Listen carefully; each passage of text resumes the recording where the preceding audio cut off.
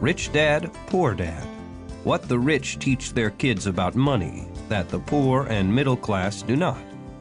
By Robert T. Kiyosaki. To parents everywhere, a child's first and most important teachers, and to all those who educate, influence, and lead by example.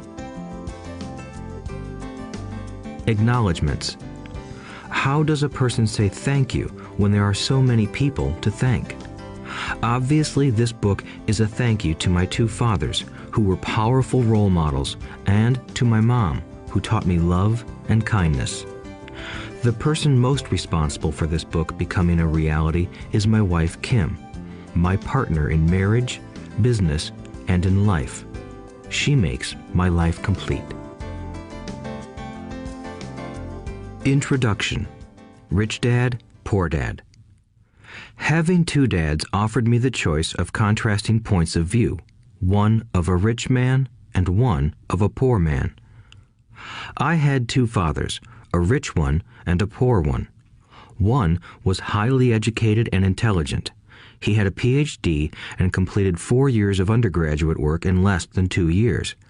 He then went on to Stanford University, the University of Chicago, and Northwestern University to do his advanced studies, all on full financial scholarships. The other father never finished the 8th grade. Both men were successful in their careers, working hard all their lives. Both earned substantial incomes, yet one always struggled financially. The other would become one of the richest men in Hawaii. One died, leaving tens of millions of dollars to his family, charities, and his church. The other left bills to be paid. Both men were strong, charismatic, and influential. Both men offered me advice, but they did not advise the same things. Both men believed strongly in education, but did not recommend the same course of study. If I had had only one dad, I would have had to accept or reject his advice. Having two dads offered me the choice of contrasting points of view, one of a rich man and one of a poor man. Instead of simply accepting or rejecting one or the other, I found myself thinking more, comparing, and then choosing for myself. The problem was that the rich man was not rich yet, and the poor man was not yet poor. Both were just starting out on their careers, and both were struggling with money and families. But they had very different points of view about money. For example, one dad would say, "The love of money is the root of all evil." The other said, "The lack of money is the root of all evil." As a young boy, having two strong fathers, both influencing me, was difficult. I wanted to be a good son and listen, but the two fathers did not say the same things. The contrast in their points of view, particularly about money, was so extreme that I grew curious and intrigued. I began to start thinking for long periods of time about what each was saying. Much of my private time was spent reflecting, asking myself questions such as, "Why does he say that?" and then asking the same question of the other dad's statement. It would have been much easier to simply say, "Yeah, he's right, I agree with that," or to simply reject the point of view by saying, "The old man doesn't know what he's talking about." Instead, having two dads whom I loved forced me to think and ultimately choose a way of thinking for myself. As a process, choosing for myself turned out to be much more valuable in the long run than simply accepting or rejecting a single point of view. One of the reasons the rich get richer, the poor get poorer, and the middle class struggles in debt is that the subject of money is taught at home, not in school. Most of us learn about money from our parents, so what can poor parents tell their child about money? They simply say, "Stay in school and study hard." The child may graduate with excellent grades, but with a poor person's financial programming and mindset. Sadly, money is not taught in schools. Schools focus on scholastic and professional skills, but not on financial skills. This explains how smart bankers, doctors, and accountants who earned excellent grades may struggle financially all of their lives. Our staggering national debt is due in large part to highly educated politicians and government officials making financial decisions with little or no training in the subject of money. Today, I often wonder what will soon happen when we have millions of people who need financial and medical assistance. They will be dependent upon their families or the government for financial support. What will happen when Medicare and Social Security run out of money? How will a nation survive if teaching children about money continues to be left to parents, most of whom will be, or already are, poor? Because I had two influential fathers, I learned from both of them. I had to think about each dad's advice, and in doing so, I gained valuable insight into the power and effect of one's thoughts on one's life. For example, one dad had a habit of saying, "I can't afford it." The other dad forbade those words to be used. He insisted I ask, "How can I afford it?" One is a statement, and the other is a question. One lets you off the hook, and the other forces you to think. My soon-to-be rich dad would explain that by automatically saying the words, "I can't afford it," your brain stops working. By asking the question, "How can I afford it?" your brain is put to work. He did not mean that you should buy everything you want. He was fanatical about exercising your mind, the most powerful computer in the world. He'd say, "My brain gets stronger every day because I exercise it. The stronger it gets, the more money I can make." He believed that automatically saying, "I can't afford it," was a sign of mental laziness. Although both dads worked hard, I noticed that one dad had a habit of putting his brain to sleep when it came to finances, and the other had a habit of exercising his brain. The long-term result was that one dad grew stronger financially, and the other grew weaker. It is not much different from a person who goes to the gym to exercise on a regular basis versus someone who sits on the couch watching television. Proper physical exercise increases your chances for health, and proper mental exercise increases your chances for wealth. My two dads had opposing attitudes, and that affected the way they thought. One dad thought that the rich should pay more in taxes to take care of those less fortunate. The other said, taxes punish those who produce and reward those who don't produce. One dad recommended, study hard so you can find a good company to work for. The other recommended, study hard so you can find a good company to buy. One dad said, the reason I'm not rich is because I have you kids. The other said, the reason I must be rich is because I have you kids. One encouraged talking about money and business at the dinner table, while the other forbade the subject of money to be discussed over a meal. One said, when it comes to money, play it safe, don't take risks. The other said, learn to manage risk. One believed, our home is our largest investment and our greatest asset. The other believed, my house is a liability, and if your house is your largest investment, you're in trouble. Both dads paid their bills on time, yet one paid his bills first while the other paid his bills last. One dad believed in a company or the government taking care of you and your needs. He was always concerned about pay raises, retirement plans, medical benefits, sick leave, vacation days, and other perks. He was impressed with two of his uncles who joined the military and earned a retirement and entitlement package for life after 20 years of active service. He loved the idea of medical benefits and PX privileges the military provided its retirees. He also loved the tenure system available through the university. The idea of job protection for life and job benefits seemed more important at times than the job. He would often say, I've worked hard for the government and I'm entitled to these benefits. The other believed in total financial self-reliance. He spoke out against the entitlement mentality and how it created weak and financially needy people. He was emphatic about being financially competent. One dad struggled to save a few dollars. The other created investments.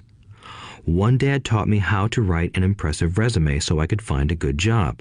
The other taught me how to write strong business and financial plans so I could create jobs. Being a product of two strong dads allowed me the luxury of observing the effects different thoughts have on one's life. I noticed that people really do shape their lives through their thoughts. For example, my poor dad always said, "I'll never be rich," and that prophecy became reality. My rich dad, on the other hand, always referred to himself as rich. He would say things like, "I'm a rich man and rich people don't do this." Even when he was flat broke after a major financial setback, he continued to refer to himself as a rich man. He would cover himself by saying, "There is a difference between being poor and being broke. Broke is temporary. Poor is eternal." My poor dad would say, "I'm not interested in money," or "money doesn't matter." My rich dad always said, "Money is power."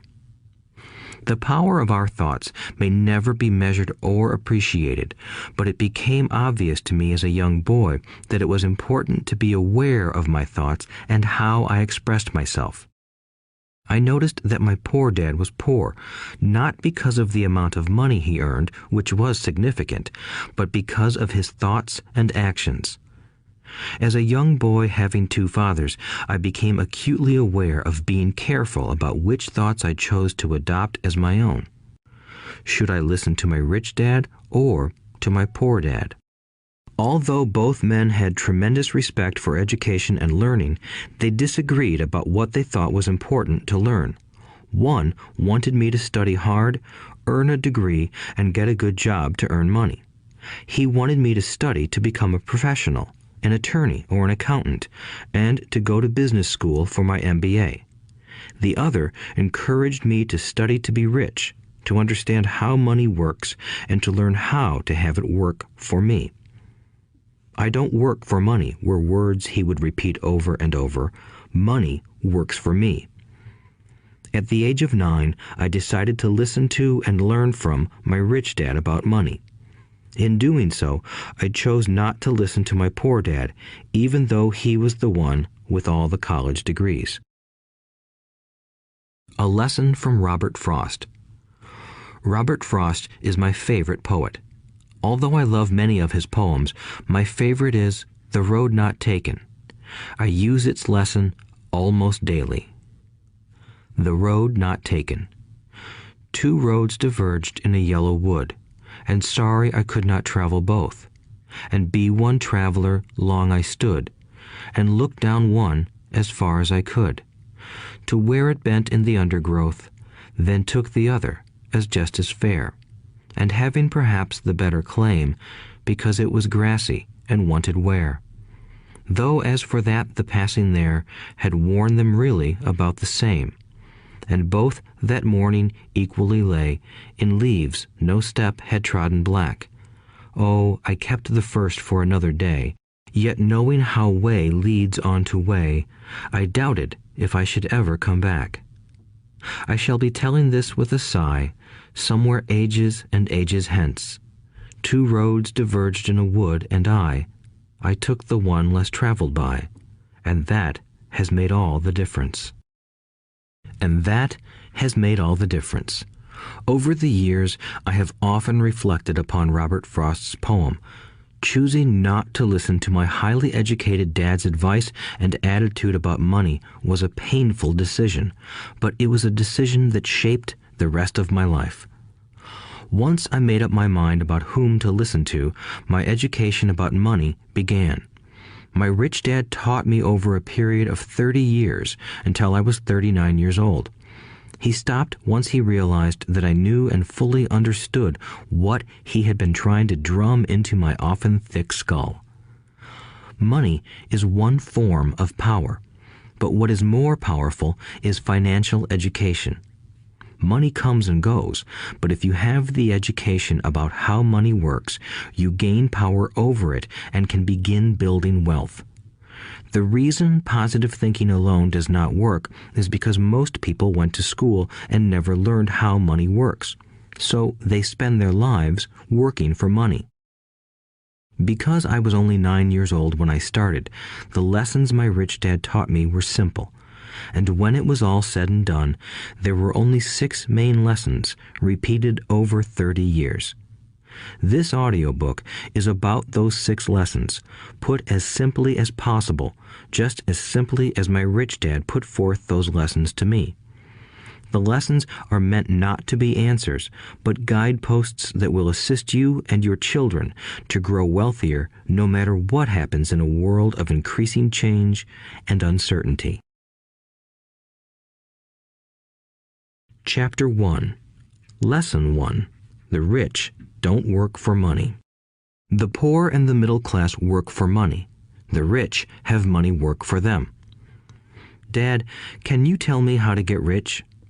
My dad put down the evening paper. Why do you want to get rich, son? Because today Jimmy's mom drove up in their new Cadillac and they were going to their beach house for the weekend. He took 3 of his friends, but Mike and I weren't invited. They told us we weren't invited because we were poor kids. They did? My dad asked incredulously. Yeah, they did, I replied in a hurt tone. My dad silently shook his head, pushed his glasses up the bridge of his nose, and went back to reading the paper. I stood waiting for an answer. The year was 1956. I was 9 years old. By some twist of fate, I attended the same public school where the rich people sent their kids. We were primarily a sugar plantation town. The managers of the plantation and the other affluent people, such as doctors, business owners, and bankers, sent their children to this elementary school. After grade 6, their children were generally sent off to private schools. Because my family lived on one side of the street, I went to this school. Had I lived on the other side of the street, I would have gone to a different school with kids from families more like mine. After grade 6, these kids and I would go on to the public intermediate and high school. There was no private school for them or for me. My dad finally put down the paper. I could tell he was thinking. Well, son, he began slowly, if you want to be rich, you have to learn to make money. How do I make money? I asked. Well, use your head, son, he said, smiling. Even then, I knew that really meant, that's all I'm going to tell you, or, I don't know the answer, so don't embarrass me. A partnership is formed. The next morning, I told my best friend, Mike, what my dad had said. As best as I could tell, Mike and I were the only poor kids in this school. Mike was also in this school by a twist of fate. Someone had drawn a jog in the line for the school district, and we wound up in school with the rich kids. We weren't really poor, but we felt as if we were because all the other boys had new baseball gloves, new bicycles, new everything. Mom and Dad provided us with the basics, like food and shelter and clothes, but that was about it. My dad used to say, if you want something, work for it. We wanted things, but there was not much work available for 9-year-old boys. So what do we do to make money? Mike asked. I don't know, I said, but do you want to be my partner? He agreed, and so on that Saturday morning, Mike became my first business partner. We spent all morning coming up with ideas on how to make money. Occasionally, we talked about all the cool guys at Jimmy's beach house having fun. It hurt a little, but that hurt was good, because it inspired us to keep thinking of a way to make money. Finally, that afternoon, a bolt of lightning struck. It was an idea Mike got from a science book he had read. Excitedly, we shook hands, and the partnership now had a business. For the next several weeks, Mike and I ran around our neighborhood, knocking on doors and asking our neighbors if they would save their toothpaste tubes for us.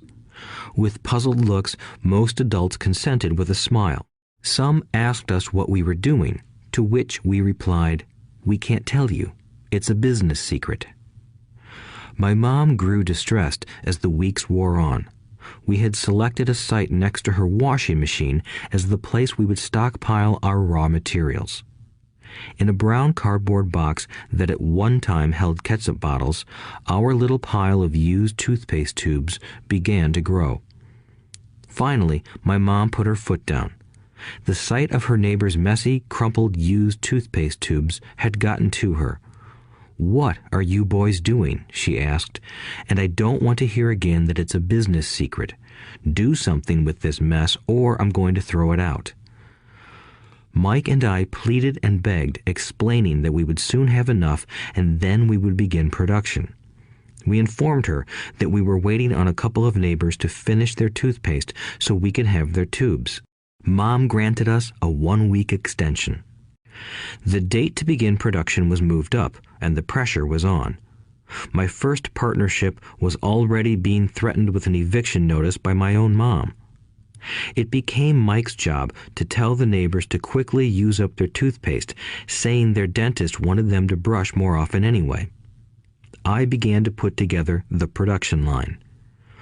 One day, my dad drove up with a friend to see 2 9-year-old boys in the driveway with a production line operating at full speed. There was fine white powder everywhere.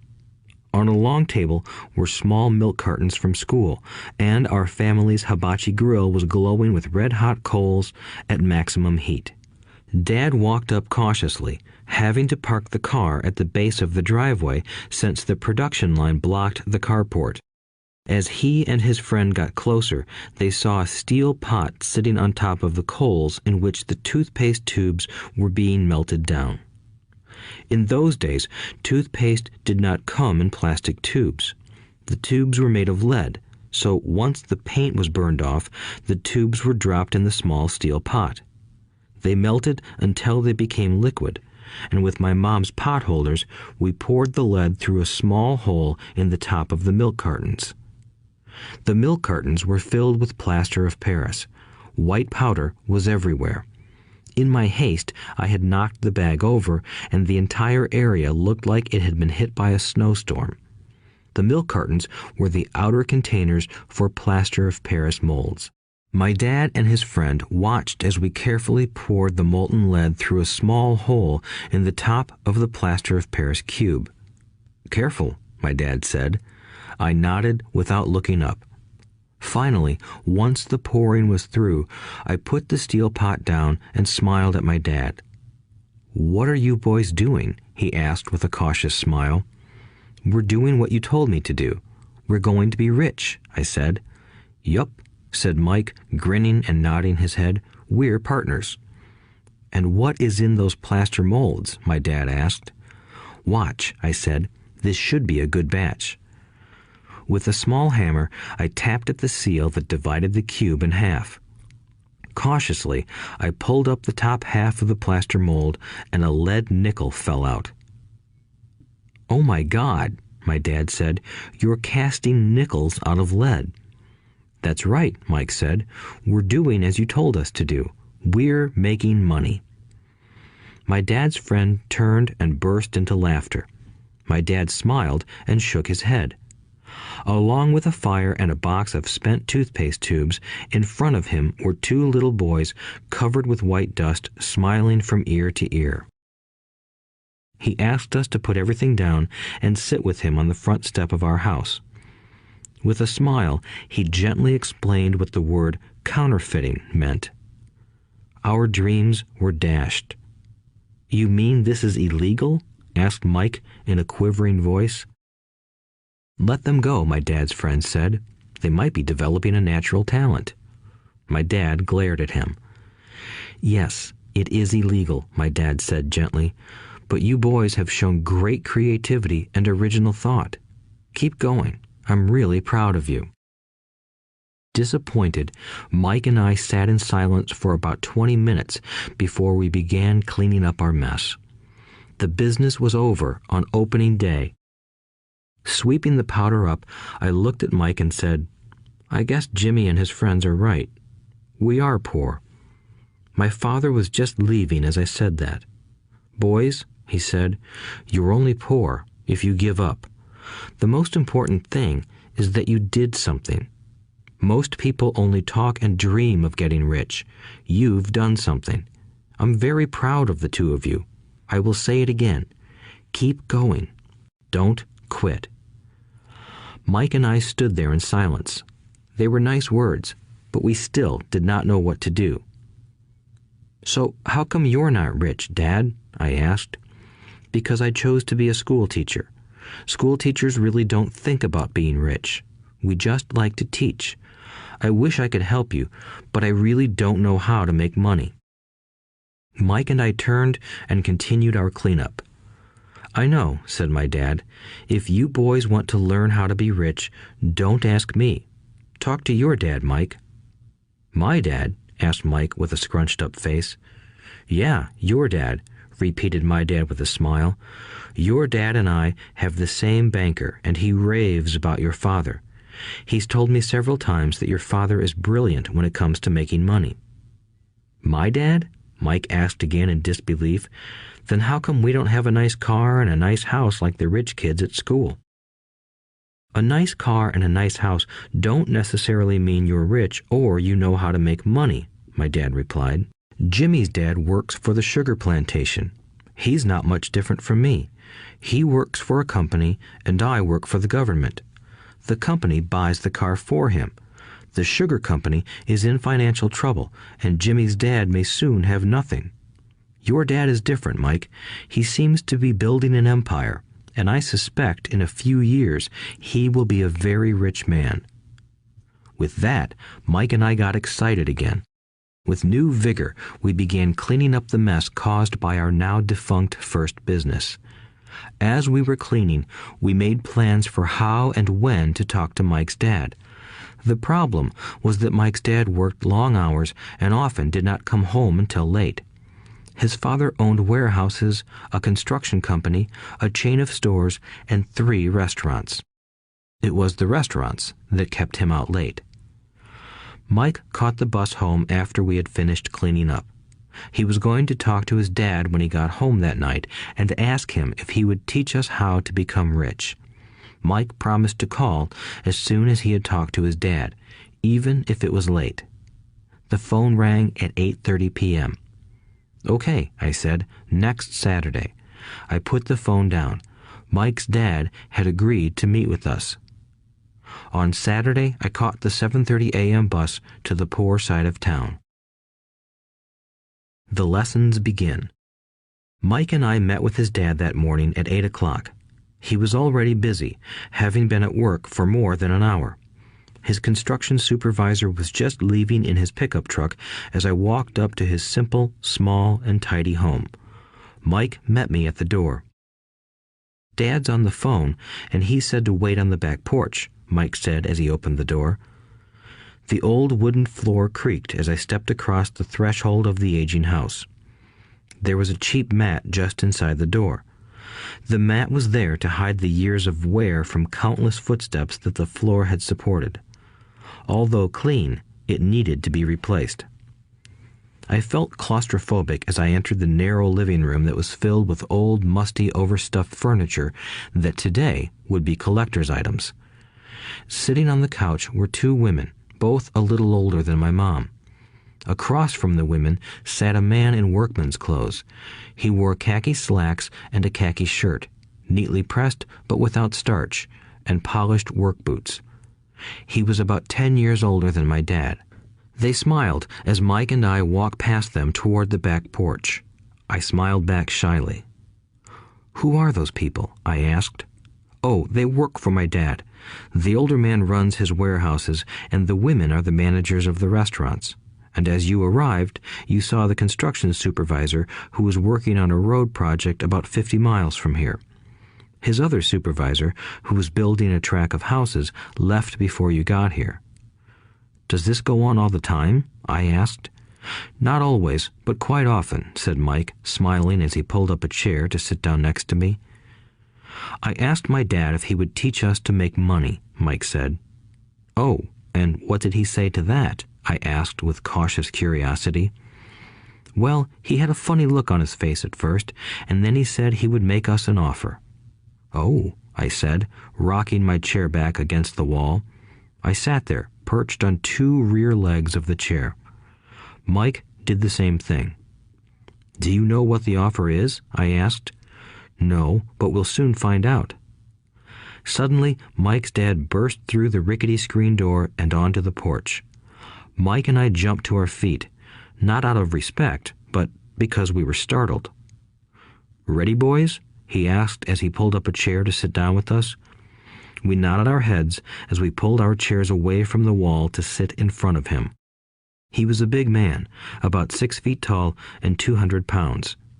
My dad was taller, about the same weight, and 5 years older than Mike's dad. They sort of looked alike, though not of the same ethnic makeup. Maybe their energy was similar. "Mike says you want to learn to make money. Is that correct, Robert?" I nodded my head quickly, but with a little trepidation. He had a lot of power behind his words and smile. "Okay, here's my offer. I'll teach you, but I won't do it classroom style. You work for me, I'll teach you. You don't work for me, I won't teach you. I can teach you faster if you work, and I'm wasting my time if you just want to sit and listen like you do in school. That's my offer. Take it or leave it." May I ask a question first?" I asked. "No. Take it or leave it. I've got too much work to do to waste my time. If you can't make up your mind decisively, then you'll never learn to make money anyway. Opportunities come and go. Being able to know when to make quick decisions is an important skill. You have the opportunity that you asked for. School is beginning, or it's over, in 10 seconds, Mike's dad said with a teasing smile. "Take it," I said. "Take it," said Mike. "Good," said Mike's dad.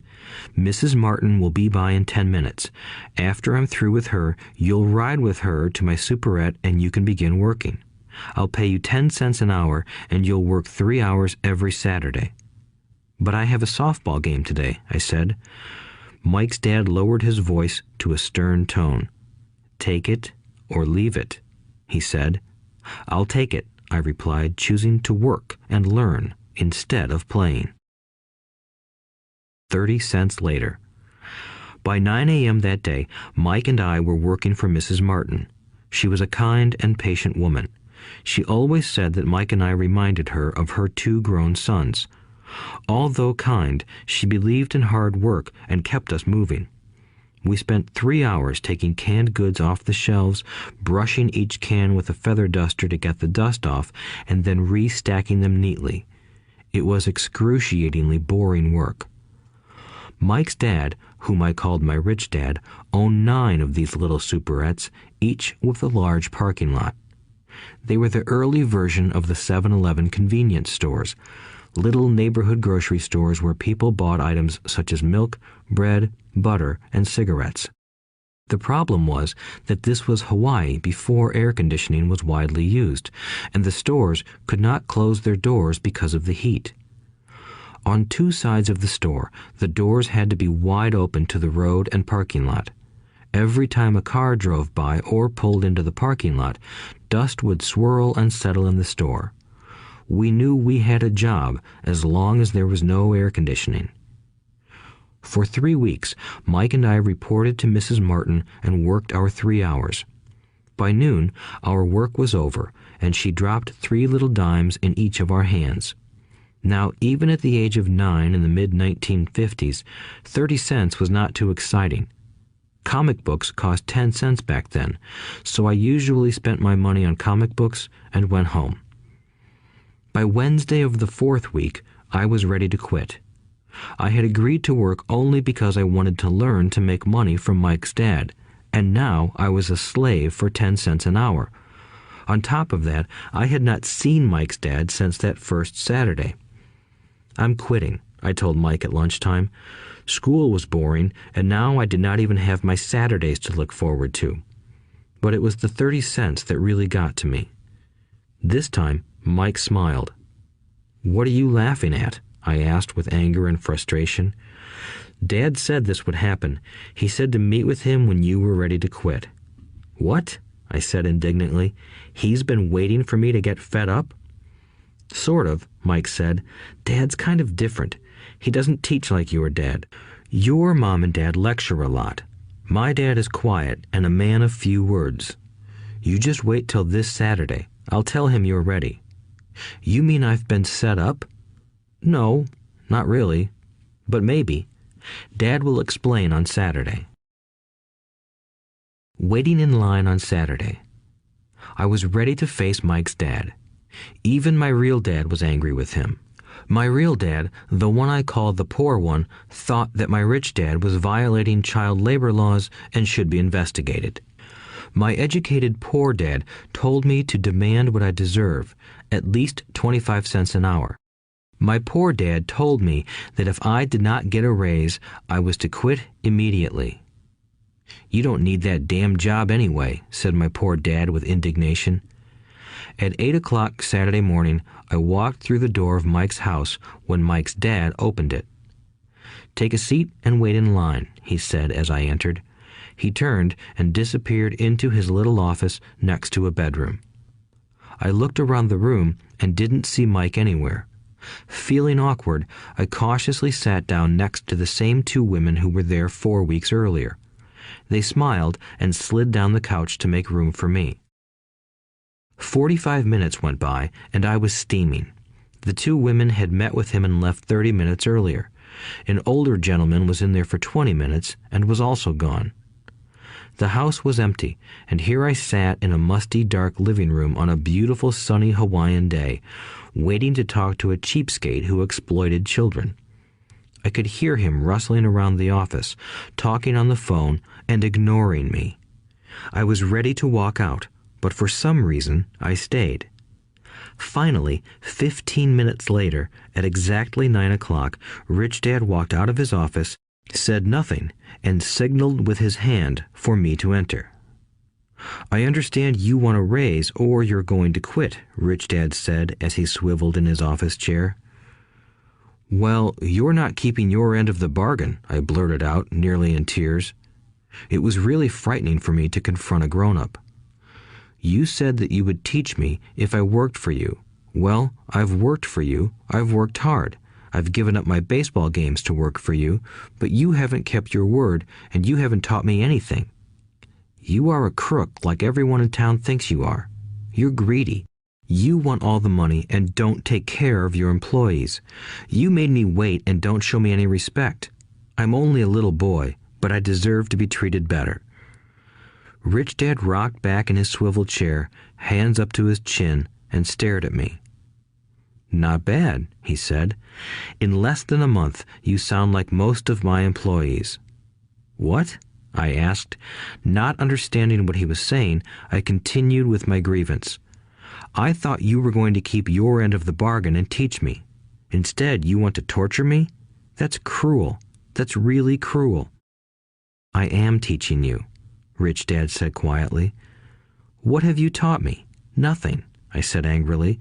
You haven't even talked to me once since I agreed to work for peanuts. 10 cents an hour. Ha! I should notify the government about you. We have child labor laws, you know. My dad works for the government, you know. Wow, said Rich Dad. Now you sound just like most of the people who used to work for me. People I've either fired or who have quit. So, what do you have to say? I demanded, feeling pretty brave for a little kid. You lied to me. I've worked for you, and you have not kept your word. You haven't taught me anything. How do you know that I've not taught you anything? Asked Rich Dad calmly. Well, you've never talked to me. I've worked for 3 weeks, and you have not taught me anything, I said with a pout. Does teaching mean talking or a lecture? Rich Dad asked. Well, yes, I replied. That's how they teach you in school, he said, smiling. But that is not how life teaches you, and I would say that life is the best teacher of all. Most of the time, life does not talk to you. It just sort of pushes you around. Each push is life saying, wake up, there's something I want you to learn. What is this man talking about? I asked myself silently. Life pushing me around was life talking to me? Now I knew I had to quit my job. I was talking to someone who needed to be locked up. If you learn life's lessons, you will do well. If not, life will just continue to push you around. People do two things. Some just let life push them around. Others get angry and push back. But they push back against their boss, or their job, or their husband or wife. They do not know it's life that's pushing. I had no idea what he was talking about. Life pushes all of us around. Some people give up and others fight. A few learn the lesson and move on. They welcome life pushing them around. To these few people, it means they need and want to learn something. They learn and move on. Most quit, and a few, like you, fight.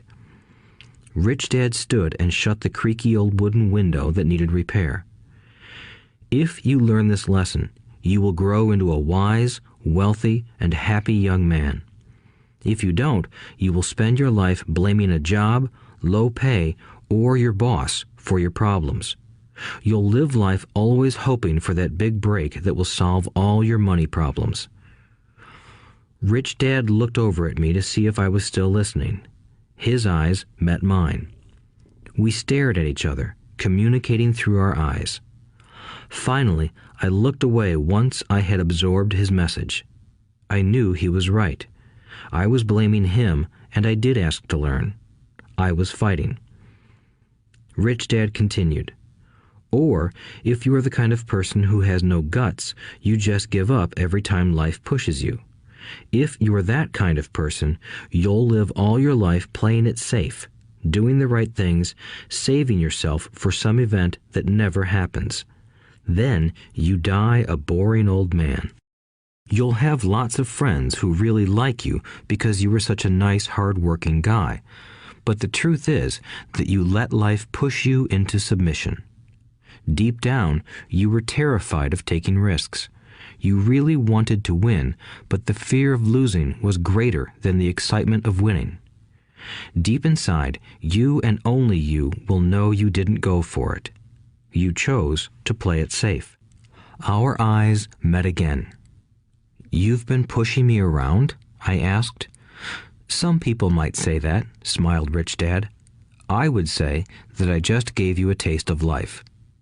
"What taste of life?" I asked, still angry, but now curious and ready to learn. "You boys are the first people that have ever asked me to teach them how to make money. I have more than 150 employees, and not one of them has asked me what I know about money. They ask me for a job and a paycheck, but never to teach them about money.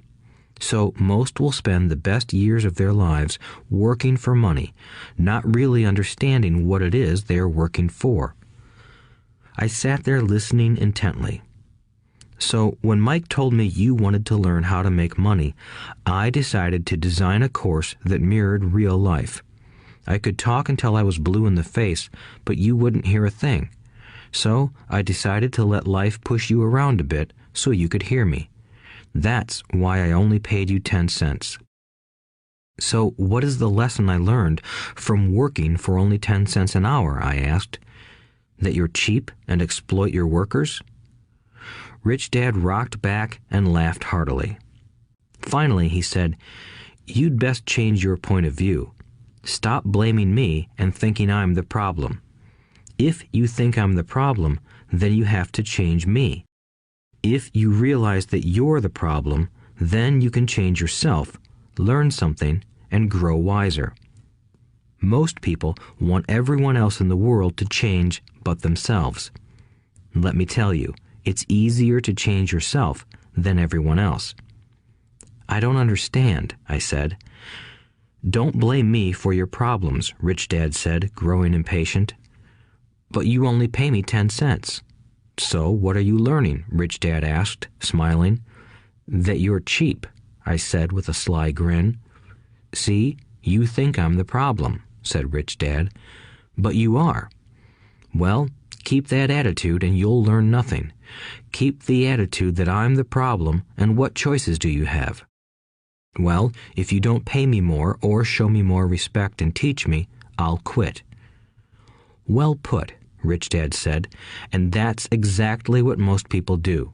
They quit and go looking for another job, a better opportunity and higher pay, actually thinking that this will solve the problem. In most cases, it won't. So what should I do? I asked. Just take this measly 10 cents an hour and smile? Rich Dad smiled. That's what the other people do. But that's all they do, waiting for a raise, thinking that more money will solve their problems. Most just accept it, and some take a second job working harder, but again, accepting a small paycheck. I sat staring at the floor, beginning to understand the lesson Rich Dad was presenting. I could sense it was a taste of life. Finally, I looked up and asked, "So what will solve the problem?" "This," he said, leaning forward in his chair and tapping me gently on the head. "This stuff between your ears." It was at that moment that Rich Dad shared the pivotal point of view that separated him from his employees and my poor dad, and led him to eventually become one of the richest men in Hawaii, while my highly educated but poor dad struggled financially all his life. It was a singular point of view that made all the difference over a lifetime. Rich Dad said this point of view over and over, which I call lesson number 1. The poor and the middle class work for money. The rich have money work for them. On that bright Saturday morning, I learned a completely different point of view from what I had been taught by my poor dad. At the age of 9, I understood that both dads wanted me to learn. Both dads encouraged me to study, but not the same things. My highly educated dad recommended that I do what he did. "Son, I want you to study hard, get good grades so you can find a safe, secure job with a big company, and make sure it has excellent benefits." My rich dad wanted me to learn how money works so I could make it work for me. These lessons I would learn through life with his guidance, not because of a classroom. My rich dad continued my first lesson. "I'm glad you got angry about working for 10 cents an hour. If you hadn't got angry and had simply accepted it, I would have to tell you that I could not teach you. You see, true learning takes energy, passion, and a burning desire. Anger is a big part of that formula, for passion is anger and love combined. When it comes to money, most people want to play it safe and feel secure, so passion does not direct them. Fear does." "So is that why they'll take jobs with low pay?" I asked. "Yes," said Rich Dad. "Some people say I exploit people because I don't pay as much as the sugar plantation or the government. I say the people exploit themselves. It's their fear, not mine." "But don't you feel you should pay them more?" I asked. "I don't have to. And besides, more money will not solve their problems. Just look at your dad. He makes a lot of money, and he still can't pay his bills. Most people, given more money, only get into more debt." "So that's why the 10 cents an hour," I said, smiling. "It's part of the lesson." "That's right," smiled Rich Dad. "You see, your dad went to school and got an excellent education so he could get a high-paying job. But he still has money problems because he never learned anything about money in school. On top of that, he believes in working for money." "And you don't?" I asked. "No, not really," said Rich Dad. "If you want to learn to work for money, then stay in school. That is a great place to learn to do that. But if you want to learn how to have money work for you, then I will teach you that. But only if you want to learn." "Wouldn't everyone want to learn that?" I asked. "No," said Rich Dad, "simply because it's easier to learn to work for money, especially if fear is your primary emotion when the subject of money is discussed." "I don't understand," I said with a frown. "Don't worry about that for now. Just know that it's fear that keeps most people working at a job. The fear of not paying their bills, the fear of being fired, the fear of not having enough money, and the fear of starting over. That's the price of studying to learn a profession or trade and then working for money. Most people become a slave to money and then get angry at their boss. Learning to have money work for you is a completely different course of study? I asked. Absolutely, Rich Dad answered. Absolutely. We sat in the silence on that beautiful Hawaiian Saturday morning. My friends had just started their Little League baseball game, but for some reason I was now thankful I had decided to work for 10 cents an hour. I sensed that I was about to learn something my friends wouldn't learn in school. Ready to learn? Asked Rich Dad. Absolutely, I said with a grin. I have kept my promise. I've been teaching you from afar, my Rich Dad said. At 9 years old, you've gotten a taste of what it feels like to work for money. Just multiply your last month by 50 years, and you will have an idea of what most people spend their life doing. I don't understand, I said. How did you feel waiting in line to see me, once to get hired and once to ask for more money? Terrible, I said. If you choose to work for money, that is what life will be like, said Rich Dad. And how did you feel when Mrs. Martin dropped 3 dimes in your hand for 3 hours of work? I felt like it wasn't enough. It seemed like nothing. I was disappointed, I said. And that is how most employees feel when they look at their paychecks, especially after all the tax and other deductions are taken out. At least you got 100%. You mean most workers don't get paid everything? I asked with amazement. Heavens no, said Rich Dad.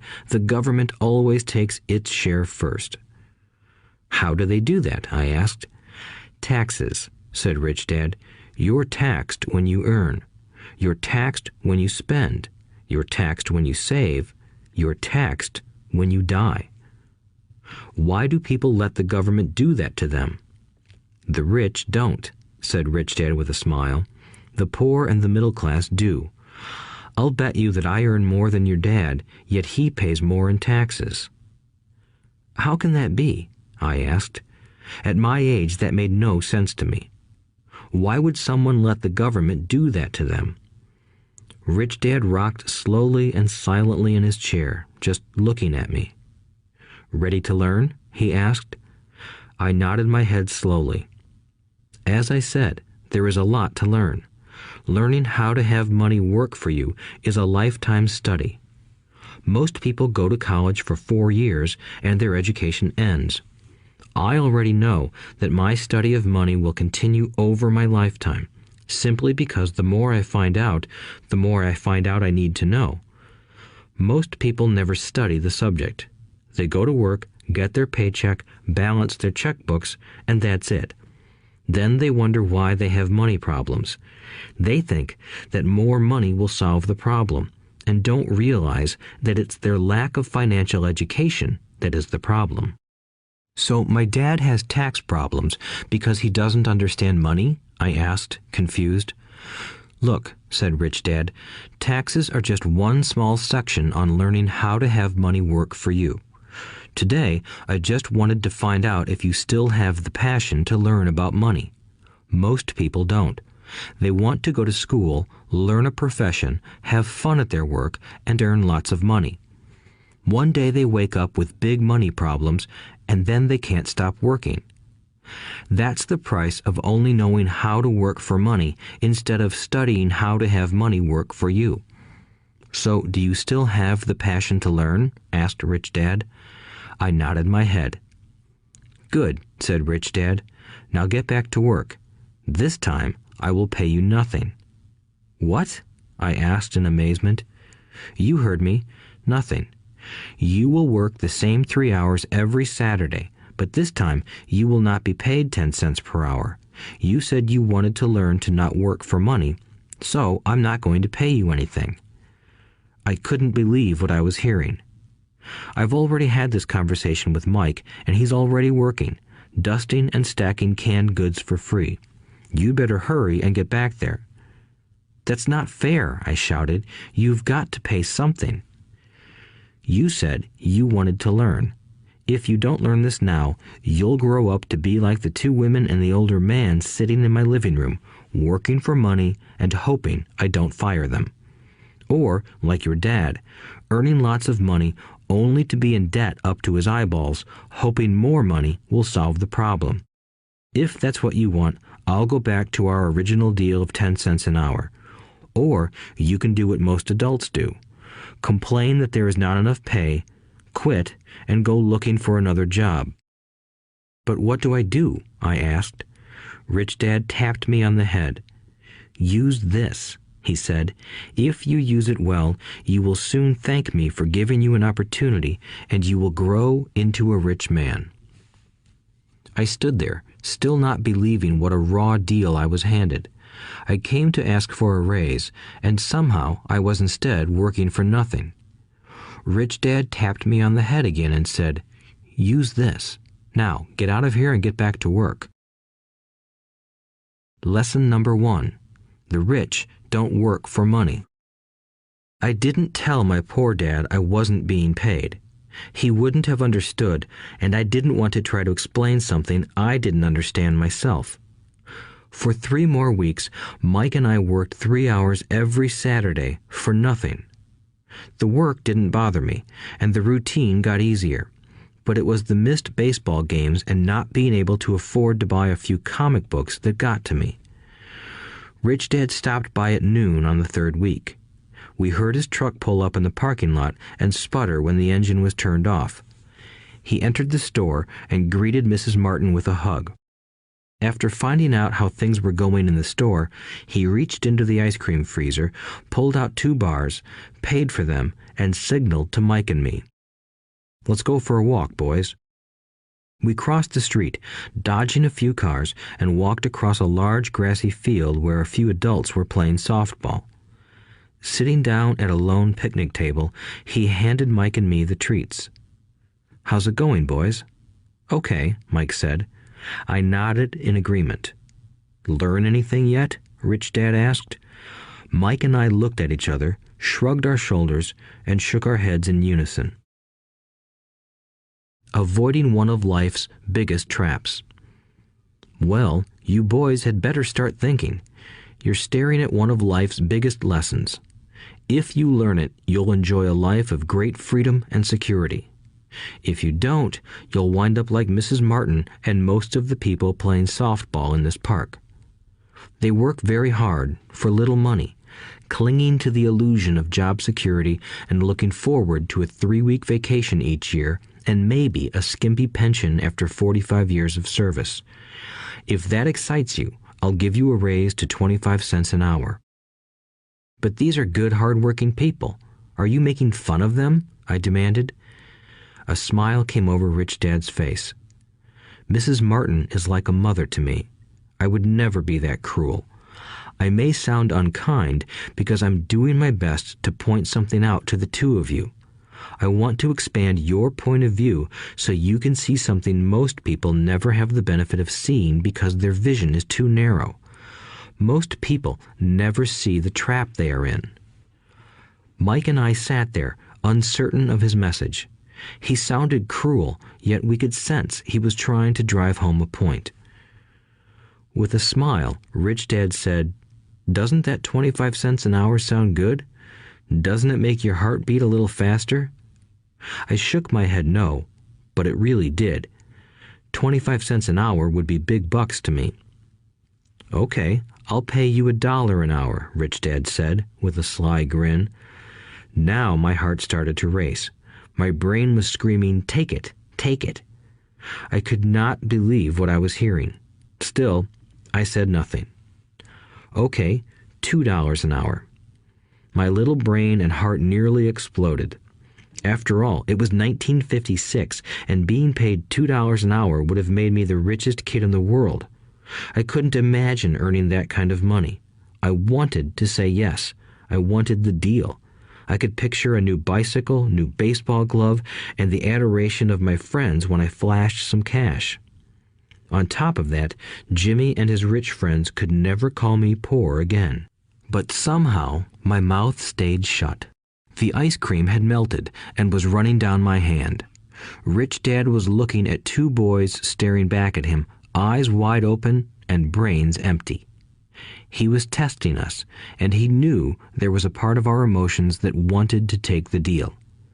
He understood that every person has a weak and needy part of their soul that can be bought, and he knew that every individual also had a part of their soul that was resilient and could never be bought. It was only a question of which one was stronger. Okay, $5 an hour. Suddenly, I was silent. Something had changed. The offer was too big and ridiculous. Not many grown-ups in 1956 made more than that, but quickly my temptation disappeared and calm set in. Slowly, I turned to my left to look at Mike. He looked back at me. The part of my soul that was weak and needy was silenced. The part of me that had no price took over. I knew Mike had gotten to that point too. "Good," said Rich Dad softly. "Most people have a price, and they have a price because of human emotions named fear and greed. First, the fear of being without money motivates us to work hard, and then, once we get that paycheck, greed or desire starts us thinking about all the wonderful things money can buy. The pattern is then set." "What pattern?" I asked. "The pattern of get up, go to work, pay bills, get up, go to work, pay bills." People's lives are forever controlled by two emotions, fear and greed. Offer them more money, and they continue the cycle by increasing their spending. This is what I call the rat race. "There is another way?" Mike asked.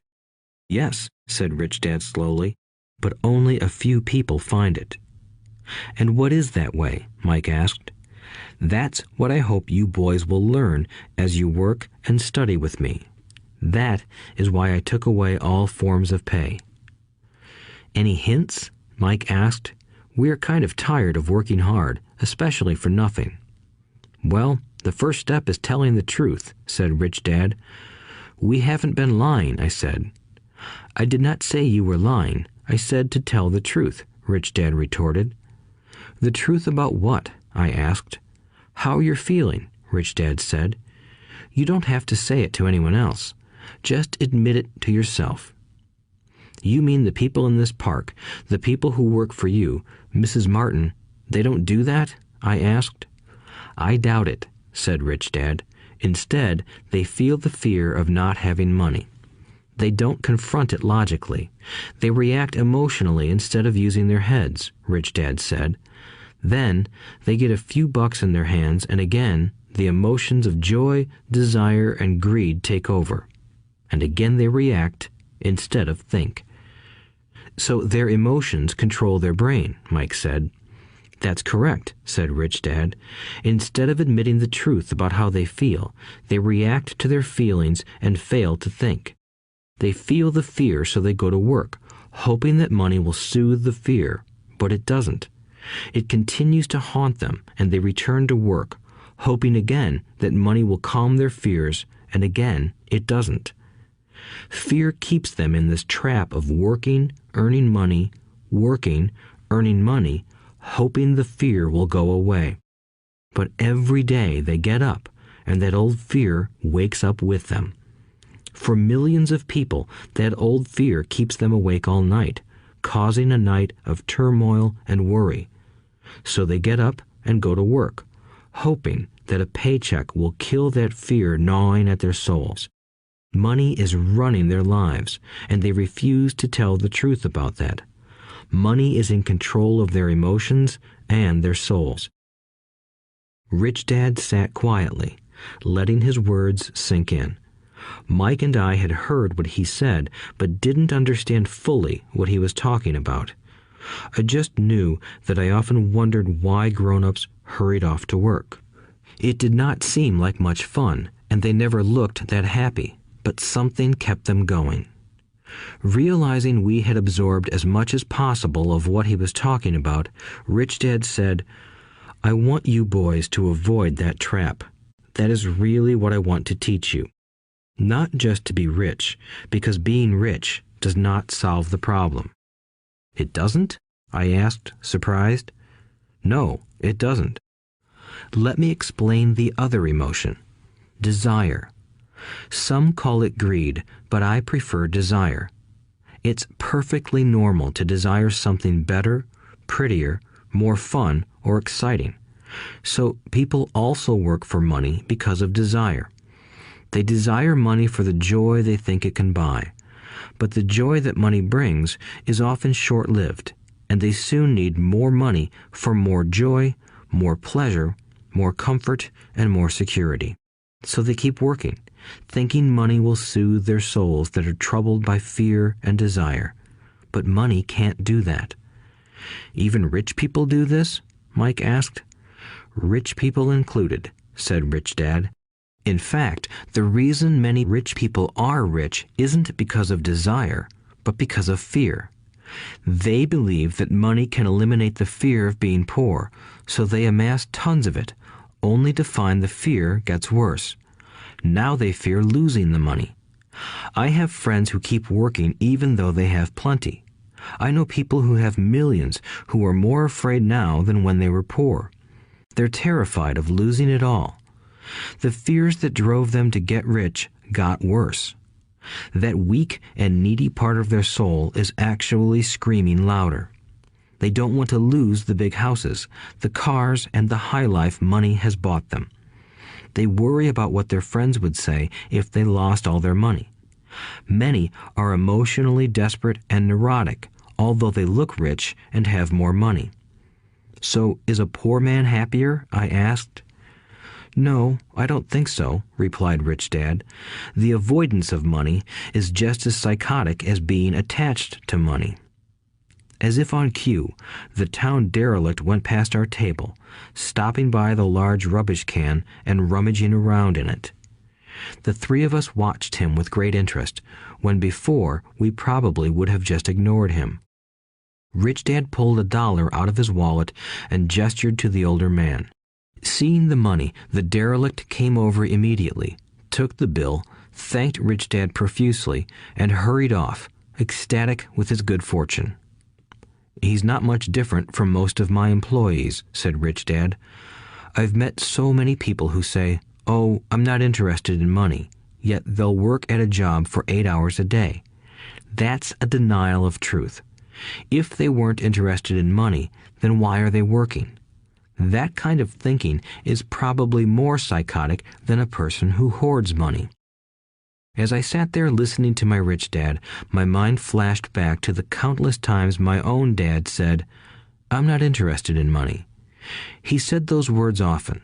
He also covered himself by always saying, "I work because I love my job."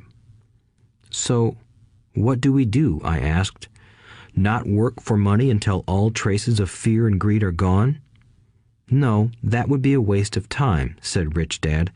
Emotions are what make us human. The word emotion stands for energy in motion. Be truthful about your emotions and use your mind and emotions in your favor, not against yourself. Whoa, said Mike. Don't worry about what I just said. It will make more sense in years to come. Just be an observer, not a reactor, to your emotions. Most people do not know that it's their emotions that are doing the thinking. Your emotions are your emotions, but you have got to learn to do your own thinking. Can you give me an example? I asked. Sure, replied Rich Dad. When a person says, "I need to find a job," it's most likely an emotion doing the thinking. Fear of not having money generates that thought. But people do need money if they have bills to pay, I said. Sure they do, smiled Rich Dad. All I'm saying is that it's fear that is all too often doing the thinking. I don't understand, said Mike. For example, said Rich Dad, if the fear of not having enough money arises, instead of immediately running out to get a job, they instead might ask themselves this question. Will a job be the best solution to this fear over the long run? In my opinion, the answer is no. A job is really a short-term solution to a long-term problem. But my dad is always saying, stay in school and get good grades so you can find a safe, secure job, I interjected, somewhat confused. Yes, I understand he says that, said Rich Dad, smiling. Most people recommend that, and it's a good path for most people. But people make that recommendation primarily out of fear. You mean my dad says that because he's afraid? Yes, said Rich Dad. He's terrified that you won't earn enough money and won't fit into society. Don't get me wrong. He loves you and wants the best for you. I, too, believe an education and a job are important, but it won't handle the fear. You see, that same fear that makes him get up in the morning to earn a few bucks is the fear that is causing him to be so fanatical about your going to school. So what do you recommend? I asked. I want to teach you to master the power of money instead of being afraid of it. They don't teach that in school, and if you don't learn it, you become a slave to money. It was finally making sense. He wanted us to widen our views and to see what the Mrs. Martins of this world couldn't see. He used examples that sounded cruel at the time, but I've never forgotten them. My vision widened that day, and I began to see the trap that lay ahead for most people. You see, we're all employees ultimately.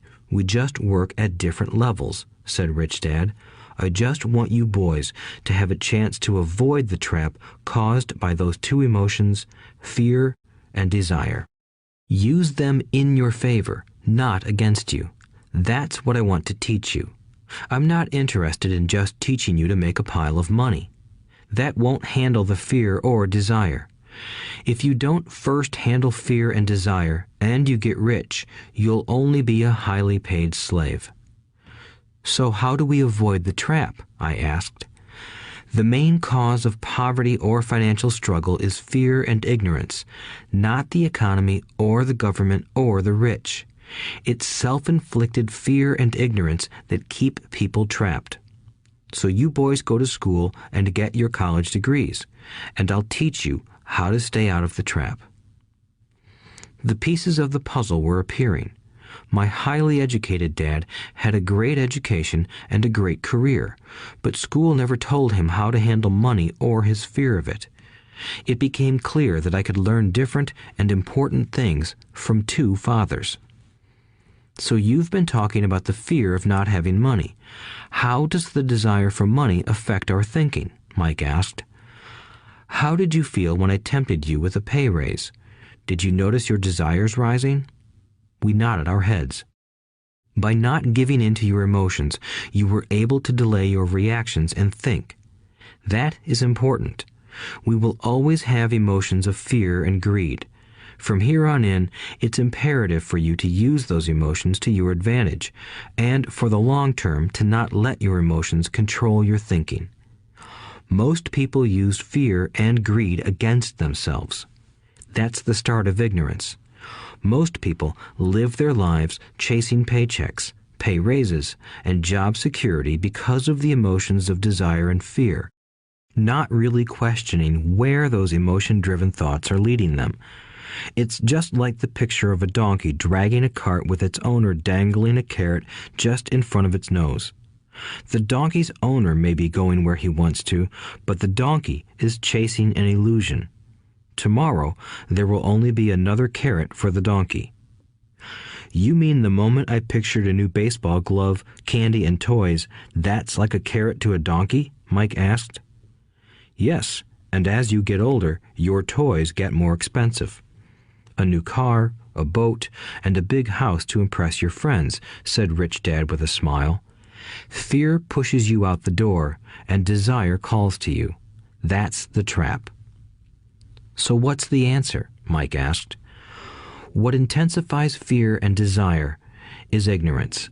That is why rich people with lots of money often have more fear the richer they get. Money is the carrot, the illusion. If the donkey could see the whole picture, it might rethink its choice to chase the carrot. Rich Dad went on to explain that a human's life is a struggle between ignorance and illumination. He explained that once a person stops searching for information and self-knowledge, ignorance sets in. That struggle is a moment-to-moment decision to learn to open or close one's mind. Look, school is very important. You go to school to learn a skill or profession to become a contributing member of society. Every culture needs teachers, doctors, mechanics, artists, cooks, business people, police officers, firefighters, and soldiers. Schools train them so society can thrive and flourish, said Rich Dad. Unfortunately, for many people, school is the end, not the beginning. There was a long silence. Rich Dad was smiling. I didn't comprehend everything he said that day, but, as with most great teachers, his words continued to teach for years. I've been a little cruel today, said Rich Dad, but I want you to always remember this talk. I want you to always think of Mrs. Martin, and I want you always to remember that donkey. Never forget that fear and desire can lead you into life's biggest trap if you are not aware of them controlling your thinking. To spend your life living in fear, never exploring your dreams, is cruel. To work hard for money, thinking that it will buy you things that will make you happy, is also cruel. To wake up in the middle of the night terrified about paying bills is a horrible way to live. To live a life dictated by the size of a paycheck is not really living a life. Thinking that a job makes you secure is lying to yourself. That's cruel, and that's the trap I want you to avoid. I've seen how money runs people's lives. Don't let that happen to you. Please, don't let money run your life. A softball rolled under our table. Rich Dad picked it up and threw it back. So what does ignorance have to do with greed and fear? I asked. Because it is ignorance about money that causes so much greed and fear, said Rich Dad. Let me give you some examples. A doctor, wanting more money to better provide for his family, raises his fees. By raising his fees, it makes healthcare more expensive for everyone. It hurts the poor people the most, so they have worse health than those with money. Because the doctors raise their fees, the attorneys raise their fees. Because the attorneys' fees have gone up, school teachers want a raise, which raises our taxes, and on and on and on. Soon, there will be such a horrifying gap between the rich and the poor that chaos will break out and another great civilization will collapse.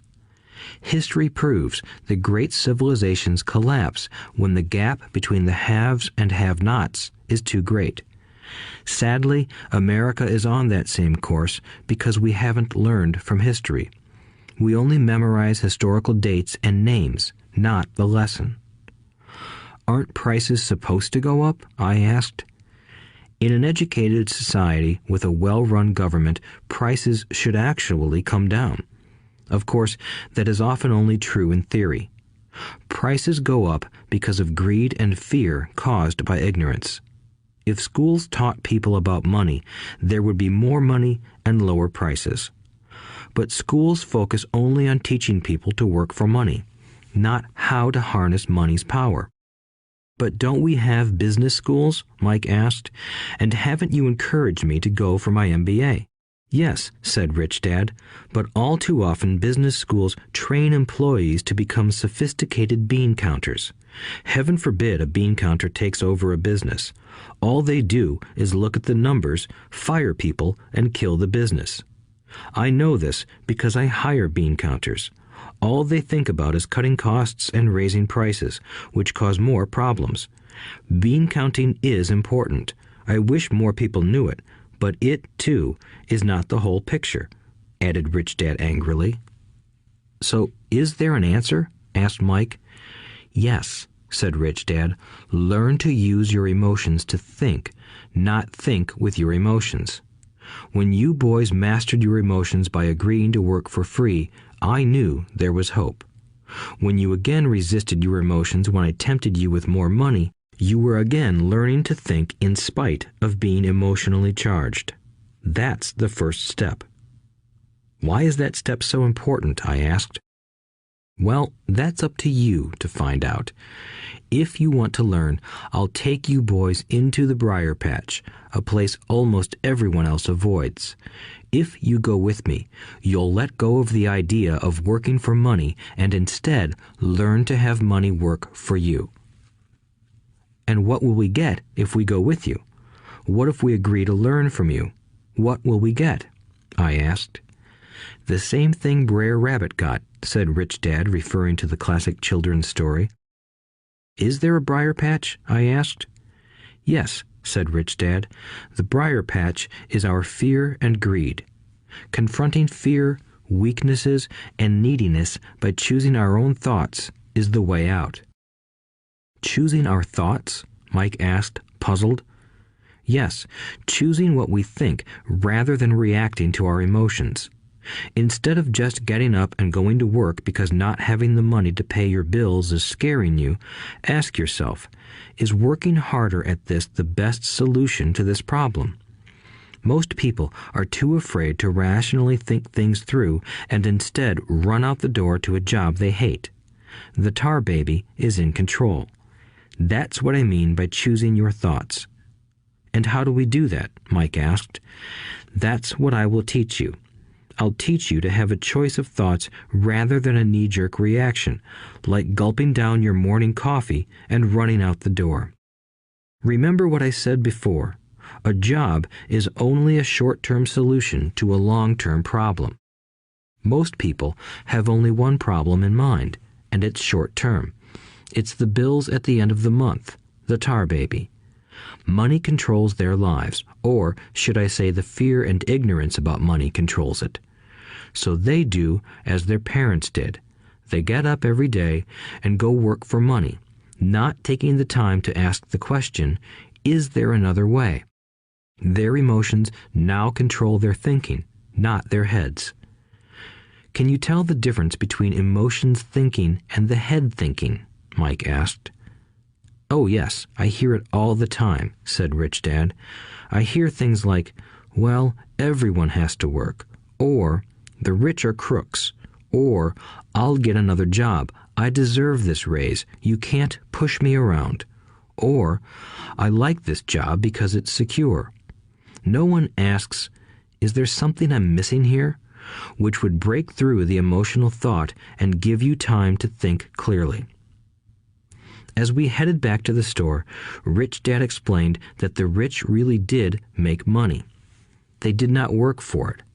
He went on to explain that when Mike and I were casting 5-cent pieces out of lead, thinking we were making money, we were very close to thinking the way the rich think. The problem was that creating money is legal for the government and banks to do, but illegal for us to do. There are legal ways to create money from nothing, he told us. Rich Dad went on to explain that the rich know that money is an illusion, truly like the carrot for the donkey. It's only out of fear and greed that the illusion of money is held together by billions of people who believe that money is real. It's not. Money is really made up. It is only because of the illusion of confidence and the ignorance of the masses that this house of cards stands. He talked about the gold standard that America was on, and that each dollar bill was actually a silver certificate. What concerned him was the rumor that we would someday go off the gold standard and our dollars would no longer be backed by something tangible. If that happens, boys, all hell will break loose. The poor, the middle class, and the ignorant will have their lives ruined simply because they will continue to believe that money is real and that the company they work for, or the government, will look after them. We really did not understand what he was saying that day, but over the years, it made more and more sense. Seeing what others miss. As he climbed into his pickup truck outside his convenience store, Rich Dad said, "Keep working, boys, but the sooner you forget about needing a paycheck, the easier your adult life will be.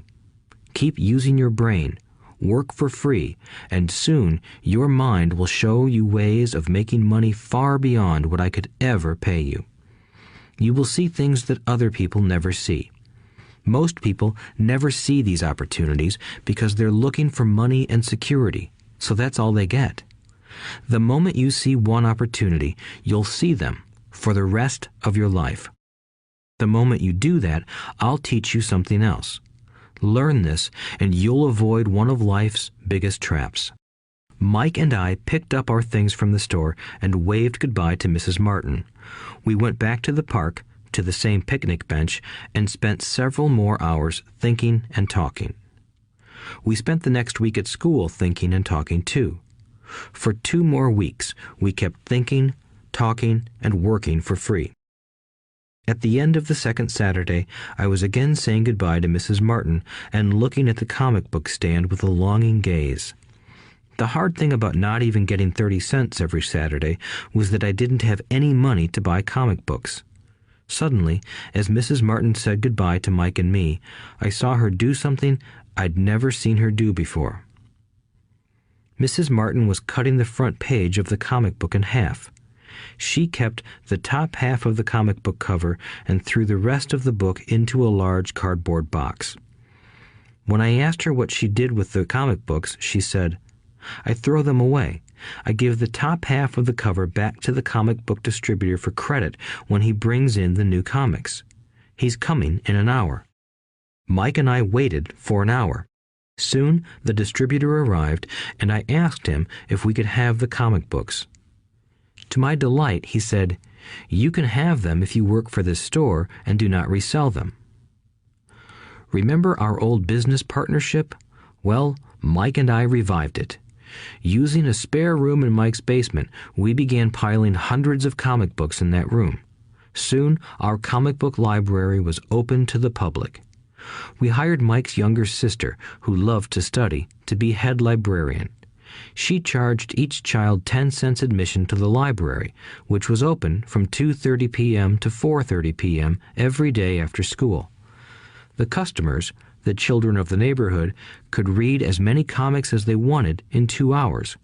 It was a bargain for them since a comic cost 10 cents each, and they could read 5 or 6 in 2 hours. Mike's sister would check the kids as they left to make sure they weren't borrowing any comic books. She also kept the books, logging in how many kids showed up each day, who they were, and any comments they might have. Mike and I averaged $9.50 per week over a 3-month period. We paid his sister $1 a week and allowed her to read the comics for free, which she rarely did since she was always studying. Mike and I kept our agreement by working in the store every Saturday and collecting all the comic books from the different stores. We kept our agreement to the distributor by not selling any comic books. We burned them once they got too tattered. We tried opening a branch office, but we could never quite find someone as trustworthy and dedicated as Mike's sister. At an early age, we found out how hard it was to find good staff. 3 months after the library first opened, a fight broke out in the room. Some bullies from another neighborhood pushed their way in, and Mike's dad suggested we shut down the business. So our comic book business shut down, and we stopped working on Saturdays at the convenience store. But Rich Dad was excited because he had new things he wanted to teach us. He was happy because we had learned our first lessons so well. We learned to make money work for us. By not getting paid for our work at the store, we were forced to use our imaginations to identify an opportunity to make money. By starting our own business, the comic book library, we were in control of our own finances, not dependent on an employer. The best part was that our business generated money for us even when we weren't physically there. Our money worked for us. Instead of paying us money, Rich Dad had given us so much more. Chapter 2. Lesson 2. Why teach financial literacy? It's not how much money you make, it's how much money you keep.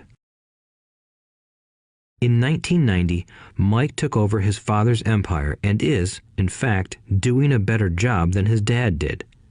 We see each other once or twice a year on the golf course. He and his wife are wealthier than you can imagine. Rich Dad's empire is in great hands, and Mike is now grooming his son to take his place, as his dad had groomed us. In 1994, I retired at the age of 47, and my wife Kim was 37. Retirement does not mean not working. For us, it means that, barring unforeseen cataclysmic changes, we can work or not work, and our wealth grows automatically, staying ahead of inflation. Our assets are large enough to grow by themselves. It's like planting a tree. You water it for years, and then one day it doesn't need you anymore. Its roots are implanted deep enough. Then the tree provides shade for your enjoyment. Mike chose to run the empire, and I chose to retire. Whenever I speak to groups of people, they often ask what I would recommend that they do. How do I get started? Is there a book you would recommend? What should I do to prepare my children? What is your secret to success? How do I make millions? Whenever I hear one of these questions, I'm reminded of the following story. The Richest Businessmen. In 1923, a group of our greatest leaders and richest businessmen held a meeting at the Edgewater Beach Hotel in Chicago. Among them were Charles Schwab, head of the largest independent steel company; Samuel Insull, president of the world's largest utility; Howard Hopson, head of the largest gas company; Ivar Kruger, president of International Match Company, one of the world's largest companies at that time; Leon Fraser, president of the Bank of International Settlements; Richard Whitney, president of the New York Stock Exchange; Arthur Cotton and Jesse Livermore, two of the biggest stock speculators; and Albert Fall, a member of President Harding's cabinet. 25 years later, 9 of these titans ended their lives as follows. Schwab died penniless after living for 5 years on borrowed money. Insull died broke in a foreign land, and Kruger and Cotton also died broke. Hopson went insane. Whitney and Albert Fall were released from prison, and Fraser and Livermore committed suicide. I doubt if anyone can say what really happened to these men. If you look at the date, 1923, it was just before the 1929 market crash and the Great Depression, which I suspect had a great impact on these men and their lives. The point is this. Today, we live in times of greater and faster change than these men did. I suspect there will be many booms and busts in the coming years that will parallel the ups and downs these men faced. I am concerned that too many people are too focused on money and not on their greatest wealth, their education. If people are prepared to be flexible, keep an open mind and learn, they will grow richer and richer despite tough changes. If they think money will solve problems, they will have a rough ride. Intelligence solves problems and produces money. Money without financial intelligence is money soon gone. Most people fail to realize that in life, it's not how much money you make, it's how much money you keep. We've all heard stories of lottery winners who are poor, then suddenly rich, and then poor again. They win millions, yet are soon back where they started. Or stories of professional athletes who at the age of 24 are earning millions, but are sleeping under a bridge 10 years later.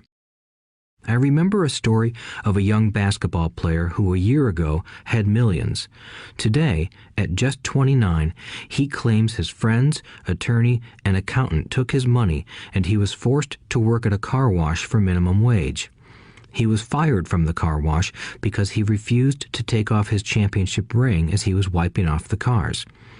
His story made national news, and he is appealing his termination, claiming hardship and discrimination.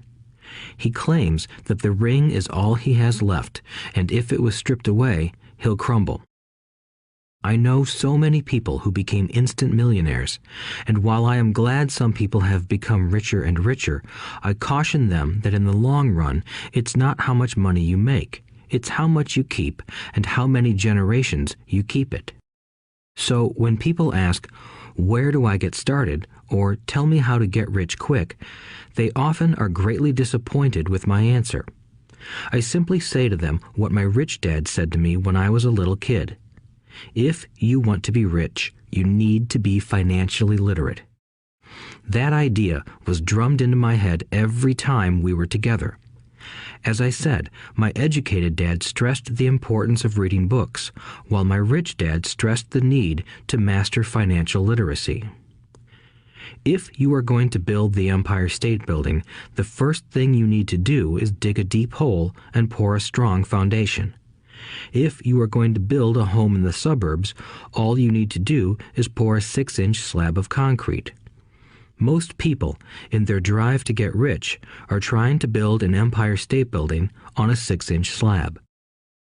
Our school system, created in the agrarian age, still believes in homes with no foundation.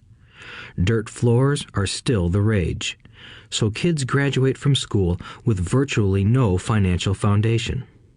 One day, sleepless and deep in debt in suburbia, living the American dream, they decide that the answer to their financial problems is to find a way to get rich quick. Construction on the skyscraper begins.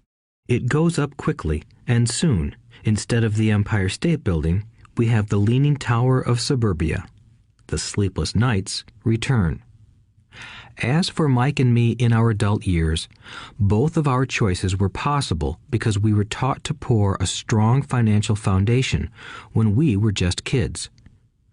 Accounting is possibly the most confusing, boring subject in the world, but if you want to be rich long term, it could be the most important subject.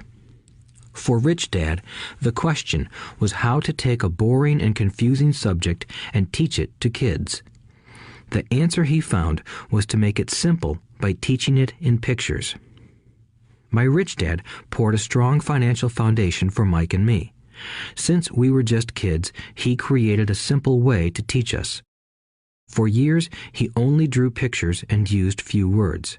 Mike and I understood the simple drawings, the jargon, the movement of money, and then in later years, Rich Dad began adding numbers. Today, Mike has gone on to master much more complex and sophisticated accounting analysis because he had to in order to run his empire. I am not as sophisticated because my empire is smaller, yet we come from the same simple foundation. Over the following pages, we will discuss those same simple line drawings Mike's dad created for us. Though basic, those drawings helped guide two little boys in building great sums of wealth on a solid and deep foundation. Rule number 1. You must know the difference between an asset and a liability, and buy assets. If you want to be rich, this is all you need to know. It is rule number 1. It is the only rule. This may sound absurdly simple, but most people have no idea how profound this rule is. Most people struggle financially because they do not know the difference between an asset and a liability. Rich people acquire assets. The poor and middle class acquire liabilities that they think are assets, said Rich Dad. When Rich Dad explained this to Mike and me, we thought he was kidding. Here we were, nearly teenagers, and waiting for the secret to getting rich. And this was his answer. It was so simple that we stopped for a long time to think about it. "What is an asset?" asked Mike. "Don't worry right now," said Rich Dad. "Just let the idea sink in. If you can comprehend the simplicity, your life will have a plan and be financially easy. It is simple. That is why the idea is missed." "You mean all we need to know is what an asset is, acquire them, and we'll be rich?" I asked. Rich Dad nodded his head. "It's that simple." "If it's that simple, how come everyone is not rich?" I asked. Rich Dad smiled. "Because people do not know the difference between an asset and a liability." I remember asking, how could adults be so misguided? If it is that simple, if it is that important, why would everyone not want to find out? It took Rich Dad only a few minutes to explain what assets and liabilities were. As an adult, I have difficulty explaining it to other adults. The simplicity of the idea escapes them because they have been educated differently. They were taught by other educated professionals, such as bankers, accountants, real estate agents, financial planners, and so forth. The difficulty comes in asking adults to unlearn or become children again. An intelligent adult often feels it is demeaning to pay attention to simplistic definitions. Rich Dad believed in the KISS principle: keep it simple, stupid, or keep it super simple. So he kept it simple for us, and that made our financial foundation strong. So what causes the confusion? How could something so simple be so screwed up? Why would someone buy an asset that was really a liability? The answer is found in basic education. We focus on the word literacy and not financial literacy. What defines something to be an asset or a liability are not words. In fact, if you really want to be confused, look up the words asset and liability in the dictionary. I know the definition may sound good to a trained accountant, but for the average person, it makes no sense. But we adults are often too proud to admit that something does not make sense. To us young boys, Rich Dad said, "What defines an asset are not words, but numbers. And if you can't read the numbers, you can't tell an asset from a hole in the ground." In accounting, Rich Dad would say, it's not the numbers, but what the numbers are telling you. It's just like words. It's not the words, but the story the words are telling you. If you want to be rich, you've got to read and understand numbers.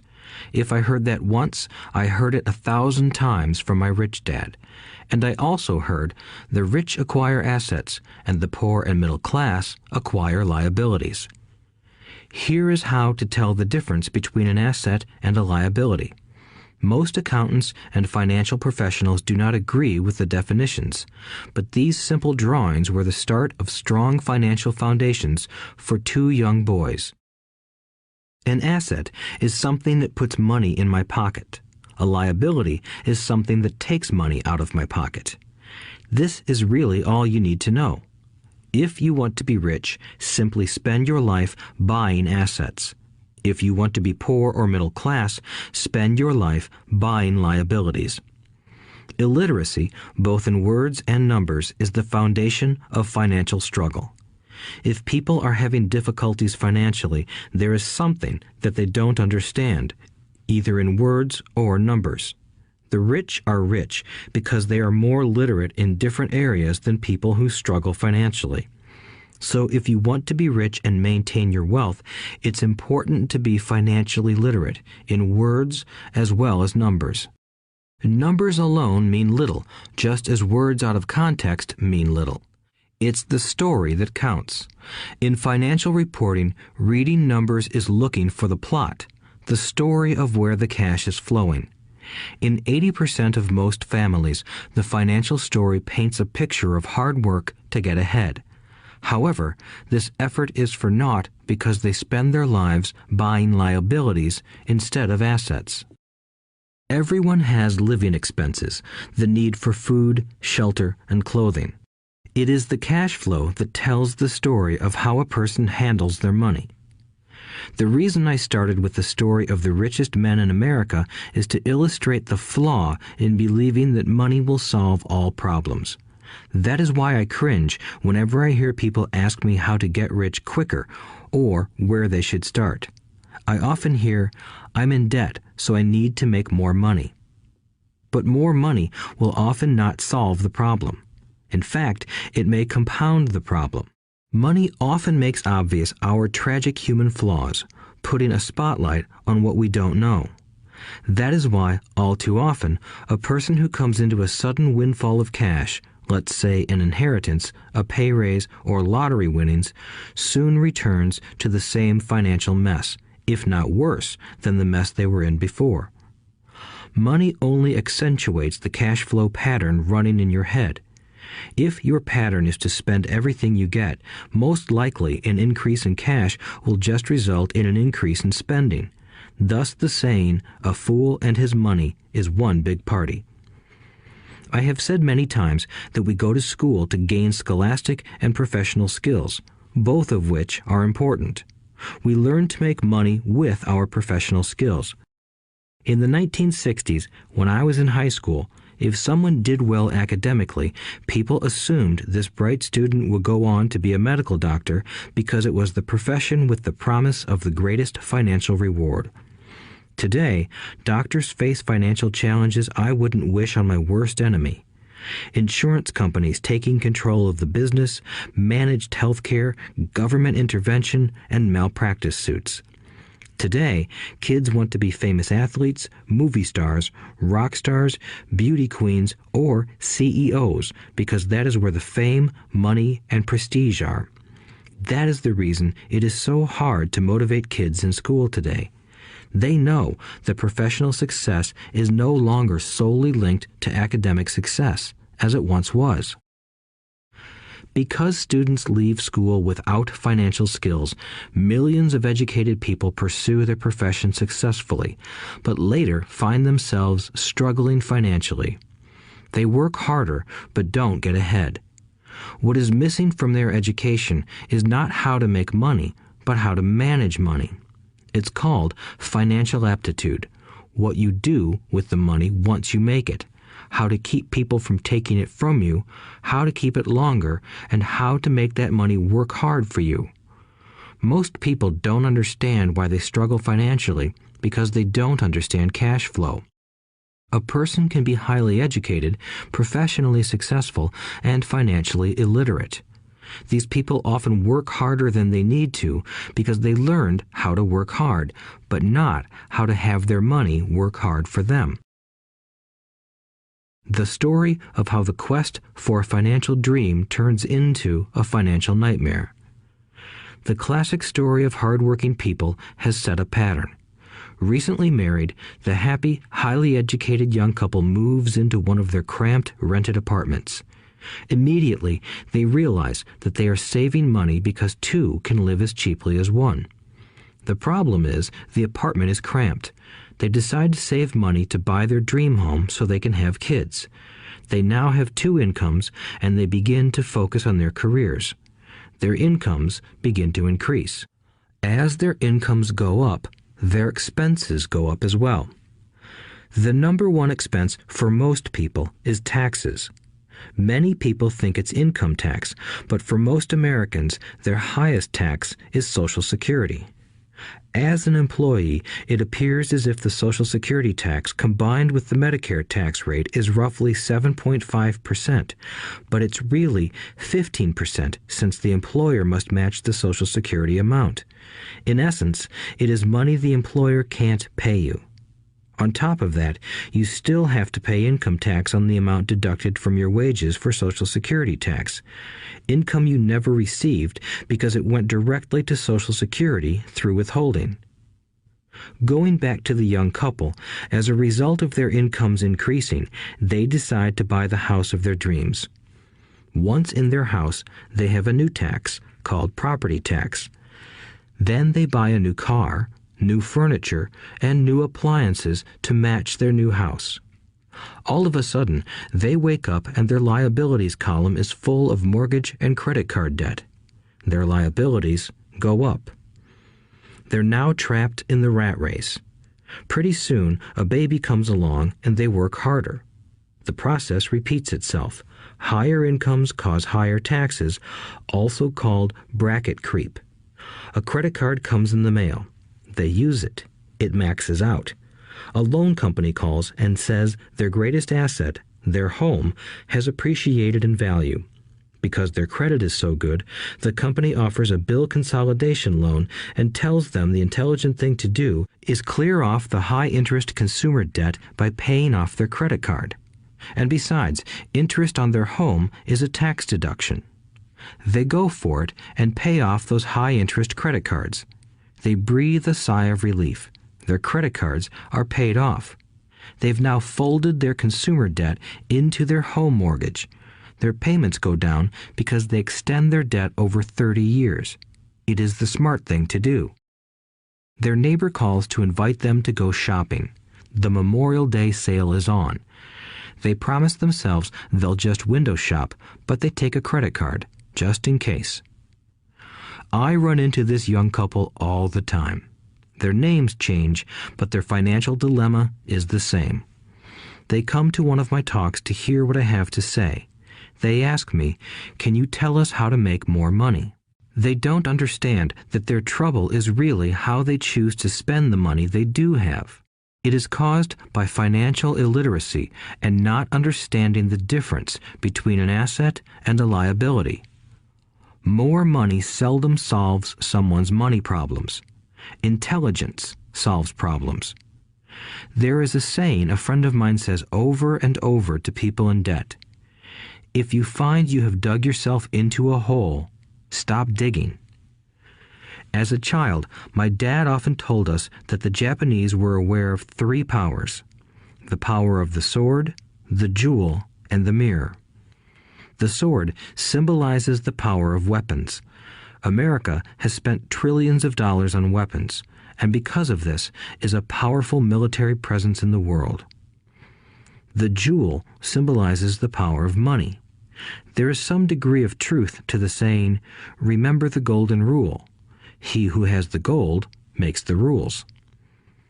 The mirror symbolizes the power of self-knowledge. This self-knowledge, according to Japanese legend, was the most treasured of the 3. All too often, the poor and middle class allow the power of money to control them. By simply getting up and working harder, failing to ask themselves if what they do makes sense, they shoot themselves in the foot as they leave for work every morning. By not fully understanding money, the vast majority of people allow its awesome power to control them. If they used the power of the mirror, they would have asked themselves, "Does this make sense?" All too often, instead of trusting their inner wisdom, that genius inside, most people follow the crowd. They do things because everybody else does them. They conform rather than question. Often, they mindlessly repeat what they have been told. Diversify. Your home is an asset. Your home is your biggest investment. You get a tax break for going into greater debt. Get a safe job. Don't make mistakes. Don't take risks. It is said that the fear of public speaking is a fear greater than death for most people. According to psychiatrists, the fear of public speaking is caused by the fear of ostracism, the fear of standing out, the fear of criticism, the fear of ridicule, and the fear of being an outcast. The fear of being different prevents most people from seeking new ways to solve their problems. That is why my educated dad said the Japanese valued the power of the mirror the most, for it is only when we look into it that we find truth. Fear is the main reason that people say, "Play it safe." That goes for anything, be it sports, relationships, careers, or money. It is that same fear, the fear of ostracism, that causes people to conform to, and not question, commonly accepted opinions or popular trends. Your home is an asset. Get a bill consolidation loan and get out of debt. Work harder. It's a promotion. Someday I'll be a vice president. Save money. When I get a raise, I'll buy us a bigger house. Mutual funds are safe. Many financial problems are caused by trying to keep up with the Joneses. Occasionally, we all need to look in the mirror and be true to our inner wisdom rather than our fears. By the time Mike and I were 16 years old, we began to have problems in school. We were not bad kids. We just began to separate from the crowd. We worked for Mike's dad after school and on weekends. Mike and I often spent hours after work just sitting at a table with his dad while he held meetings with his bankers, attorneys, accountants, brokers, investors, managers, and employees. Here was a man who had left school at 13, who was now directing, instructing, ordering, and asking questions of educated people. They came at his beck and call, and cringed when he didn't approve of them. Here was a man who had not gone along with the crowd. He was a man who did his own thinking and detested the words, "We have to do it this way because that's the way everyone else does it." He also hated the word can't. If you wanted him to do something, just say, "I don't think you can do it." Mike and I learned more sitting in on his meetings than we did in all our years of school, college included. Mike's dad was not book smart, but he was financially educated and successful as a result. He told us over and over again, an intelligent person hires people who are more intelligent than he is. So Mike and I had the benefit of spending hours listening to and learning from intelligent people. But because of this, Mike and I couldn't go along with the standard dogma our teachers preached, and that caused problems. Whenever the teacher said, "If you don't get good grades, you won't do well in the real world," Mike and I just raised our eyebrows. When we were told to follow set procedures and not deviate from the rules, we could see how school discouraged creativity. We started to understand why our rich dad told us that schools were designed to produce good employees instead of employers. Occasionally, Mike or I would ask our teachers how what we studied was applicable to the real world, or why we never studied money and how it worked. To the latter question, we often got the answer that money was not important, that if we excelled in our education, the money would follow. The more we knew about the power of money, the more distant we grew from the teachers and our classmates. My highly educated dad never pressured me about my grades, but we did begin to argue about money. By the time I was 16, I probably had a far better foundation with money than both my parents.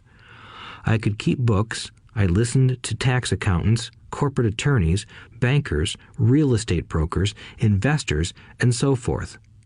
By contrast, my dad talked to other teachers. One day, my dad told me that our home was his greatest investment. A not too pleasant argument took place when I showed him why I thought a house was not a good investment. I showed him the ancillary expenses that went along with owning the home. A bigger home meant bigger expenses, and the cash flow kept going out through the expense column. Today, people still challenge me on the idea of a house not being an asset. I know that for many people, it is their dream as well as their largest investment. And owning your own home is better than nothing. I simply offer an alternative way of looking at this popular dogma. If my wife and I were to buy a bigger, flashier house, we realize it wouldn't be an asset. It would be a liability since it would take money out of our pocket.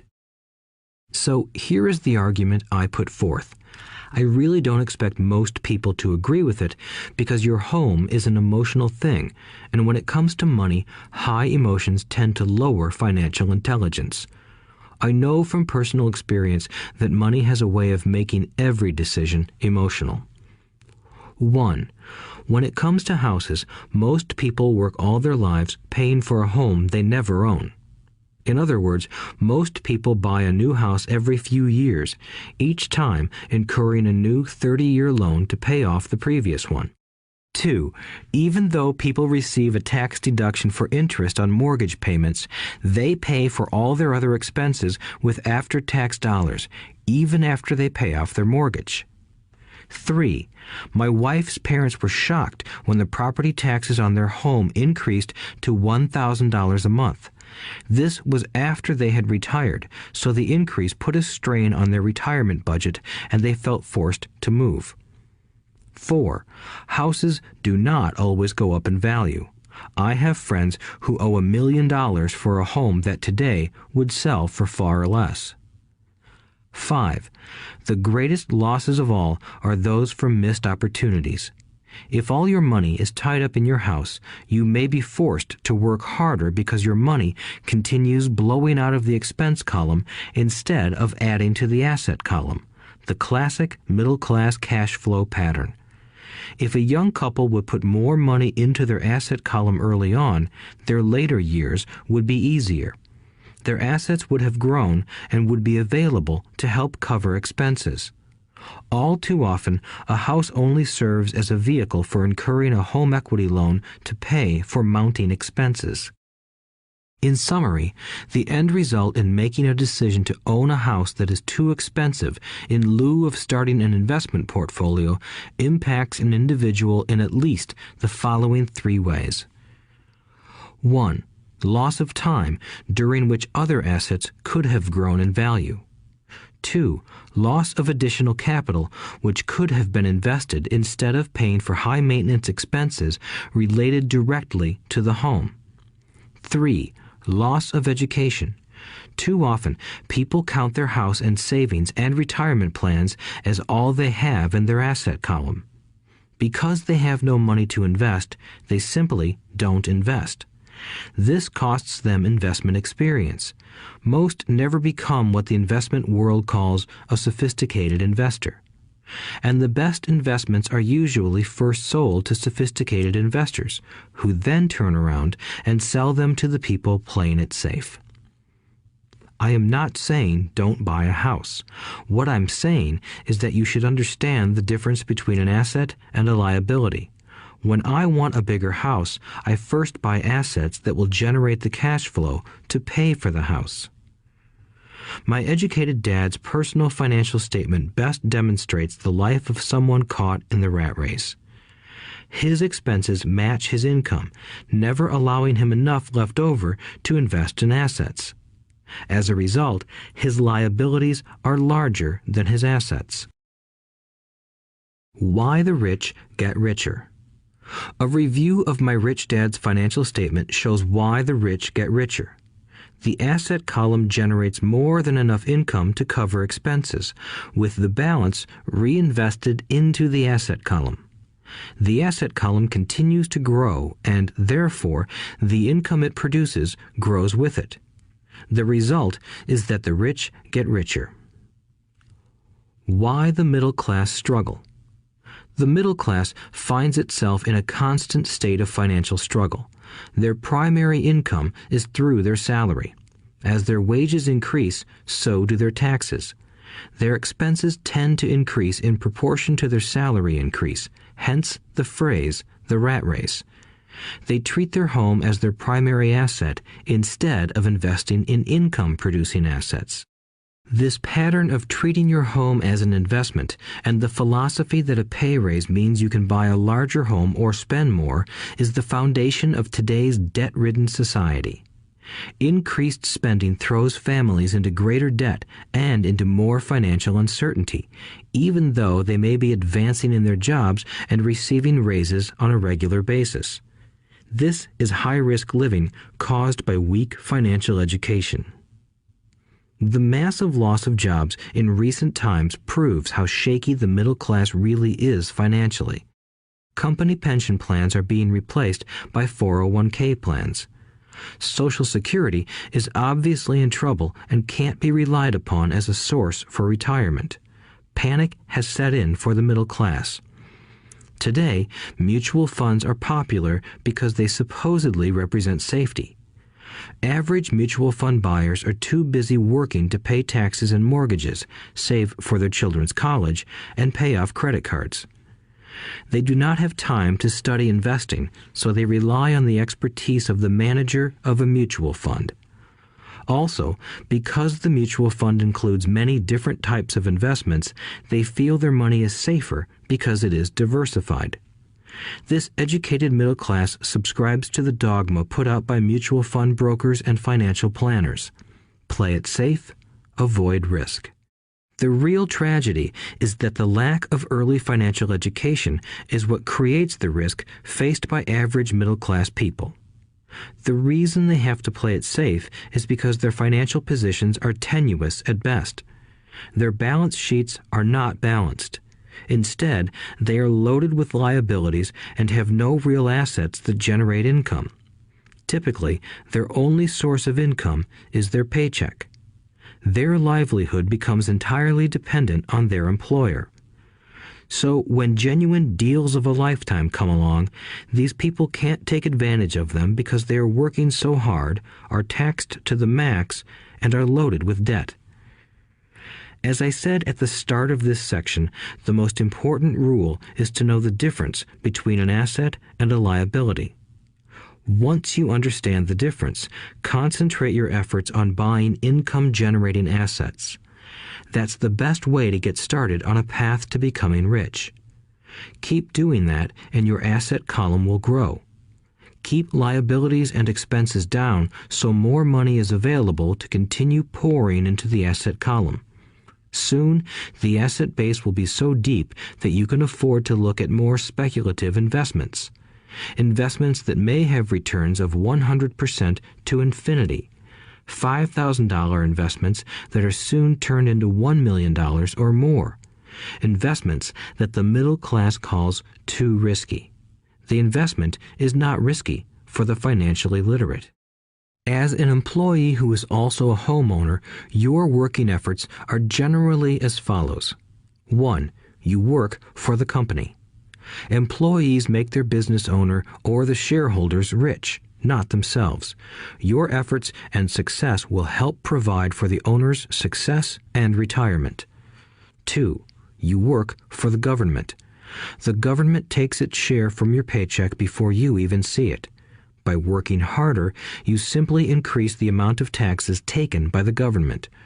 Most people work from January to May just for the government. 3. You work for the bank. After taxes, your next largest expense is usually your mortgage and credit card debt. The problem with simply working harder is that each of these 3 levels takes a greater share of your increased efforts. You need to learn how to have your increased efforts benefit you and your family directly. Once you have decided to concentrate on minding your own business, focusing your efforts on acquiring assets instead of a bigger paycheck, how do you set your goals? Most people must keep their job and rely on their wages to fund their acquisition of assets. As their assets grow, how do they measure the extent of their success? When does someone know that they are rich, that they have wealth? As well as having my own definitions for assets and liabilities, I also have my own definition for wealth. Actually, I borrowed it from a man named R. Buckminster Fuller. Some call him a quack, and others call him a genius. Years ago, he got architects buzzing because he applied for a patent for something he called a geodesic dome. But in the application, Fuller also said something about wealth. It was pretty confusing at first, but after reading it, it began to make some sense. Wealth is a person's ability to survive so many number of days forward, or, if I stopped working today, how long could I survive? Unlike net worth, the difference between your assets and liabilities, which is often filled with a person's expensive junk and opinions of what things are worth, this definition creates the possibility for developing a truly accurate measurement. I could now measure and know where I was in terms of my goal to become financially independent. Although net worth often includes non-cash producing assets, like stuff you bought that now sits in your garage, wealth measures how much money your money is making and, therefore, your financial survivability. Wealth is the measure of the cash flow from the asset column compared with the expense column. Let's use an example. Let's say I have cash flow from my asset column of $1,000 a month, and I have monthly expenses of $2,000 a month. What is my wealth? Let's go back to Buckminster Fuller's definition. Using his definition, how many days forward can I survive? Assuming a 30-day month, I have enough cash flow for half a month. When I achieve $2,000 a month cash flow from my assets, then I will be wealthy. So, while I'm not yet rich, I am wealthy. I now have income generated from assets each month that fully cover my monthly expenses. If I want to increase my expenses, I first must increase my cash flow to maintain this level of wealth. Also note that it is at this point that I'm no longer dependent on my wages. I have focused on and been successful in building an asset column that has made me financially independent. If I quit my job today, I would be able to cover my monthly expenses with the cash flow from my assets. My next goal would be to have the excess cash flow from my assets reinvested into the asset column. The more money that goes into my asset column, the more my asset column grows.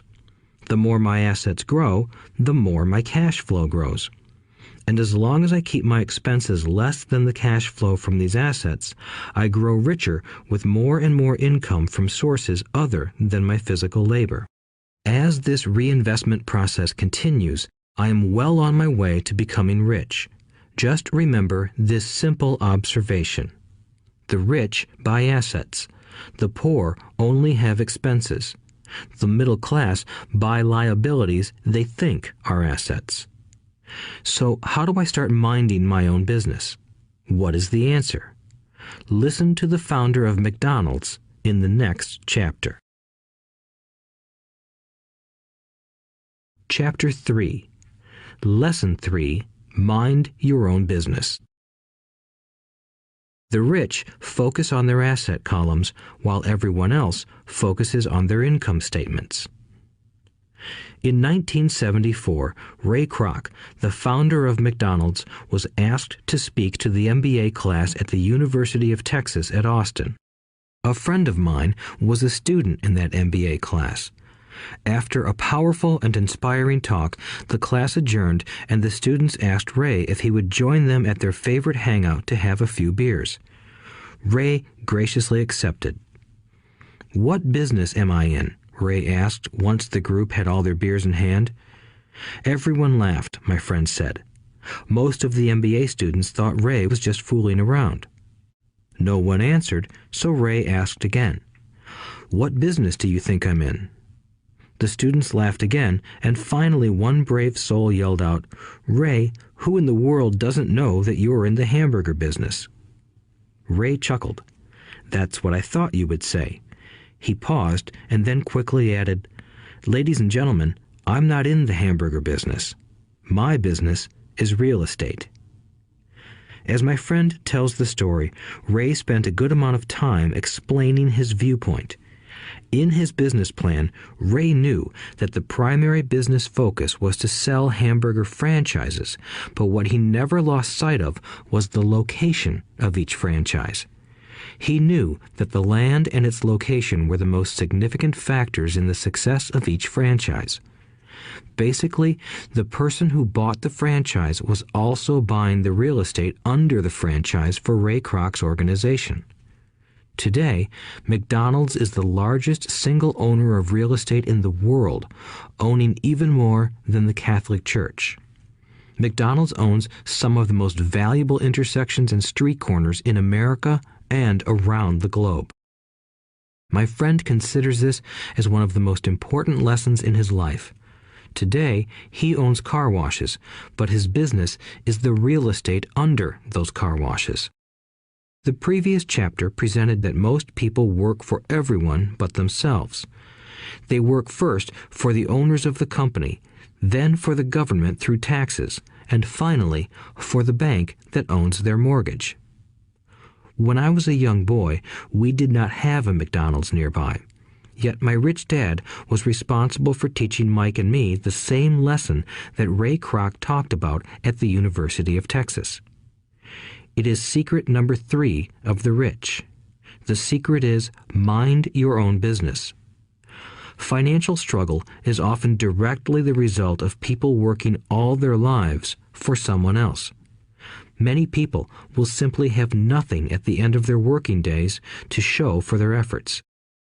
Our current educational system focuses on preparing today's youth to get good jobs by developing scholastic skills. Their lives will revolve around their wages or, as described earlier, their income column. Many will study further to become engineers, scientists, cooks, police officers, artists, writers, and so on. These professional skills allow them to enter the workforce and work for money. But there is a big difference between your profession and your business. Often I ask people, "What is your business?" And they will say, "Oh, I'm a banker." Then I ask them if they own the bank, and they usually respond, "No, I work there." In that instance, they have confused their profession with their business. Their profession may be a banker, but they still need their own business. A problem with school is that you often become what you study. So if you study cooking, you become a chef. If you study the law, you become an attorney. And a study of auto mechanics makes you a mechanic. The mistake in becoming what you study is that too many people forget to mind their own business. They spend their lives minding someone else's business and making that person rich.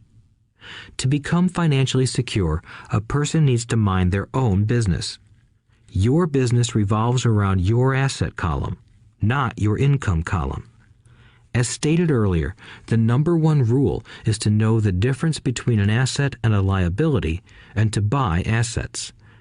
The rich focus on their asset columns, while everyone else focuses on their income statements.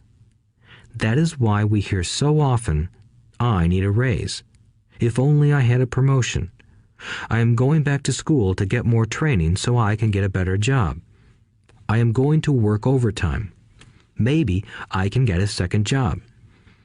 In some circles, these are sensible ideas, but you are still not minding your own business. These ideas all still focus on the income column and will only help a person become more financially secure if the additional money is used to purchase income-generating assets. The primary reason the majority of the poor and middle class are fiscally conservative, which means I can't afford to take risks, is that they have no financial foundation. They have to cling to their jobs and play it safe. When downsizing became the in thing to do, millions of workers found out their largest so-called asset, their home, was eating them alive. Their asset was costing them money every month. Their car, another asset, was eating them alive.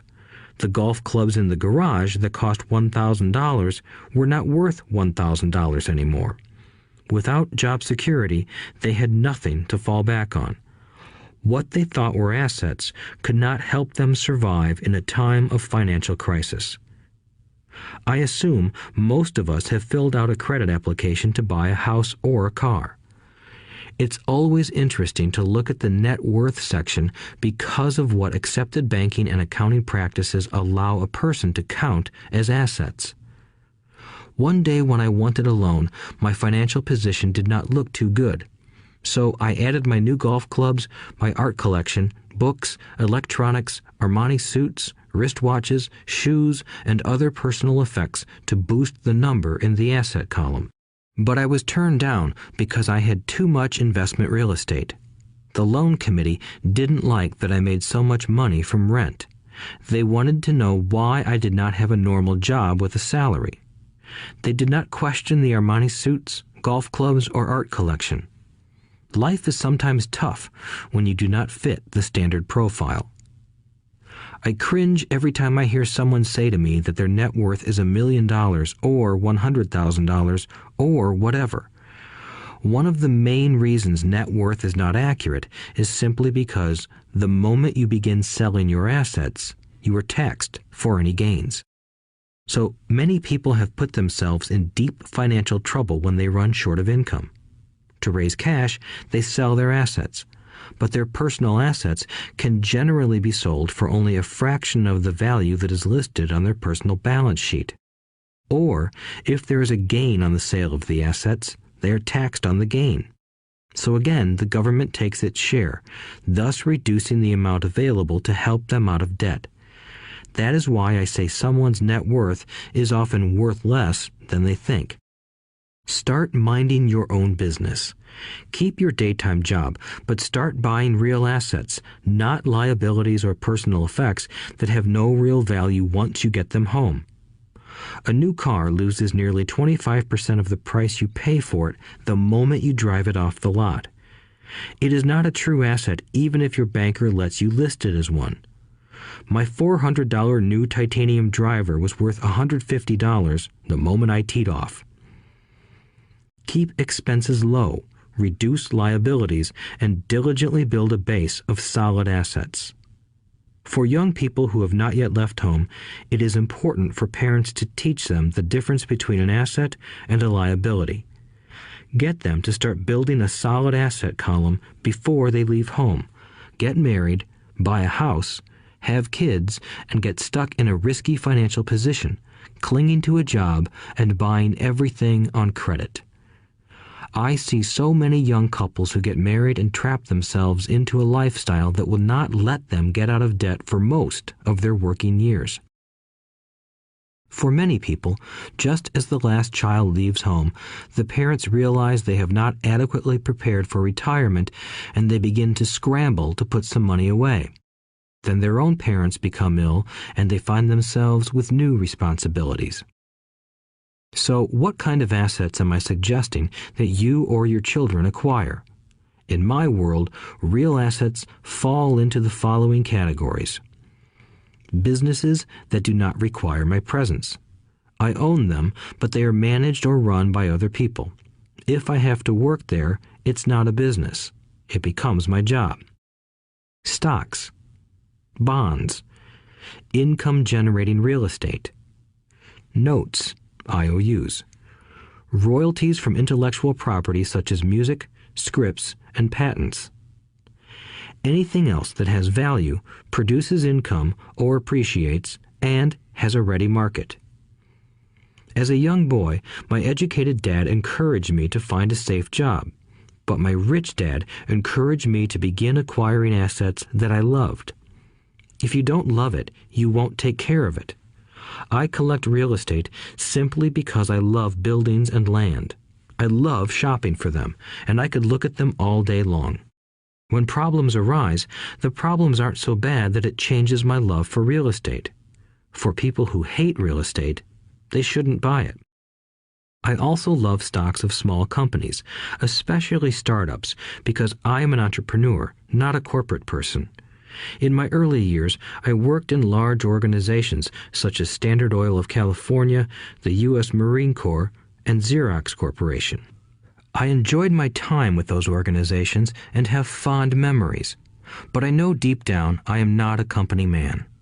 I like starting companies, not running them. So my stock buys are usually of small companies. Sometimes I even start the company and take it public. Fortunes are made in new stock issues, and I love the game. Many people are afraid of small-cap companies and call them risky, and they are. But that risk is diminished if you love what the investment is, understand it, and know the game. With small companies, my investment strategy is to be out of the stock in a year. On the other hand, my real estate strategy is to start small and keep trading up for bigger properties, and, therefore, delay paying taxes on the gain. This allows the value to increase dramatically. I generally hold real estate less than 7 years. For years, even while I was with the Marine Corps and Xerox, I did what my rich dad recommended. I kept my day job, but I still minded my own business. I was active in my asset column trading real estate and small stocks. Rich Dad always stressed the importance of financial literacy. The better I was at understanding the accounting and cash management, the better I would be at analyzing investments and eventually starting and building my own company. I don't encourage anyone to start a company unless they really want to. Knowing what I know about running a company, I wouldn't wish that task on anyone. There are times when people can't find employment and starting a company seems like the best solution. But the odds are against success. 9 out of 10 companies fail in 5 years. Of those that survive the first 5 years, 9 out of every 10 of those eventually fail as well.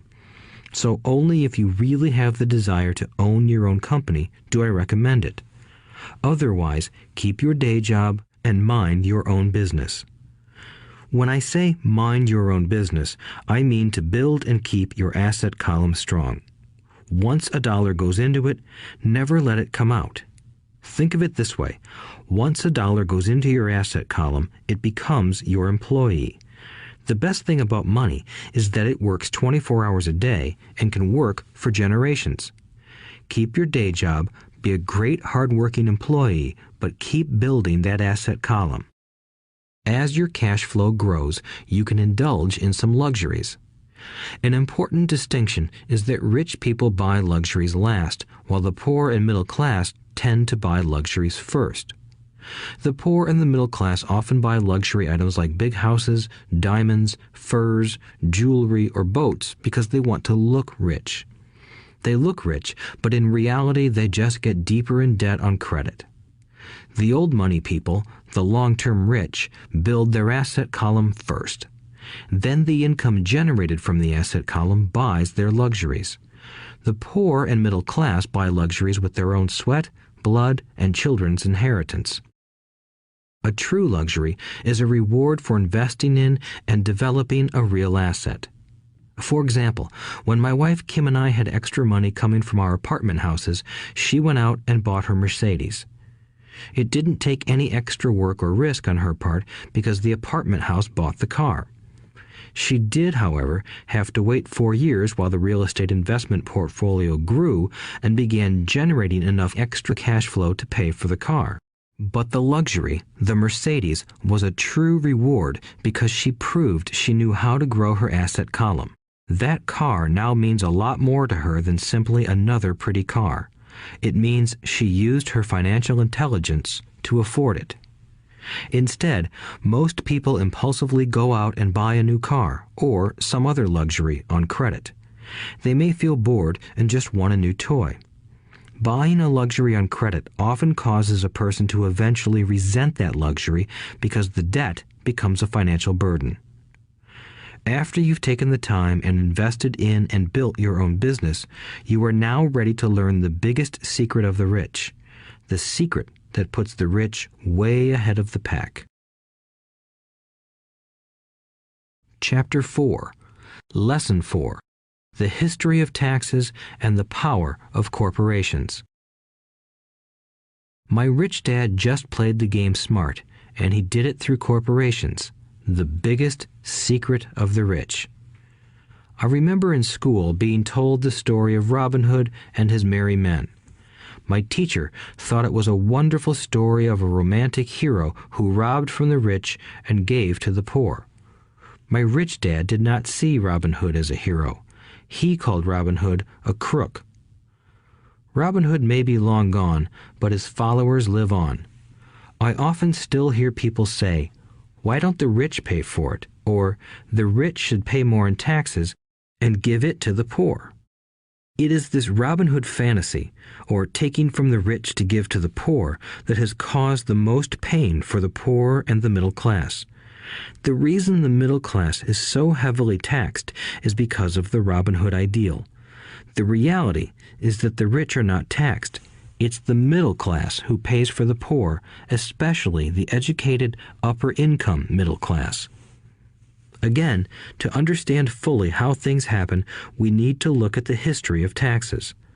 Although my highly educated dad was an expert on the history of education, my rich dad fashioned himself an expert on the history of taxes. Rich Dad explained to Mike and me that originally in England and America, there were no taxes. Occasionally, there were temporary taxes levied in order to pay for wars. The king or the president would put the word out and ask everyone to chip in. Taxes were levied in Britain for the fight against Napoleon from 1799 to 1816, and in America to pay for the Civil War from 1861 to 1865. In 1874, England made income tax a permanent levy on its citizens. In 1913, an income tax became permanent in the United States with the adoption of the 16th Amendment to the U.S. Constitution. At one time, Americans were anti-tax. It had been the tax on tea that led to the famous Tea Party in Boston Harbor, an incident that helped ignite the Revolutionary War.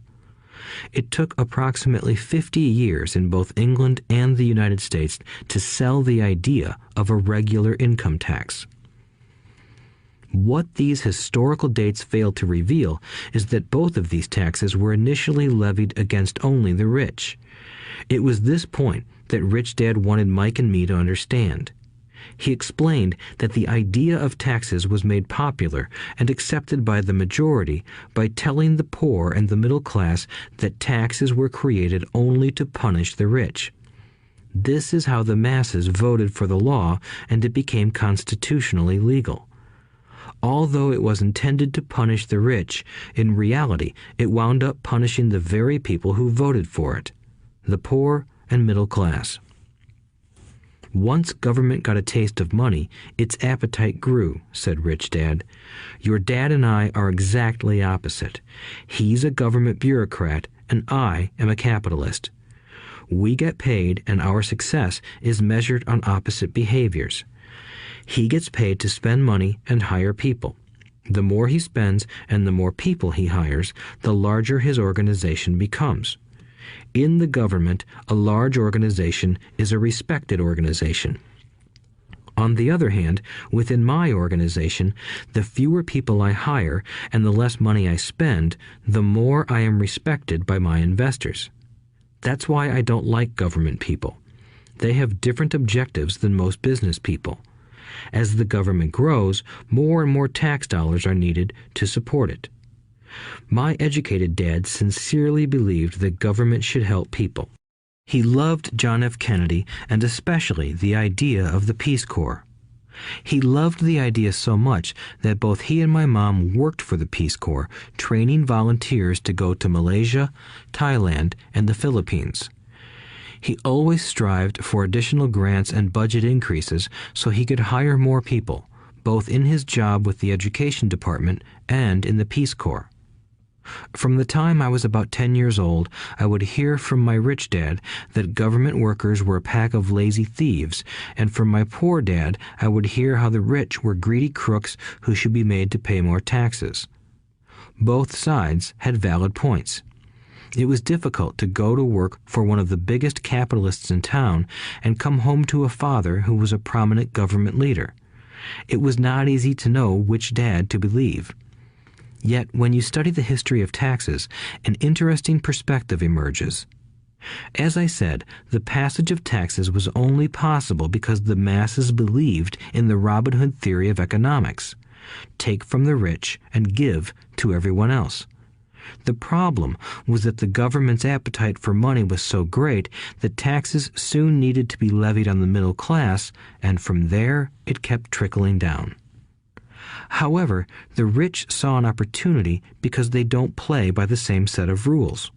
The rich knew about corporations, which became popular in the days of sailing ships. The rich created the corporation as a vehicle to limit their risk to the assets of each voyage.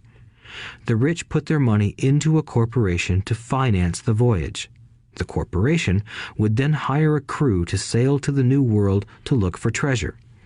If the ship was lost, the crew lost their lives, but the loss to the rich would be limited only to the money they invested for that particular voyage.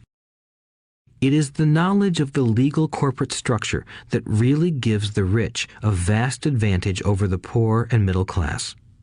Having two fathers teaching me, one a socialist and the other a capitalist, I quickly began to realize that the philosophy of the capitalist made more financial sense to me. It seemed to me that the socialists ultimately penalized themselves due to their lack of financial education. No matter what the take from the rich crowd came up with, the rich always found a way to outsmart them. That is how taxes were eventually levied on the middle class.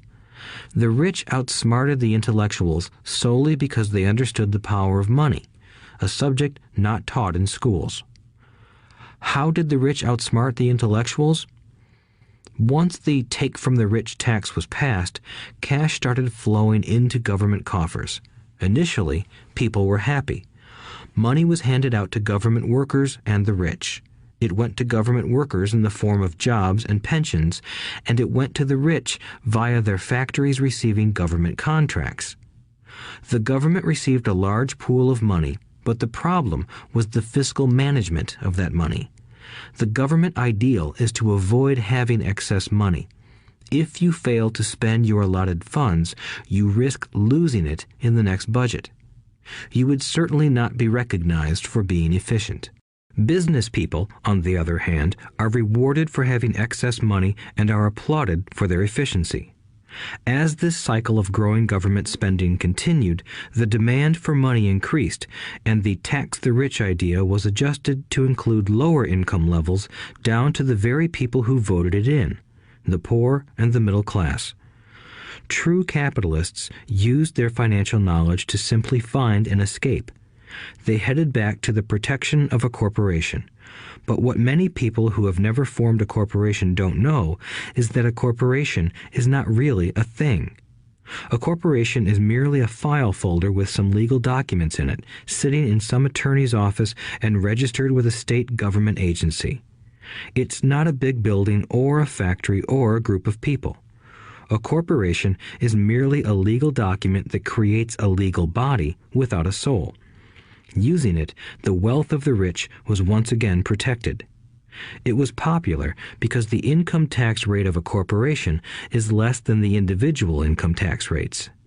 In addition, certain expenses could be paid by a corporation with pre-tax dollars. This war between the haves and have-nots has raged for hundreds of years. The battle is waged whenever and wherever laws are made, and it will go on forever. The problem is that the people who lose are the uninformed, the ones who get up every day and diligently go to work and pay taxes.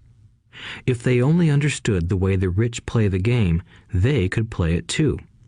Then they would be on their way to their own financial independence. This is why I cringe every time I hear a parent advise their children to go to school so they can find a safe, secure job. An employee with a safe, secure job without financial aptitude has no escape. Average Americans today work 5 to 6 months for the government just to cover their taxes. In my opinion, that is simply too long.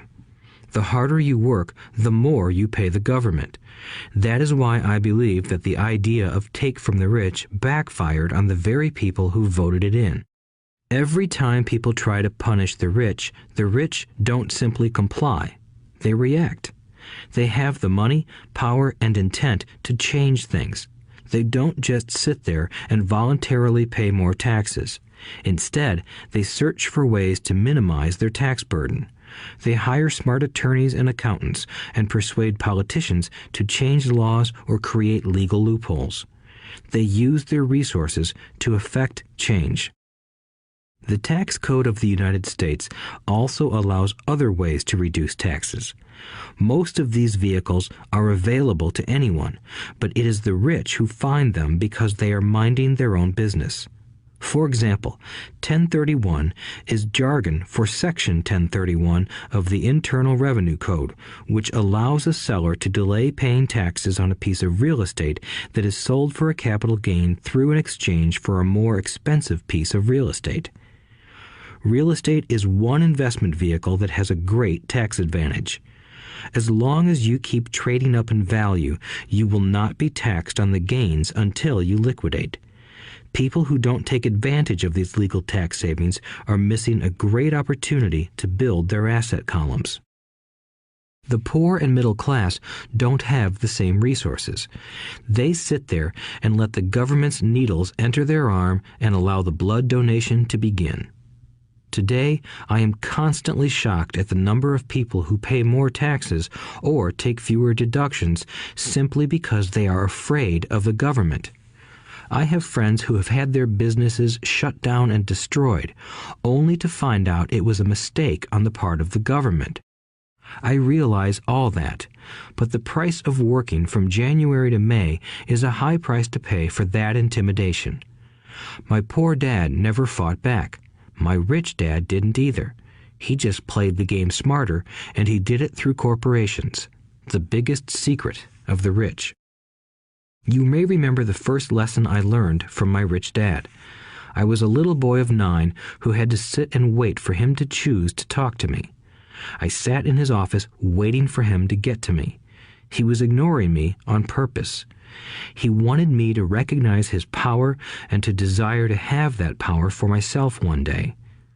During all the years I studied and learned from him, he always reminded me that knowledge is power.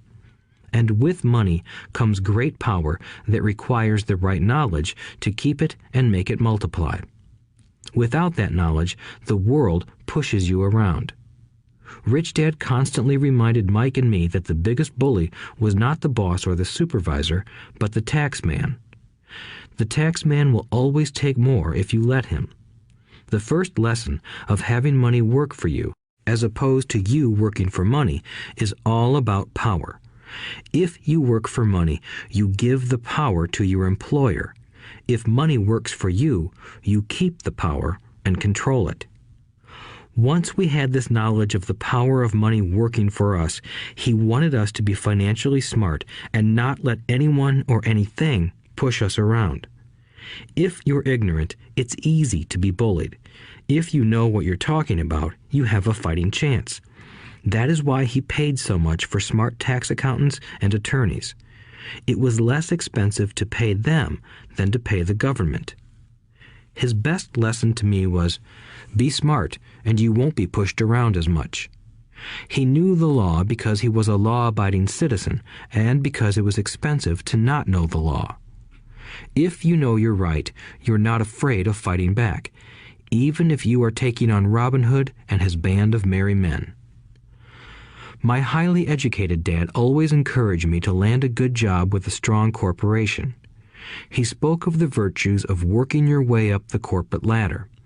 He didn't understand that, by relying solely on a paycheck from a corporate employer, I would be a docile cow ready for milking. When I told my rich dad of my father's advice, he only chuckled. "Why not own the ladder?" was all he said. As a young boy, I did not understand what Rich Dad meant by owning my own corporation. It was an idea that seemed impossible and intimidating. Although I was excited by the idea, my inexperience wouldn't let me envision the possibility that grown-ups would someday work for a company I would own. The point is that, if not for my rich dad, I would have probably followed my educated dad's advice. It was merely the occasional reminder of my rich dad that kept the idea of owning my own corporation alive and kept me on a different path. By the time I was 15 or 16, I knew I wasn't going to continue down the path my educated dad recommended. I didn't know how I was going to do it, but I was determined not to head in the direction most of my classmates were heading. That decision changed my life. It was not until my mid-20s that my rich dad's advice began to make more sense to me. I was just out of the Marine Corps and working for Xerox. I was making a lot of money, but every time I looked at my paycheck, I was disappointed. The deductions were so large, and the more I worked, the greater they became. As I became more successful, my bosses talked about promotions and raises. It was flattering, but I could hear my rich dad asking in my ear, "Who are you working for? Who are you making rich?" In 1974, while still an employee for Xerox, I formed my first corporation and began minding my own business. There were already a few assets in my asset column, but now I was determined to focus on making it bigger. Those paychecks, with all the deductions, made all the years of my rich dad's advice make total sense. I could see the future if I followed my educated dad's advice. Many employers feel that advising their workers to mind their own business is bad for business. But for me, focusing on my own business and developing assets made me a better employee because I now had a purpose. I came in early and worked diligently, amassing as much money as possible so I could invest in real estate. Hawaii was just set to boom, and there were fortunes to be made. The more I realized that we were in the beginning stages of a boom, the more Xerox machines I sold. The more I sold, the more money I made, and, of course, the more deductions came out of my paycheck. It was inspiring. I wanted out of the employee trap so badly that I worked even harder so I could invest more. By 1978, I was consistently one of the top 5 salespeople at the company. I badly wanted out of the rat race. In less than 3 years, I was making more in my real estate holding corporation than I was making at Xerox, and the money I was making in my asset column in my own corporation was money working for me, not me pounding on doors selling copiers. My rich dad's advice made much more sense. Soon, the cash flow from my properties were so strong that my company bought me my first Porsche. My fellow Xerox salespeople thought I was spending my commissions. I wasn't. I was investing my commissions in assets. My money was working hard to make more money. Each dollar in my asset column was a great employee, working hard to make more employees and buy the boss a new Porsche with before-tax dollars. I began to work harder for Xerox. The plan was working, and my Porsche was the proof. By using the lessons I learned from my rich dad, I was able to get out of the proverbial rat race at an early age. It was made possible because of the strong financial knowledge I had acquired through Rich Dad's lessons. Without this financial knowledge, which I call financial intelligence or financial IQ, my road to financial independence would have been much more difficult. I now teach others in the hope that I may share my knowledge with them. I remind people that financial IQ is made up of knowledge from 4 broad areas of expertise. 1. Accounting. Accounting is financial literacy or the ability to read numbers. This is a vital skill if you want to build an empire. The more money you are responsible for, the more accuracy is required, or the house comes tumbling down. This is the left brain side, or the details. Financial literacy is the ability to read and understand financial statements, which allows you to identify the strengths and weaknesses of any business. 2. Investing.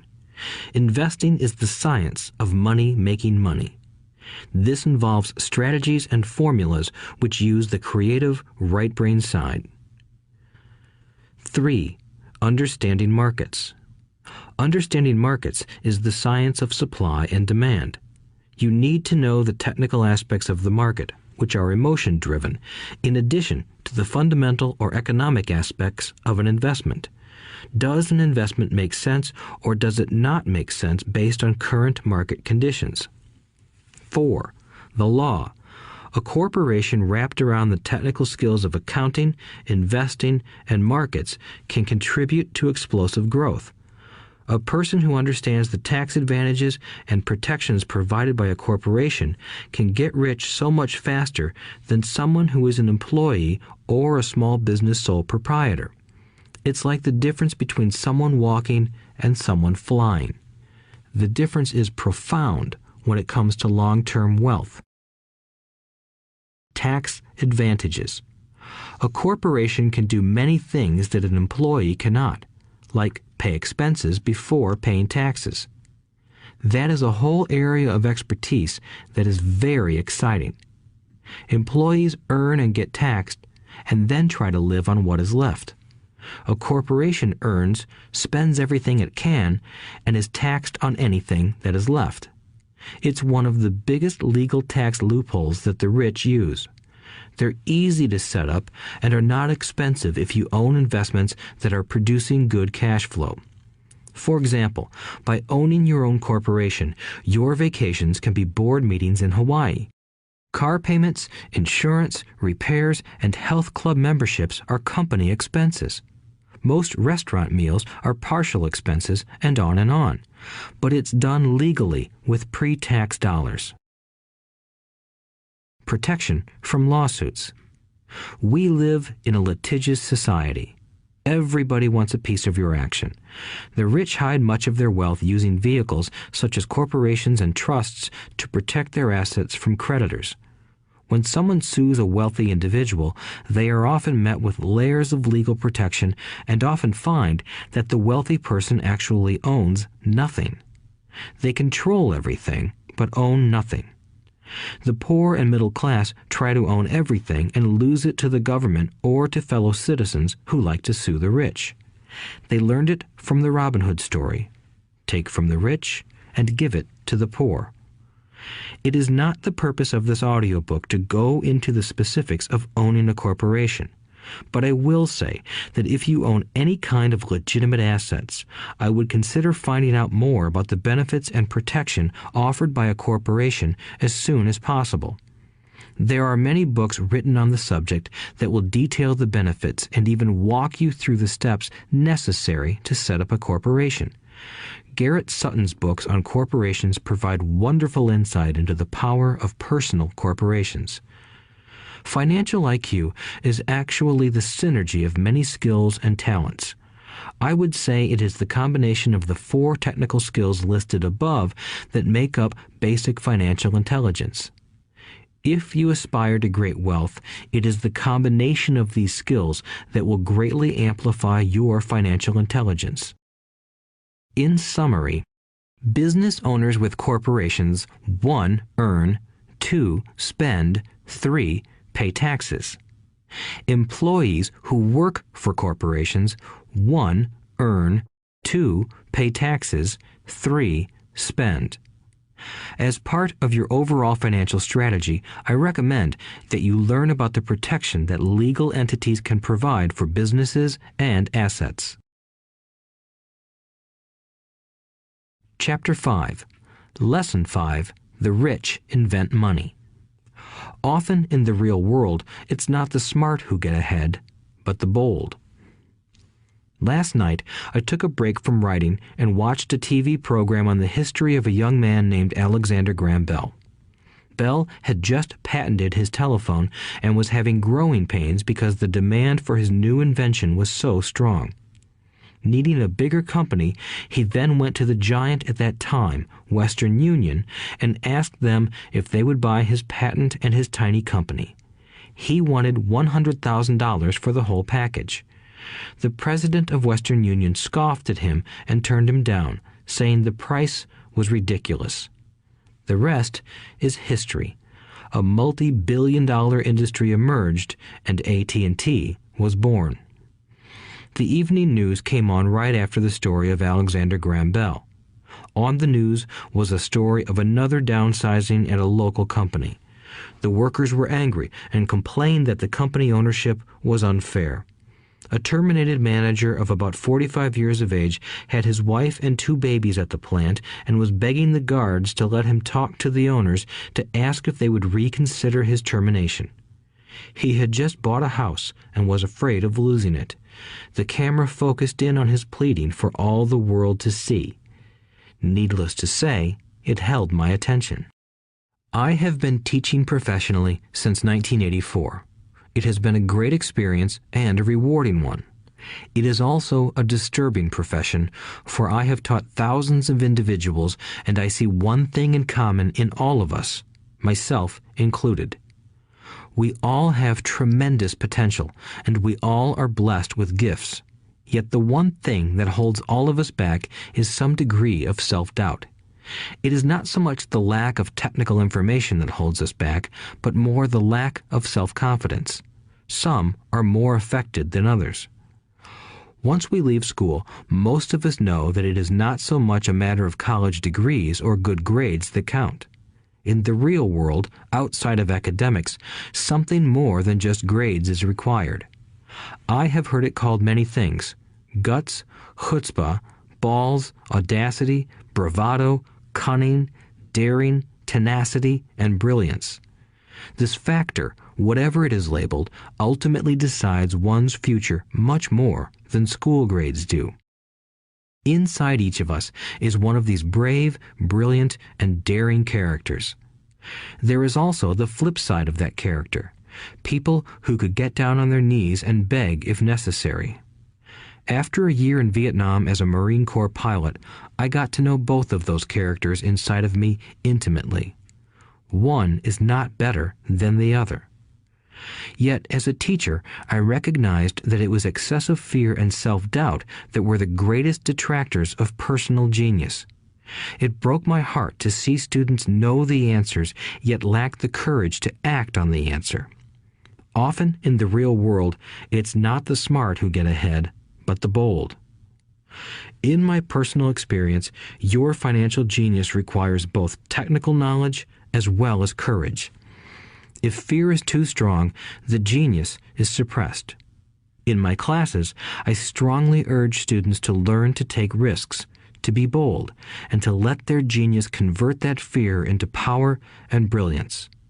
It works for some and just terrifies others. I have come to realize that for most people, when it comes to the subject of money, they would rather play it safe. I have had to field questions such as, why take risks? Why should I bother developing my financial IQ?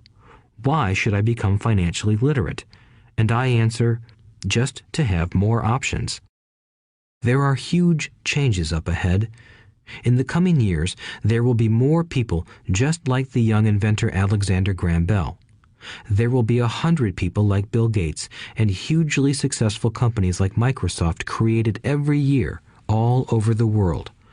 And there will also be many more bankruptcies, layoffs, and downsizings. So why bother developing your financial IQ? No one can answer that but you. Yet I can tell you why I myself do it. I do it because it is the most exciting time to be alive. I'd rather be welcoming change than dreading change. I'd rather be excited about making millions than worrying about not getting a raise. This period we are in now is a most exciting time, unprecedented in our world's history.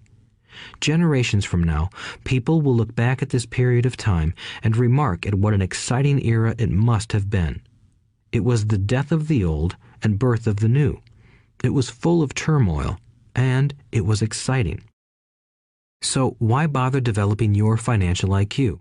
Because if you do, you will prosper greatly. And if you don't, this period of time will be a frightening one. It will be a time of watching some people move boldly forward while others cling to worn-out life preservers. Land was wealth 300 years ago, so the person who owned the land owned the wealth. Later, wealth was in factories and production, and America rose to dominance. The industrialist owned the wealth. Today, wealth is in information, and the person who has the most timely information owns the wealth. The problem is that information flies around the world at the speed of light.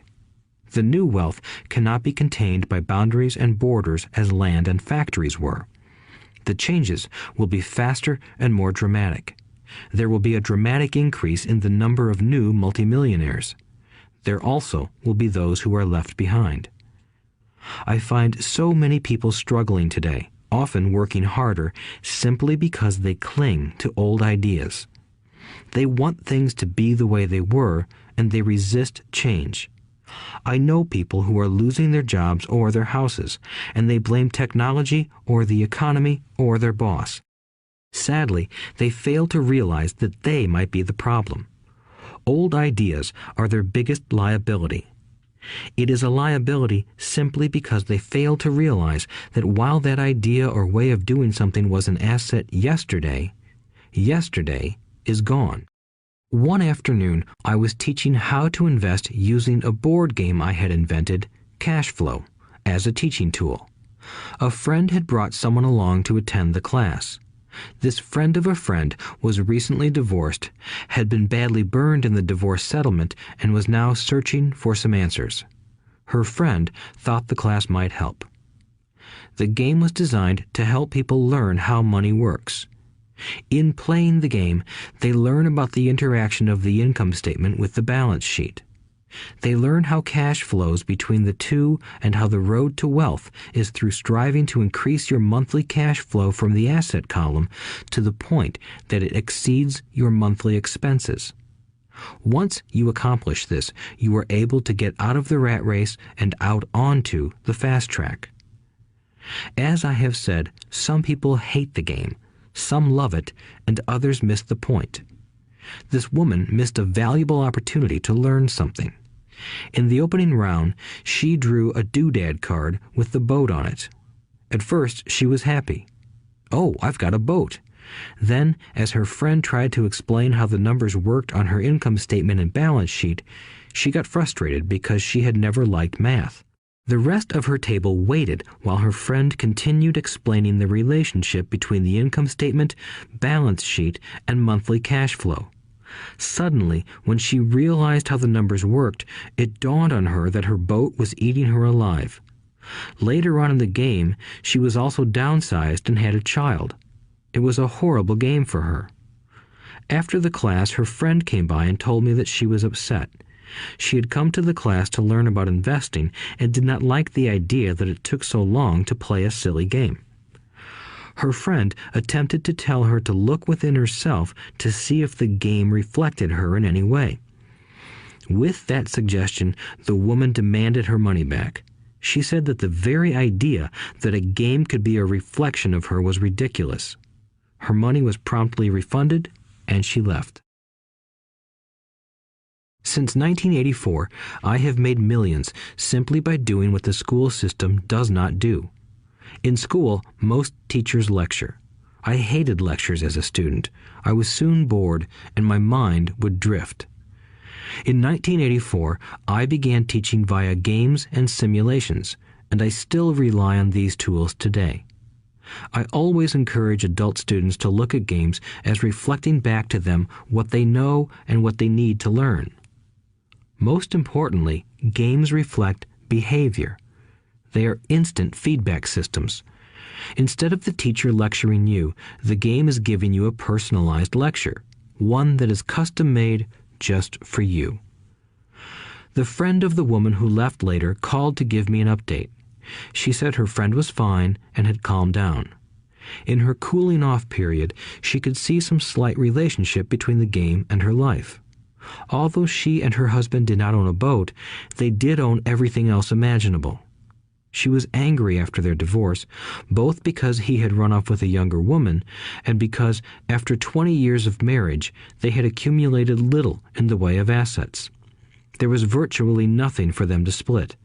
Their 20 years of married life had been incredible fun, but all they had accumulated was a ton of doodads. She realized that her anger at doing the numbers, the income statement and balance sheet, came from her embarrassment about not understanding them. She believed that finances were the man's job. She maintained the house and did the entertaining, and he handled the finances. She was now quite certain that in the last 5 years of their marriage, he had hidden money from her. She was angry at herself for not being more aware of where the money was going, as well as for not knowing about the other woman. Just like a board game, the world is always providing us with instant feedback. We could learn a lot if we tuned in more. One day, not long ago, I complained to my wife that the cleaners must have shrunk my pants. My wife gently smiled and poked me in the stomach to inform me that the pants had not shrunk. Something else had expanded. Me. The cash flow game was designed to give every player personal feedback. Its purpose is to give you options. If you draw the boat card and it puts you into debt, the question is, now what can you do? How many different financial options can you come up with? That is the purpose of the game, to teach players to think and create new and various financial options. Thousands of people throughout the world have played this game. The players who get out of the rat race the quickest are the people who understand numbers and have creative financial minds. They recognize different financial options. Rich people are often creative and take calculated risks. People who take the longest are people who are not familiar with numbers and often do not understand the power of investing. Some people playing cash flow gain lots of money in the game, but they don't know what to do with it. Even though they have money, everyone else seems to be getting ahead of them. And that is true in real life. There are a lot of people who have a lot of money and do not get ahead financially. Limiting your options is the same as hanging on to old ideas. I have a friend from high school who now works at 3 jobs. Years ago, he was the richest of all my classmates. When the local sugar plantation closed, the company he worked for went down with the plantation. In his mind, he had but one option, and that was the old option: work hard. The problem was that he couldn't find an equivalent job that recognized his seniority from the old company. As a result, he is overqualified for the jobs he currently has. so his salary is lower. He now works 3 jobs to earn enough to survive. I have watched people playing cash flow complain that the right opportunity cards are not coming their way, so they sit there. I know people who do that in real life. They wait for the right opportunity. I have watched people get the right opportunity card and then not have enough money.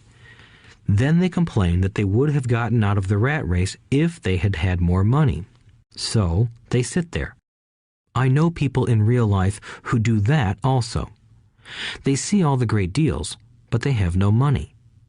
And I have seen people pull a great opportunity card, read it out loud, and have no idea that it is a great opportunity. They have the money, the time is right, they have the card, but they can't see the opportunity staring them in the face.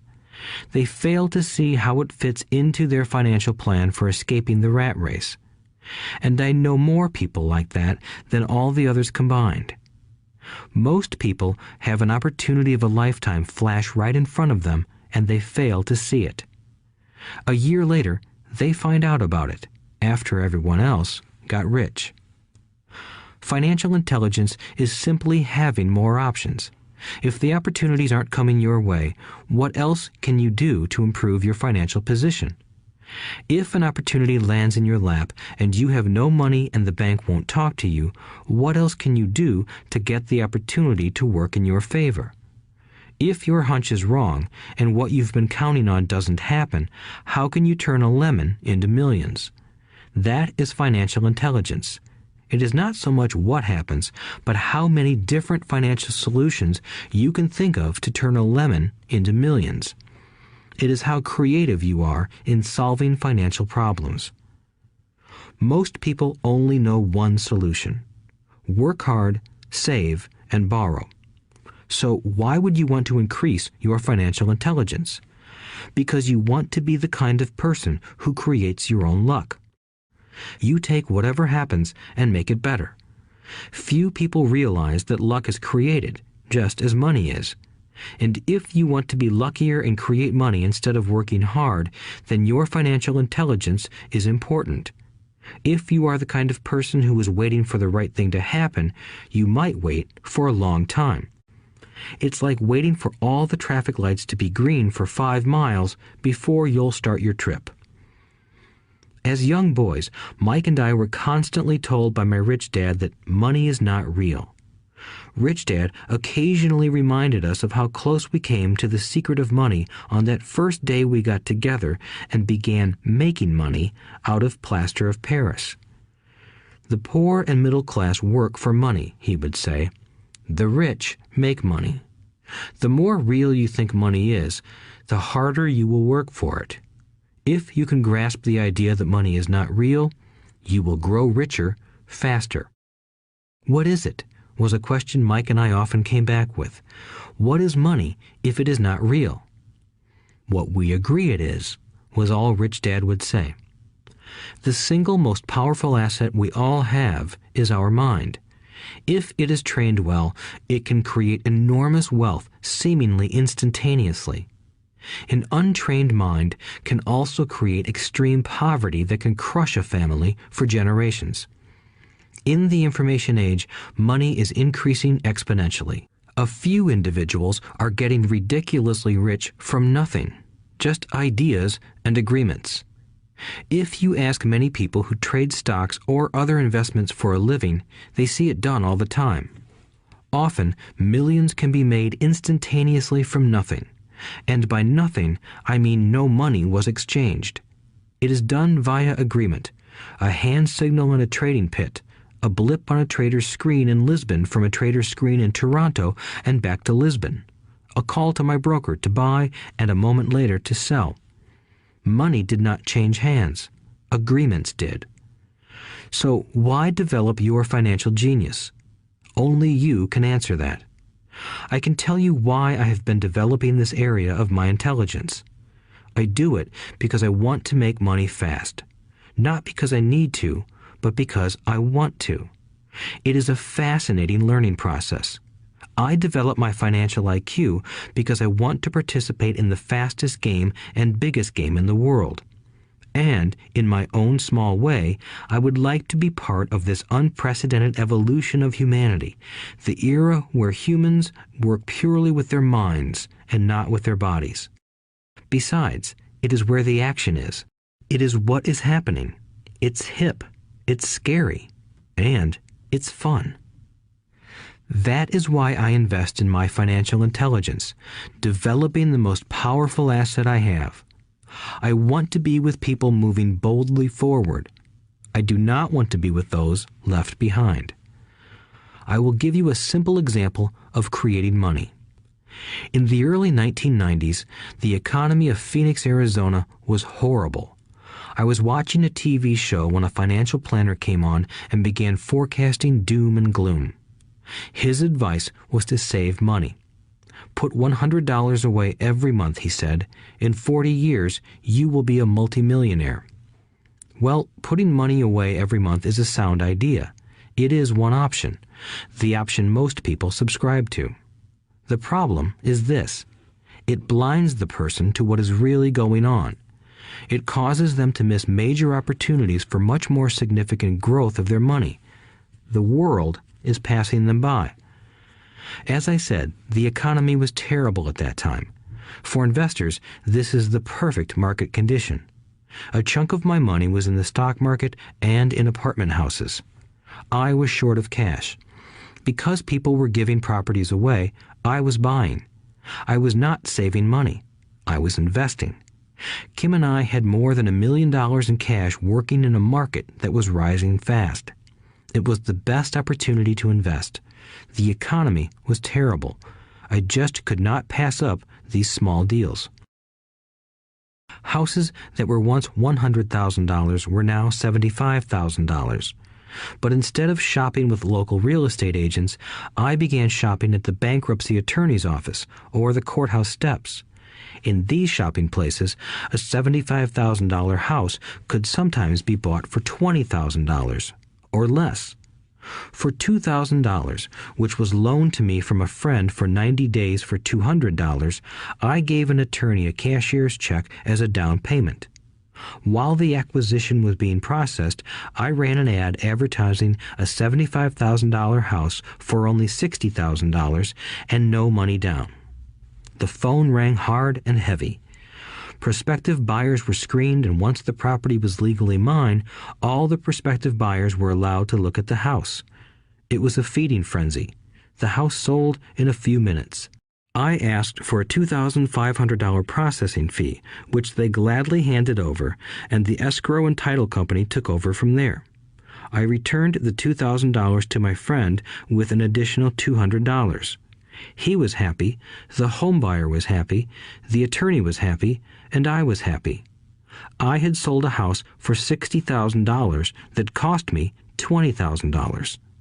The $40,000 was created from money in my asset column in the form of a promissory note from the buyer. Total working time, 5 hours. So, now that you are on your way to becoming more financially literate and skilled at reading numbers, I will tell you why this is an example of money being invented. During this depressed market, Kim and I were able to do 6 of these simple transactions in our spare time. While the bulk of our money was in larger properties and the stock market, we were able to create more than $190,000 in assets, notes at 10% interest, in those 6 buy, create, and sell transactions. That comes to approximately $19,000 a year income, much of it sheltered through our private corporation. Much of that $19,000 a year goes to pay for our company cars, gas, trips, insurance, dinners with clients, and other things. By the time the government gets a chance to tax that income, it's been spent on legally allowed pre-tax expenses. This was a simple example of how money is invented, created, and protected using financial intelligence. Ask yourself, how long would it take to save $190,000? Would the bank pay you 10% interest on your money? And the promissory note is good for 30 years. I hope they never pay me the $190,000. I have to pay a tax if they pay me the principal, and besides, $19,000 paid over 30 years is a little over $500,000 in income. I have people ask what happens if the person doesn't pay. That does happen, and it's good news. That $60,000 home could be taken back and resold for $70,000 and another $2,500 collected as a loan processing fee. It would still be a zero-down transaction in the mind of the new buyer, and the process would go on. The first time I sold the house, I paid back the $2,000, so technically I have no money in the transaction. My return on investment, ROI, is infinity. It's an example of no money making a lot of money. In the second transaction, when resold, I would have put $2,000 in my pocket and re-extended the loan to 30 years. What would my ROI be if I got paid money to make money?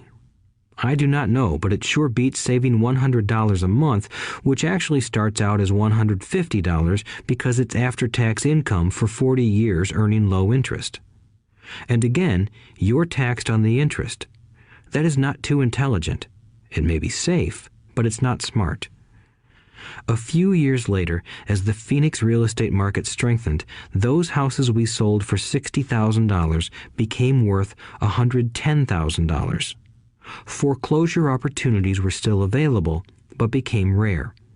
It cost a valuable asset, my time, to go out looking for them. Thousands of buyers were looking for the few available deals. The market had changed. It was time to move on and look for other opportunities to put in the asset column. You cannot do that here. That is against the law. You're lying. I hear those comments much more often than, "Can you show me how to do that?" The math is simple. You do not need algebra or calculus, and the escrow company handles the legal transaction and the servicing of the payments. I have no roofs to fix or toilets to unplug because the owners do that. It's their house. Occasionally, someone does not pay, and that is wonderful because there are late fees, or they move out and the property is sold again. The court system handles that. And it may not work in your area. The market conditions may be different, but the example illustrates how a simple financial process can create hundreds of thousands of dollars with little money and low risk. It is an example of money being only an agreement. Anyone with a high school education can do it. Yet most people won't. Most people listen to the standard advice of work hard and save money. For about 30 hours of work, approximately $190,000 was created in the asset column, and no taxes were paid. Which one sounds harder to you? 1. Work hard, pay 50% in taxes, save what is left, your savings, then earn 5%, which is also taxed. Or 2. Take the time to develop your financial intelligence, harness the power of your brain and the asset column. If you use option number 1, be sure to factor in how much time it takes you to save $190,000. Time is one of your greatest assets. Now, you may understand why I silently shake my head when I hear parents say, "My child is doing well in school and receiving a good education." It may be good, but is it adequate? I know the above investment strategy is a small one.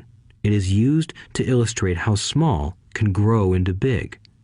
Again, my success reflects the importance of a strong financial foundation, which starts with a strong financial education. I have said it before, but it's worth repeating. Financial intelligence is made up of these 4 main technical skills. 1. Accounting. Accounting is financial literacy, or the ability to read numbers.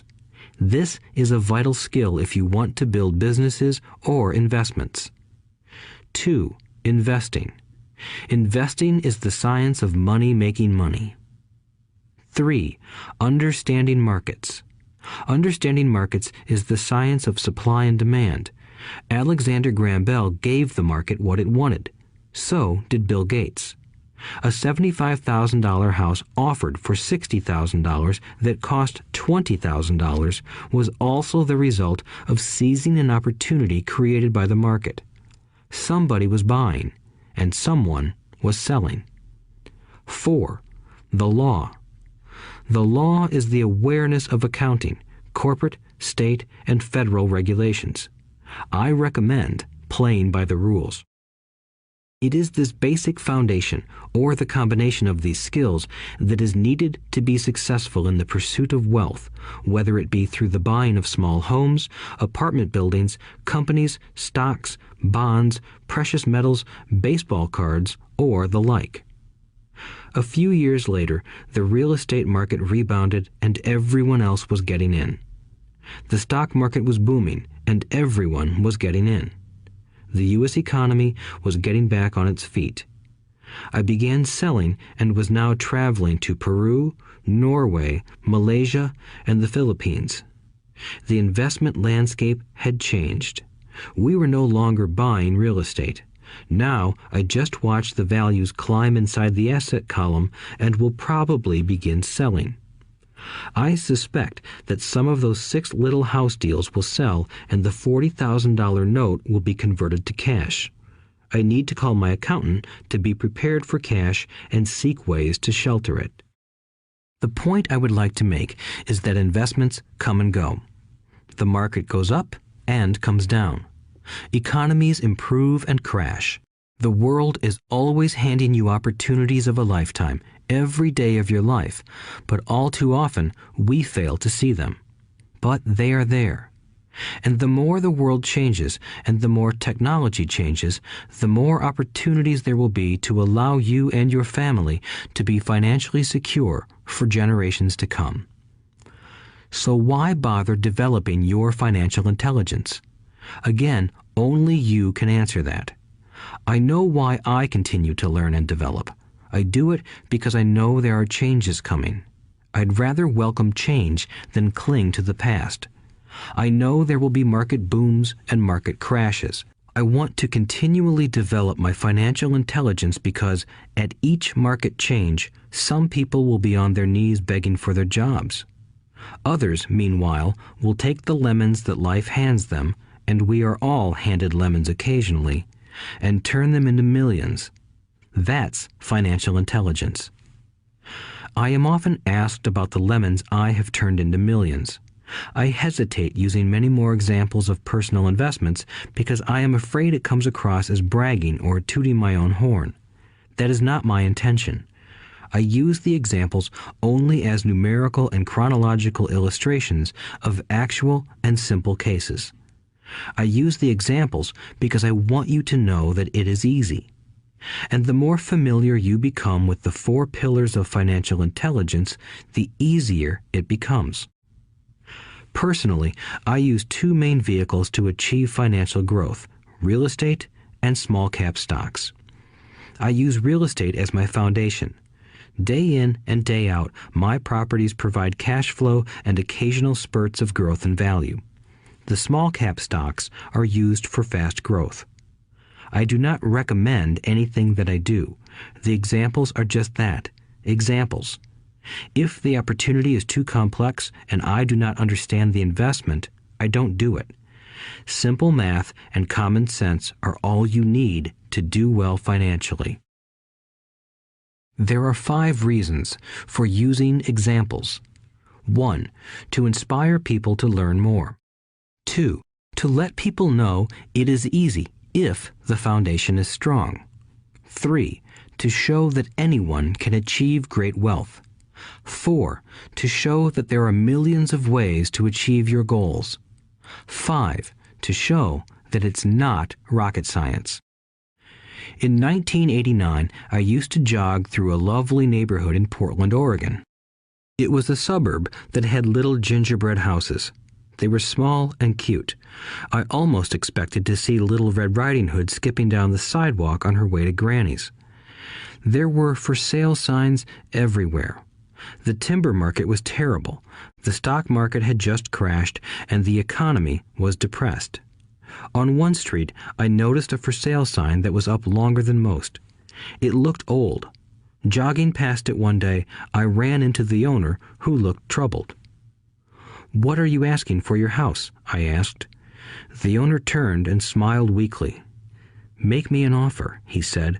"It's been for sale for over a year. Nobody even comes by anymore to look at it." "I'll look," I said, and I bought the house a half hour later for $20,000 less than his asking price. It was a cute little 2-bedroom home with gingerbread trim on all the windows. It was light blue with gray accents and had been built in 1930. Inside, there was a beautiful rock fireplace, as well as 2 tiny bedrooms. It was a perfect rental house. I gave the owner $5,000 down for a $45,000 house that was really worth $65,000, except that no one wanted to buy it. The owner moved out in a week, happy to be free, and my first tenant moved in, a local college professor. After the mortgage, expenses, and management fees were paid, I put a little less than $40 in my pocket at the end of each month. Hardly exciting. A year later, the depressed Oregon real estate market had begun to pick up. California investors, flush with money from their still booming real estate market, were moving north and buying up Oregon and Washington. I sold that little house for $95,000 to a young couple from California who thought it was a bargain. My capital gains of approximately $40,000 were placed into a 1031 tax-deferred exchange, and I went shopping for a place to put my money. In about a month, I found a 12-unit apartment house right next to the Intel plant in Beaverton, Oregon. The owners lived in Germany, had no idea what the place was worth, and again, just wanted to get out of it. I offered $275,000 for a $450,000 building. They agreed to $300,000. I bought it and held it for 2 years. Utilizing the same 1031 exchange process, we sold the building for $495,000 and bought a 30-unit apartment building in Phoenix, Arizona. We had moved to Phoenix by then to get out of the rain and needed to sell anyway. Like the former Oregon market, the real estate market in Phoenix was depressed. The price of the 30-unit apartment building in Phoenix was $875,000, with $225,000 down. The cash flow from the 30 units was a little over $5,000 a month.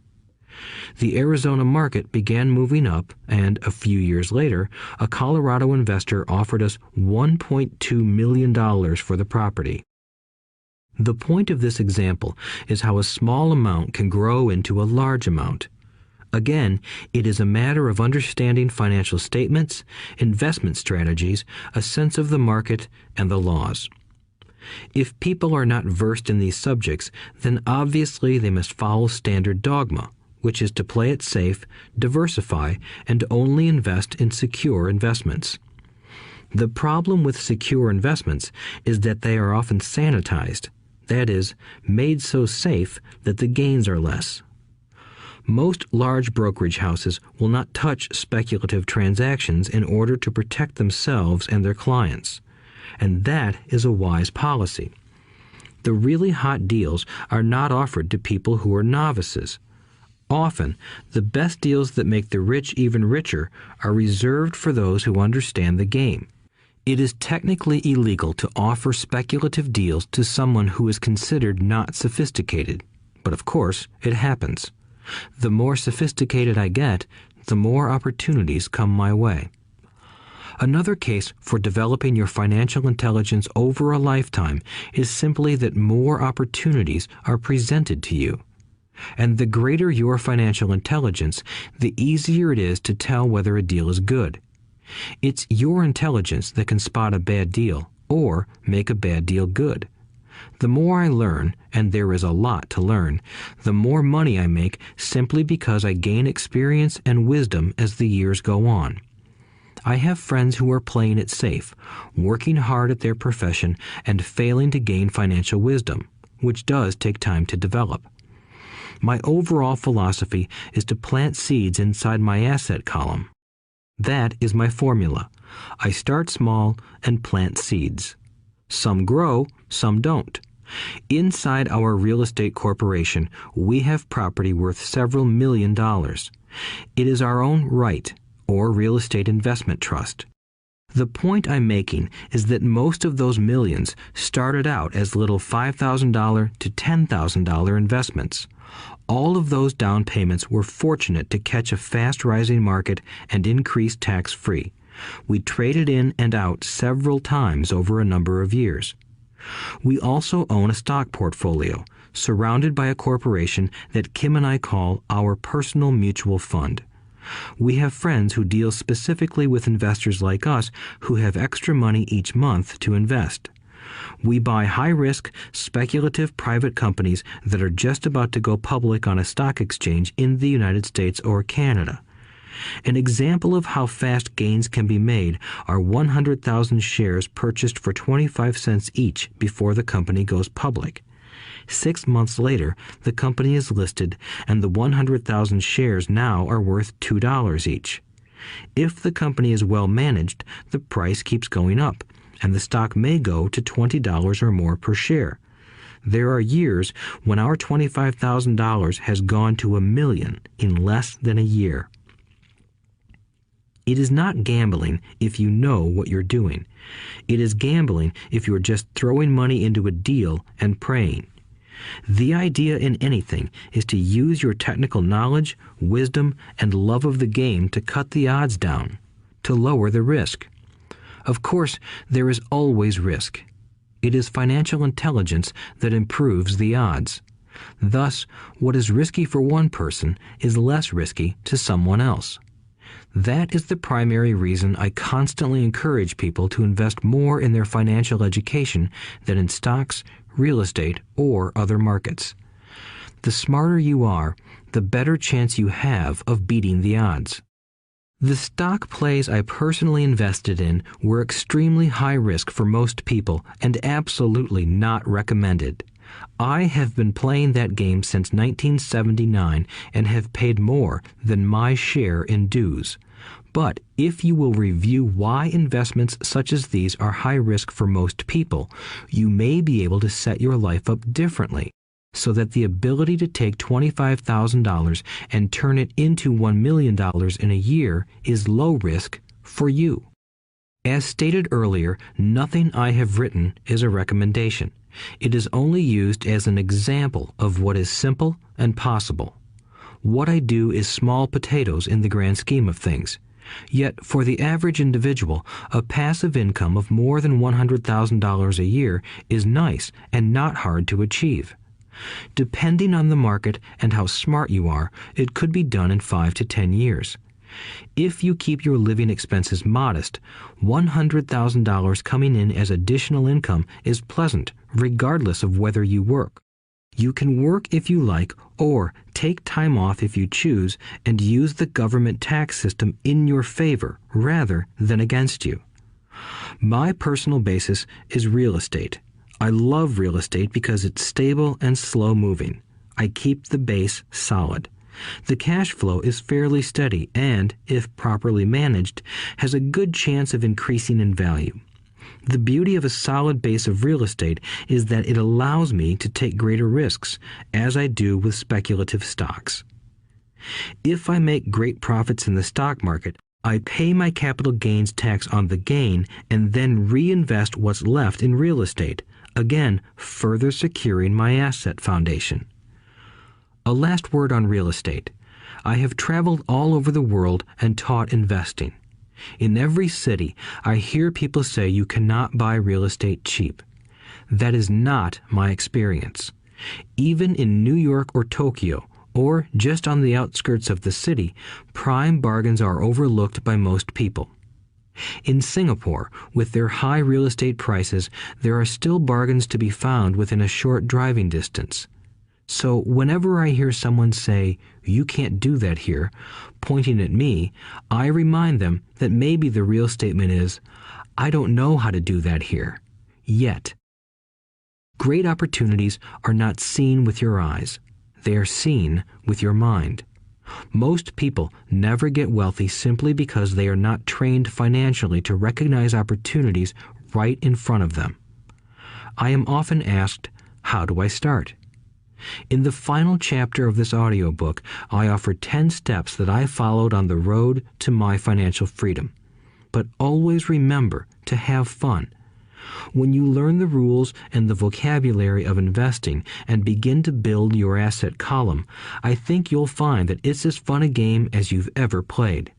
Sometimes you win, and sometimes you learn. But have fun. Most people never win because they're more afraid of losing. That is why I found school so silly.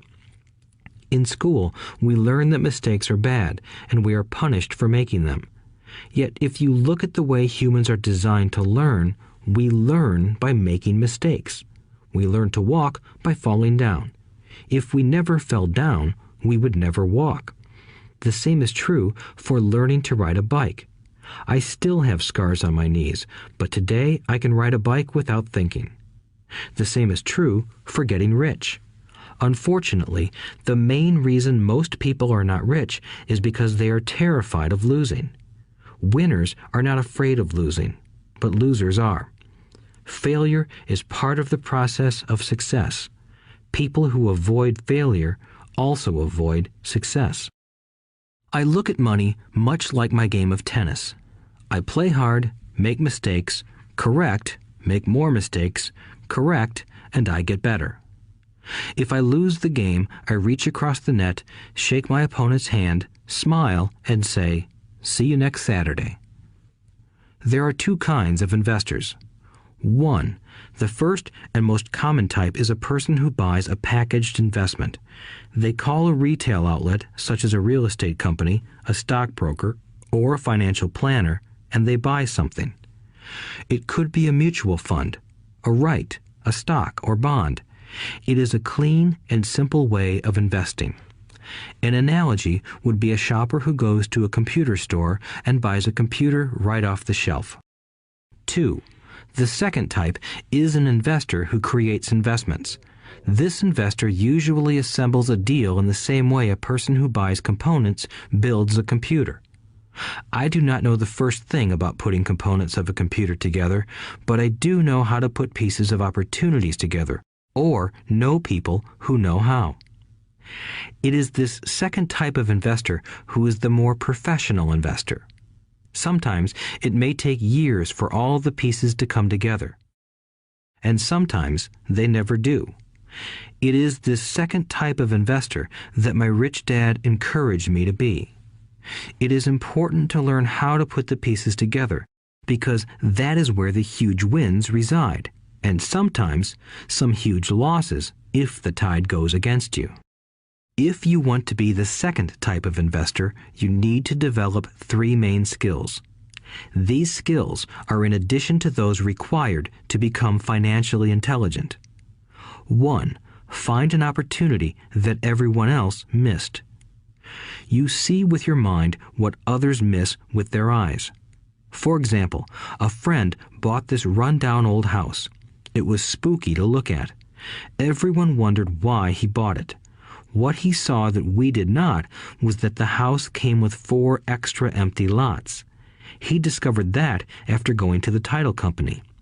After buying the house, he tore the house down and sold the 5 lots to a builder for 3 times what he paid for the entire package.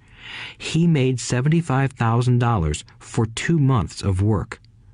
It's not a lot of money, but it sure beats minimum wage, and it's not technically difficult. 2. Raise money. The average person only goes to the bank. This second type of investor needs to know how to raise capital, and there are many ways that don't require a bank. To get started, I learned how to buy houses without a bank. It was the learned skill of raising money more than the houses themselves that was priceless. All too often, I hear people say, "The bank won't lend me money," or "I don't have the money to buy it." If you want to be a Type 2 investor, you need to learn how to do that which stops most people. In other words, a majority of people let their lack of money stop them from making a deal. If you can avoid that obstacle, you will be millions ahead of those who don't learn those skills. There have been many times I have bought a house, a stock, or an apartment building without a penny in the bank.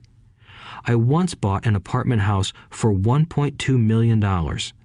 I did what is called tying it up with a written contract between seller and buyer. I then raised the $100,000 deposit, which bought me 90 days to raise the rest of the money. Why did I do it? Simply because I knew it was worth $2 million. I never raised the money. Instead, the person who put up the $100,000 gave me $50,000 for finding the deal, took over my position, and I walked away. Total working time? 3 days. Again, it's what you know more than what you buy. Investing is not buying. It's more a case of knowing. 3. Organize smart people. Intelligent people are those who work with or hire a person who is more intelligent than they are. When you need advice, make sure you choose your advisor wisely. There is a lot to learn, but the rewards can be astronomical. If you do not want to learn those skills, then being a Type 1 investor is highly recommended. It is what you know that is your greatest wealth. It is what you do not know that is your greatest risk. There is always risk, so learn to manage risk instead of avoiding it. Chapter 6. Lesson 6. Work to learn, don't work for money. Job security meant everything to my educated dad. Learning meant everything to my rich dad. A few years ago, I granted an interview with a newspaper in Singapore. The young female reporter was on time, and the interview got underway immediately. We sat in the lobby of a luxurious hotel, sipping coffee and discussing the purpose of my visit to Singapore. I was to share the platform with Zig Ziglar. He was speaking on motivation, and I was speaking on the secrets of the rich. Someday, I would like to be a best-selling author like you, she said. I had seen some of the articles she had written for the paper, and I was impressed. She had a tough, clear style of writing. Her articles held a reader's interest. You have a great style, I said in reply. What holds you back from achieving your dream? My work does not seem to go anywhere, she said quietly. Everyone says that my novels are excellent, but nothing happens. So I keep my job with the paper. At least it pays the bills. Do you have any suggestions? Yes, I do, I said brightly. A friend of mine here in Singapore runs a school that trains people to sell. He runs sales training courses for many of the top corporations here in Singapore, and I think attending one of his courses would greatly enhance your career. She stiffened. Are you saying I should go to school to learn to sell? I nodded. You aren't serious, are you? Again, I nodded. What is wrong with that? I was now backpedaling. She was offended by something, and now I was wishing I had not said anything. In my attempt to be helpful, I found myself defending my suggestion. I have a master's degree in English literature. Why would I go to school to learn to be a salesperson? I am a professional. I went to school to be trained in a profession so I would not have to be a salesperson. I hate salespeople. All they want is money. So tell me why I should study sales. She was packing her briefcase. The interview was over. On the coffee table sat a copy of an earlier best-selling book I wrote. I picked it up as well as the notes she had jotted down on her legal pad. Do you see this? I said, pointing to her notes. She looked down at her notes. What? She said, confused. Again, I pointed deliberately to her notes. On her pad she had written, Robert Kiyosaki, best-selling author.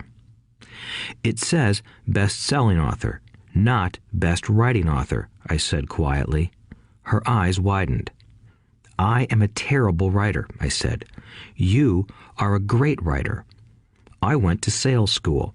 You have a master's degree. Put them together, and you get a best-selling author and a best writing author. Anger flared from her eyes. I'll never stoop so low as to learn how to sell. People like you have no business writing. I'm a professionally trained writer, and you are a salesman. It is not fair, she fumed. She put the rest of her notes away and hurried out through the large glass doors into the humid Singapore morning. At least she gave me a fair and favorable write-up the next morning.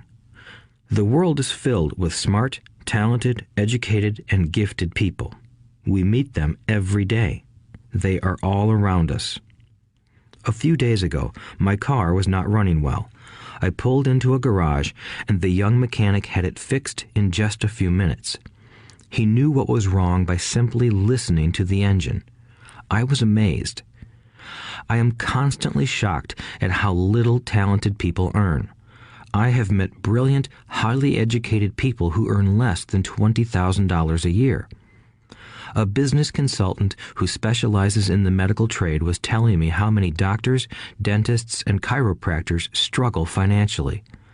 All this time, I thought that when they graduated, the dollars would pour in. It was this business consultant who gave me the phrase, "They are one skill away from great wealth."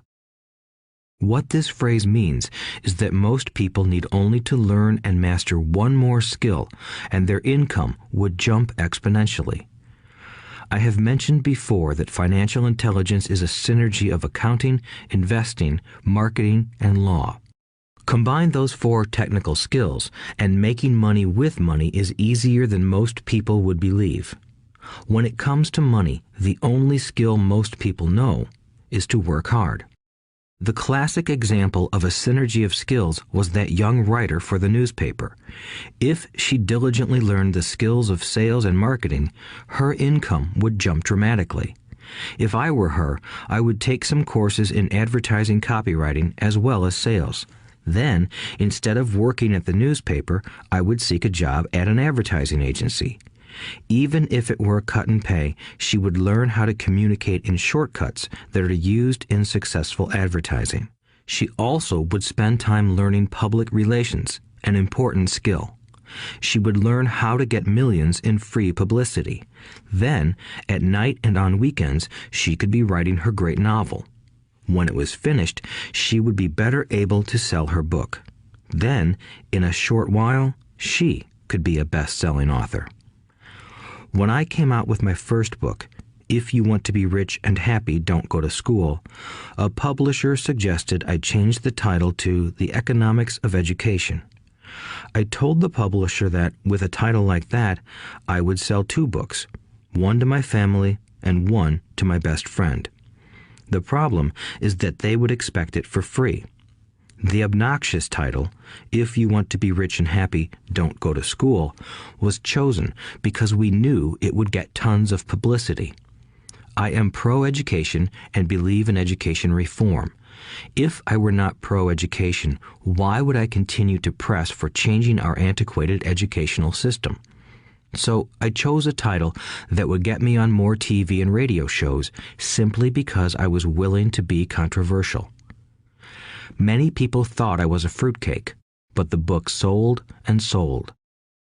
When I graduated from the U.S. Merchant Marine Academy in 1969, my educated dad was happy. Standard Oil of California had hired me for its oil tanker fleet as a third mate. The pay was low compared with my classmates, but it was okay for a first real job after college.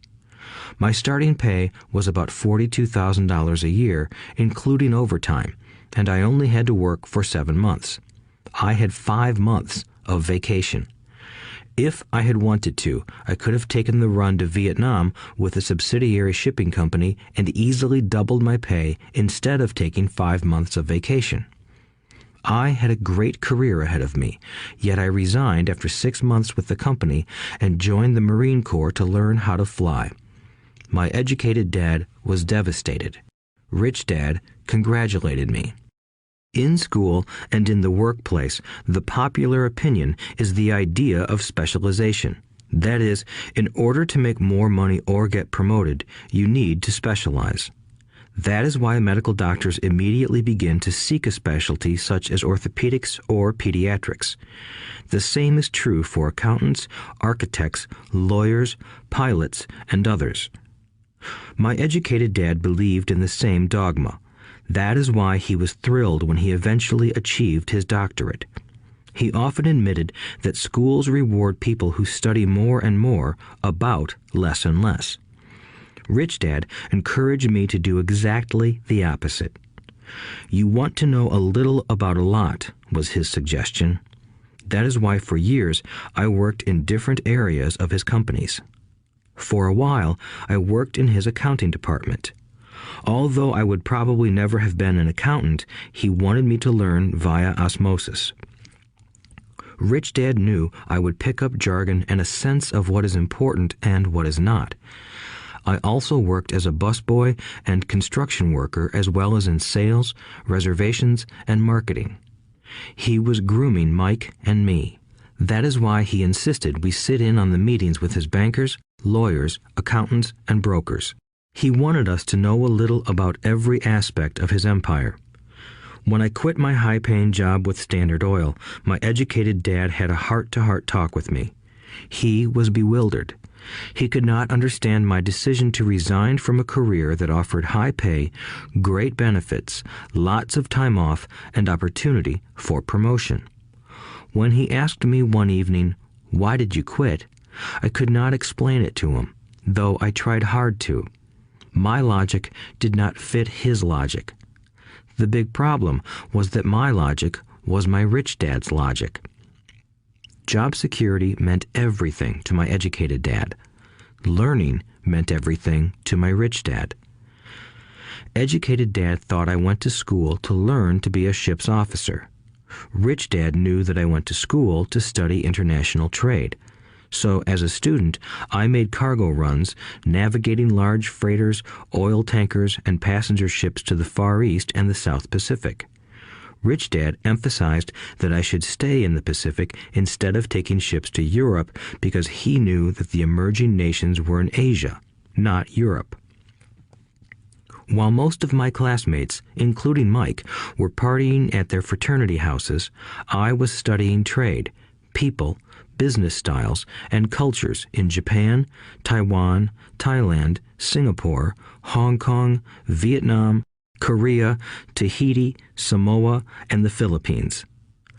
I was partying also, but it was not in any frat house. I grew up rapidly. Educated Dad just could not understand why I decided to quit and join the Marine Corps. I told him I wanted to learn to fly, but really I wanted to learn to lead troops. Rich Dad explained to me that the hardest part of running a company is managing people. He had spent 3 years in the Army. My educated dad was draft exempt. Rich Dad valued learning to lead men into dangerous situations. Leadership is what you need to learn next, he said. If you are not a good leader, you'll get shot in the back, just like they do in business. Returning from Vietnam in 1973, I resigned my commission, even though I loved flying. I found a job with Xerox Corporation. I joined it for one reason, and it was not for the benefits. I was a shy person, and the thought of selling was the most frightening subject in the world. Xerox has one of the best sales trainings programs in America. Rich Dad was proud of me. My educated dad was ashamed. Being an intellectual, he thought that salespeople were below him. I worked with Xerox for 4 years until I overcame my fear of knocking on doors and being rejected. Once I could consistently be in the top 5 in sales, I again resigned and moved on, leaving behind another great career with an excellent company. In 1977, I formed my first company. Rich Dad had groomed Mike and me to take over companies, so I now had to learn to form them and put them together. My first product, the nylon and Velcro wallet, was manufactured in the Far East and shipped to a warehouse in New York, near where I had gone to school. My formal education was complete, and it was time to test my wings. If I failed, I would go broke. Rich Dad thought it best to go broke before 30. You still have time to recover, was his advice. On the eve of my 30th birthday, my first shipment left Korea for New York. Today, I still do business internationally, and as my rich dad encouraged me to do, I keep seeking the emerging nations. Today, my investment company invests in South American countries and Asian countries, as well as in Norway and Russia. There is an old cliche that goes, "Job is an acronym for just over broke." Unfortunately, I would say that applies to millions of people. Because school does not think financial intelligence is an intelligence, most workers live within their means. They work and they pay bills. There is another horrible management theory that goes, workers work hard enough to not be fired, and owners pay just enough so that workers won't quit. And if you look at the pay scales of most companies, again, I would say there is a degree of truth to that statement. The net result is that most workers never get ahead. They do what they've been taught to do, get a secure job. Most workers focus on working for pay and benefits that reward them in the short term, but are often disastrous in the long run. Instead, I recommend to young people to seek work for what they will learn more than what they will earn. Look down the road at what skills they want to acquire before choosing a specific profession and before getting trapped in the rat race.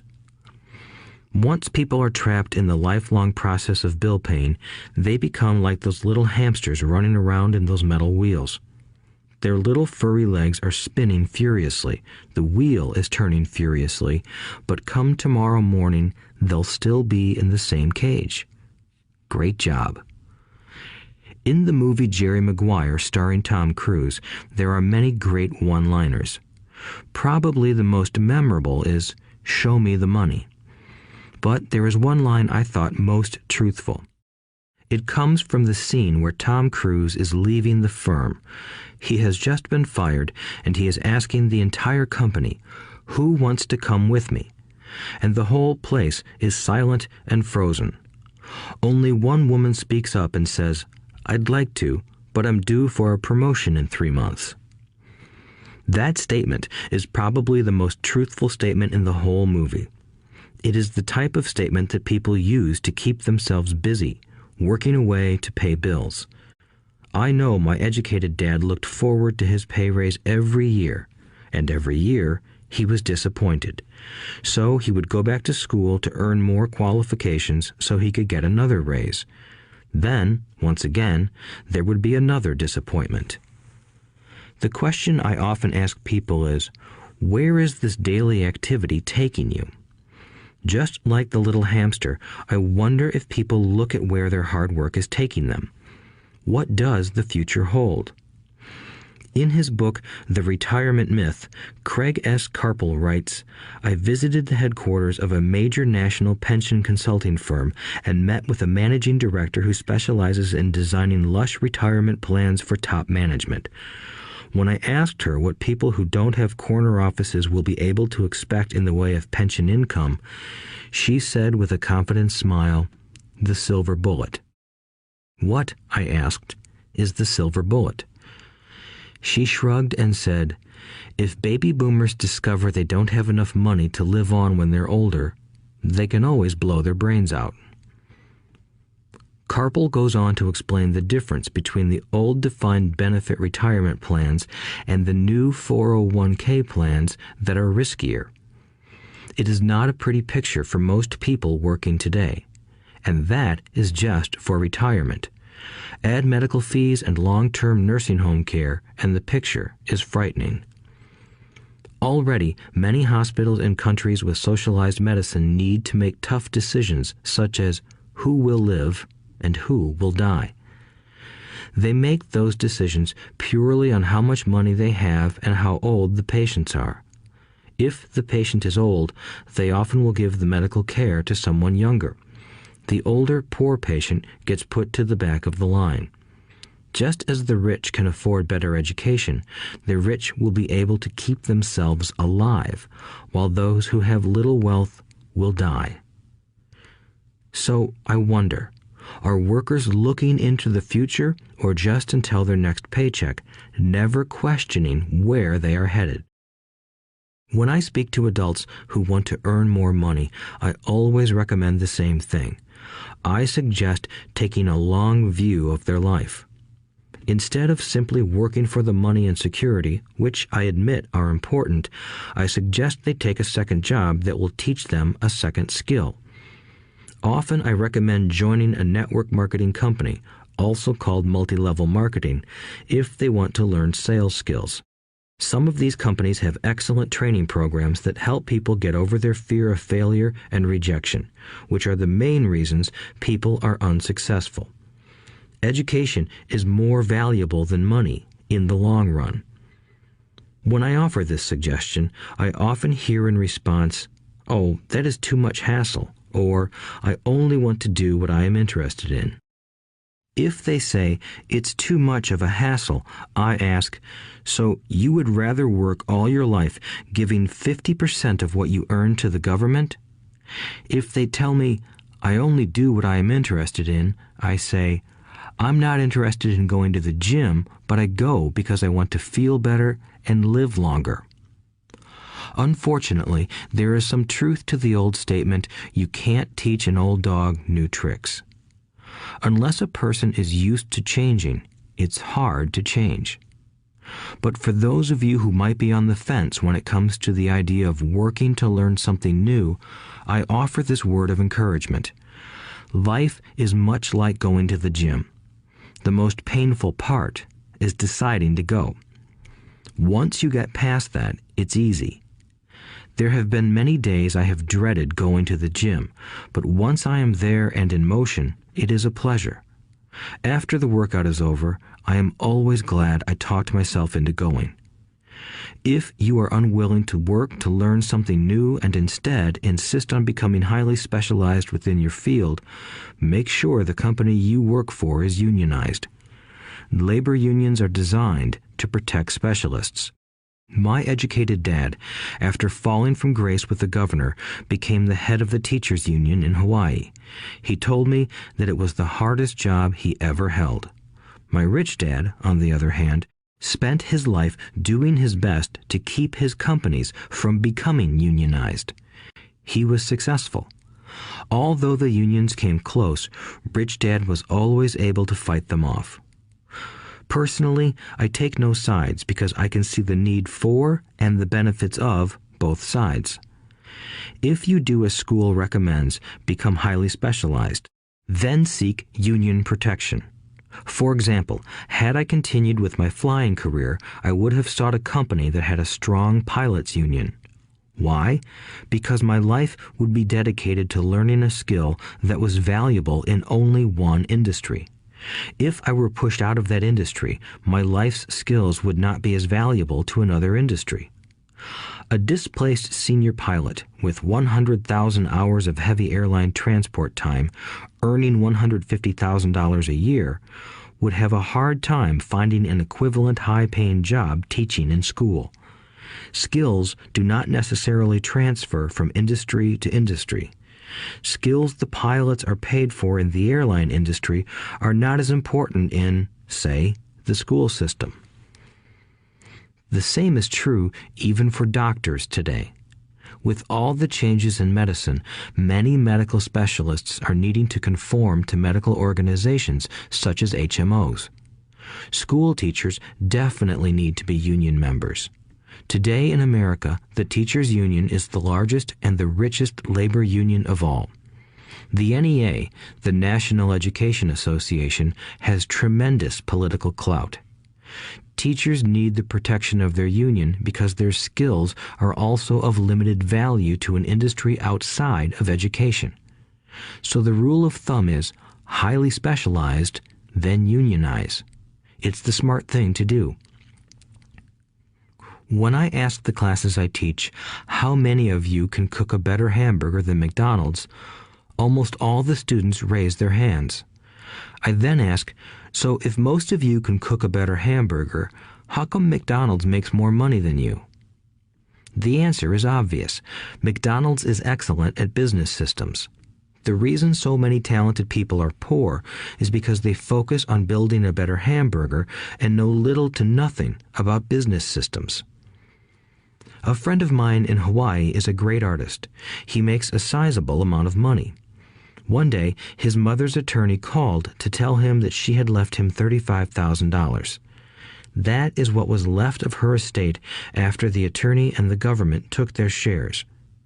Immediately, he saw an opportunity to increase his business by using some of this money to advertise.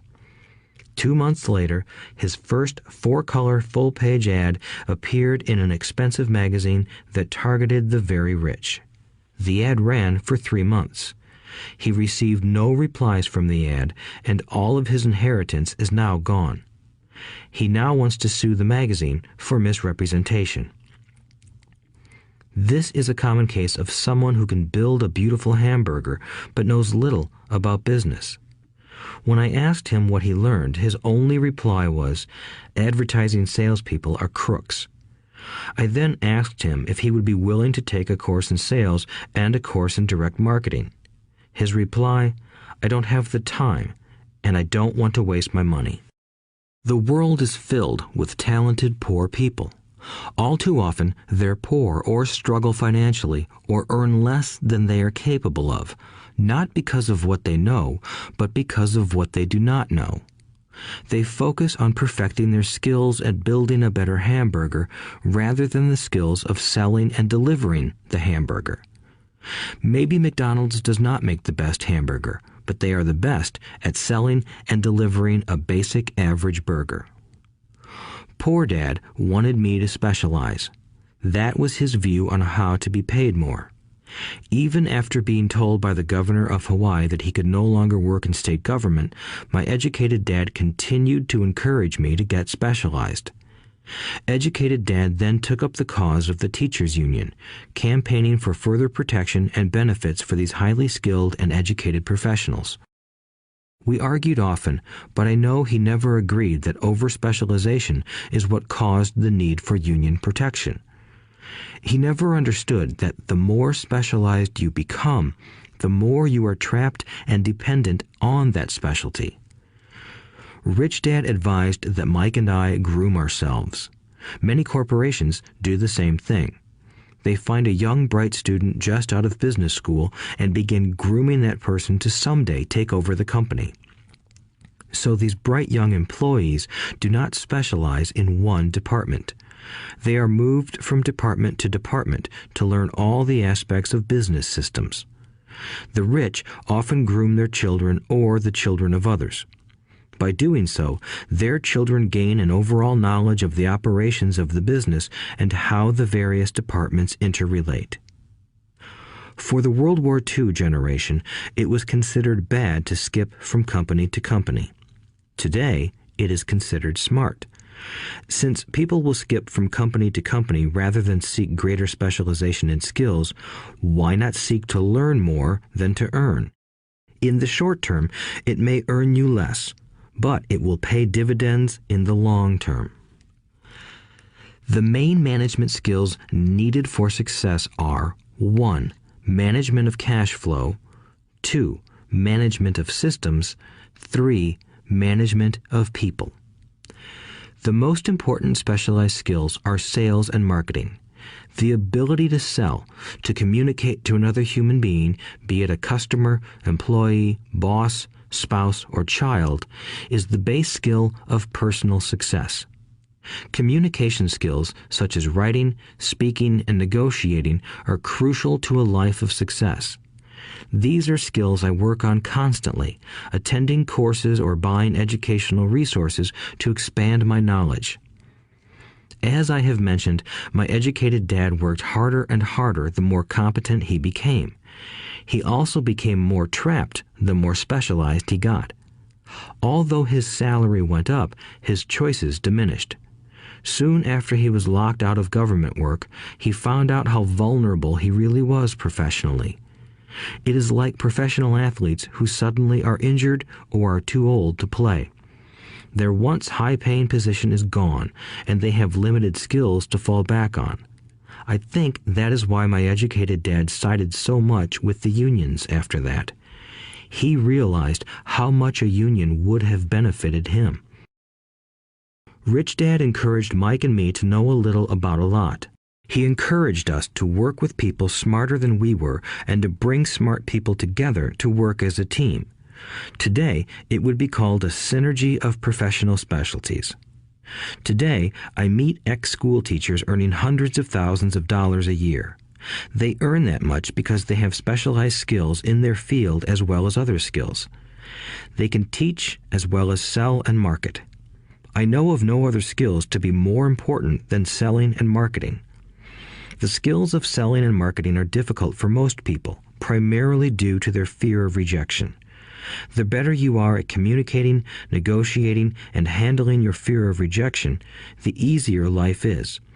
Just as I advise that newspaper writer who wanted to become a best-selling author, I advise anyone else today. Being technically specialized has its strengths as well as its weaknesses. I have friends who are geniuses, but they cannot communicate effectively with other human beings, and, as a result, their earnings are pitiful. I advise them to just spend a year learning to sell. Even if they earn nothing, their communication skills will improve, and that is priceless. In addition to being good learners, sellers, and marketers, we need to be good teachers as well as good students. To be truly rich, we need to be able to give as well as to receive. In cases of financial or professional struggle, there is often a lack of giving and receiving. I know many people who are poor because they are neither good students nor good teachers.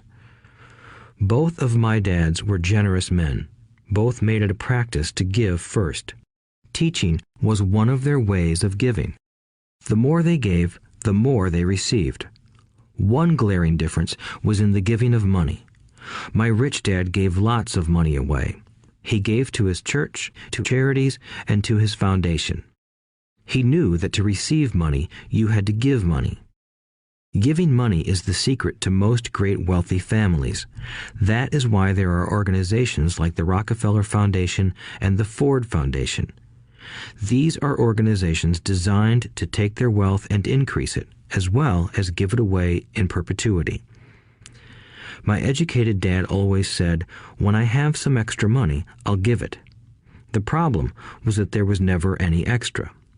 So he worked harder to draw more money in rather than focus on the most important law of money.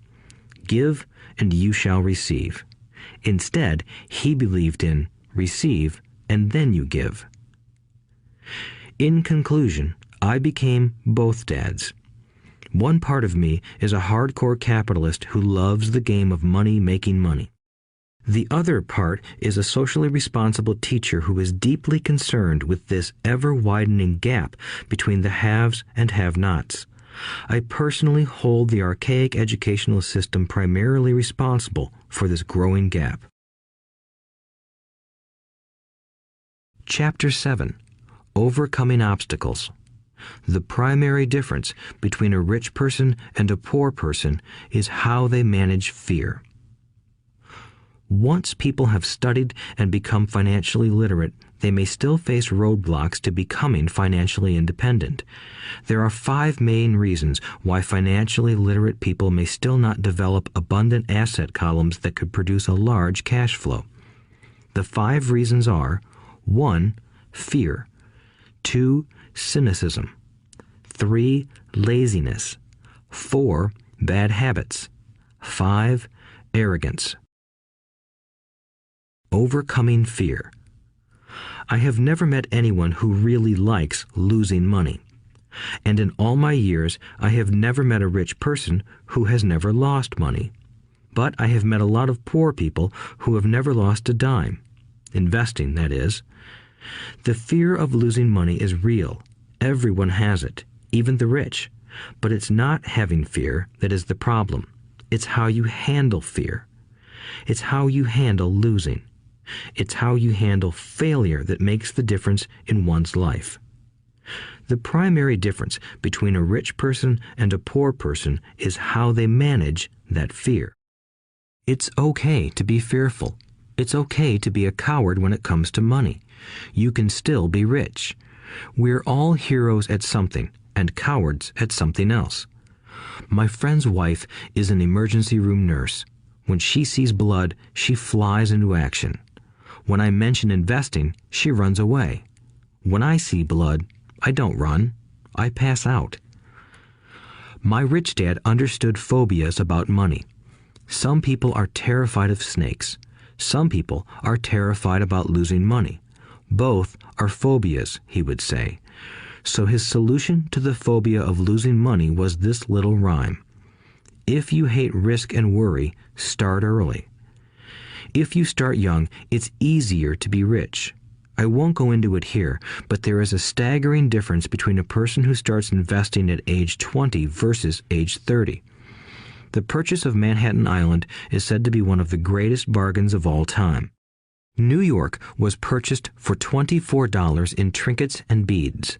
Yet if that $24 had been invested at 8% annually, that $24 would have been worth more than $28 trillion by 1995. Manhattan could be repurchased with money left over to buy much of Los Angeles. But what if you don't have much time left or would like to retire early? How do you handle the fear of losing money? My poor dad did nothing. He simply avoided the issue, refusing to discuss the subject. My rich dad, on the other hand, recommended that I think like a Texan. I like Texas and Texans, he used to say. In Texas, everything is bigger. When Texans win, they win big. And when they lose, it's spectacular. They like losing? I asked. That's not what I'm saying. Nobody likes losing. Show me a happy loser, and I'll show you a loser, said Rich Dad. It's a Texan's attitude toward risk, reward, and failure I'm talking about. It's how they handle life. They live it big. Not like most of the people around here, living like roaches when it comes to money, terrified that someone will shine a light on them and whimpering when the grocery clerk shortchanges them a quarter. Rich Dad went on, "What I like best is the Texas attitude. They're proud when they win, and they brag when they lose. Texans have a saying, if you're going to go broke, go big. You don't want to admit you went broke over a duplex." He constantly told Mike and me that the greatest reason for lack of financial success was because most people played it too safe. People are so afraid of losing that they lose, were his words. Fran Tarkenton, a one-time great NFL quarterback, says it still another way. Winning means being unafraid to lose. In my own life, I've noticed that winning usually follows losing. Before I finally learned to ride a bike, I first fell down many times. I've never met a golfer who has never lost a golf ball. I've never met people who have fallen in love who have never had their heart broken. And I've never met someone rich who has never lost money. So for most people, the reason they don't win financially is because the pain of losing money is far greater than the joy of being rich. Another saying in Texas is, everyone wants to go to heaven, but no one wants to die. Most people dream of being rich, but are terrified of losing money, so they never get to heaven. Rich Dad used to tell Mike and me stories about his trips to Texas. If you really want to learn the attitude of how to handle risk, losing, and failure, go to San Antonio and visit the Alamo. The Alamo is a great story of brave people who chose to fight, knowing there was no hope of success. They chose to die instead of surrendering. It's an inspiring story worthy of study. Nonetheless, it's still a tragic military defeat. They got their butts kicked. So, how do Texans handle failure? They still shout, "Remember the Alamo." Mike and I heard this story a lot. He always told us this story when he was about to go into a big deal and he was nervous. After he had done all his due diligence and it was time to put up or shut up, he told us this story. Every time he was afraid of making a mistake or losing money, he told us this story. It gave him strength, for it reminded him that he could always turn a financial loss into a financial win. Rich Dad knew that failure would only make him stronger and smarter. It's not that he wanted to lose. He just knew who he was and how he would take a loss. He would take a loss and make it a win. That's what made him a winner and others losers. It gave him the courage to cross the line when others backed out. That's why I like Texans so much, he would say. They took a great failure and turned it into inspiration, as well as a tourist destination that makes them millions. But probably his words that mean the most to me today are these. Texans don't bury their failures. They get inspired by them. They take their failures and turn them into rallying cries. Failure inspires Texans to become winners. But that formula is not just the formula for Texans. It is the formula for all winners. I've said that falling off my bike was part of learning to ride. I remember falling off only made me more determined to learn to ride, not less. I also said that I have never met a golfer who has never lost a ball. For top professional golfers, losing a ball or a tournament provides the inspiration to be better, to practice harder, to study more. That's what makes them better. For winners, losing inspires them. For losers, losing defeats them. I like to quote John D. Rockefeller, who said, "I always tried to turn every disaster into an opportunity." And being Japanese American, I can say this. Many people say that Pearl Harbor was an American mistake. I say it was a Japanese mistake. From the movie Tora, Tora, Tora, a somber Japanese admiral says to his cheering subordinates, "I am afraid we have awakened a sleeping giant." Remember Pearl Harbor became a rallying cry. It turned one of America's greatest losses into the reason to win. This great defeat gave America strength, and America soon emerged as a world power. Failure inspires winners, and failure defeats losers. It is the biggest secret of winners. It's the secret that losers do not know. The greatest secret of winners is that failure inspires winning. Thus, they're not afraid of losing. Repeating Fran Tarkenton's quote, "Winning means being unafraid to lose." People like Fran Tarkenton are not afraid of losing because they know who they are. They hate losing, so they know that losing will only inspire them to become better. There is a big difference between hating losing and being afraid to lose. Most people are so afraid of losing money that they lose. They go broke over a duplex. Financially, they play life too safe and too small. They buy big houses and big cars, but not big investments. The main reason that over 90% of the American public struggles financially is because they play not to lose. They don't play to win. They go to their financial planners or accountants or stockbrokers and buy a balanced portfolio. Most have lots of cash in CDs, low-yield bonds, mutual funds that can be traded within a mutual fund family, and a few individual stocks. It is a safe and sensible portfolio, but it is not a winning portfolio. It is a portfolio of someone playing not to lose. Don't get me wrong, it's probably a better portfolio than more than 70% of the population has, and that's frightening. It's a great portfolio for someone who loves safety. But playing it safe and balanced on your investment portfolio is not the way successful investors play the game. If you have little money and you want to be rich, you must first be focused, not balanced. If you look at any successful person, at the start they were not balanced. Balanced people go nowhere. They stay in one spot. To make progress, you must first go unbalanced. Just look at how you make progress walking. Thomas Edison was not balanced. He was focused. Bill Gates was not balanced. He was focused. Donald Trump is focused. George Soros is focused. George Patton did not take his tanks wide. He focused them and blew through the weak spots in the German line. The French went wide with the Maginot Line, and you know what happened to them. If you have any desire to be rich, you must focus.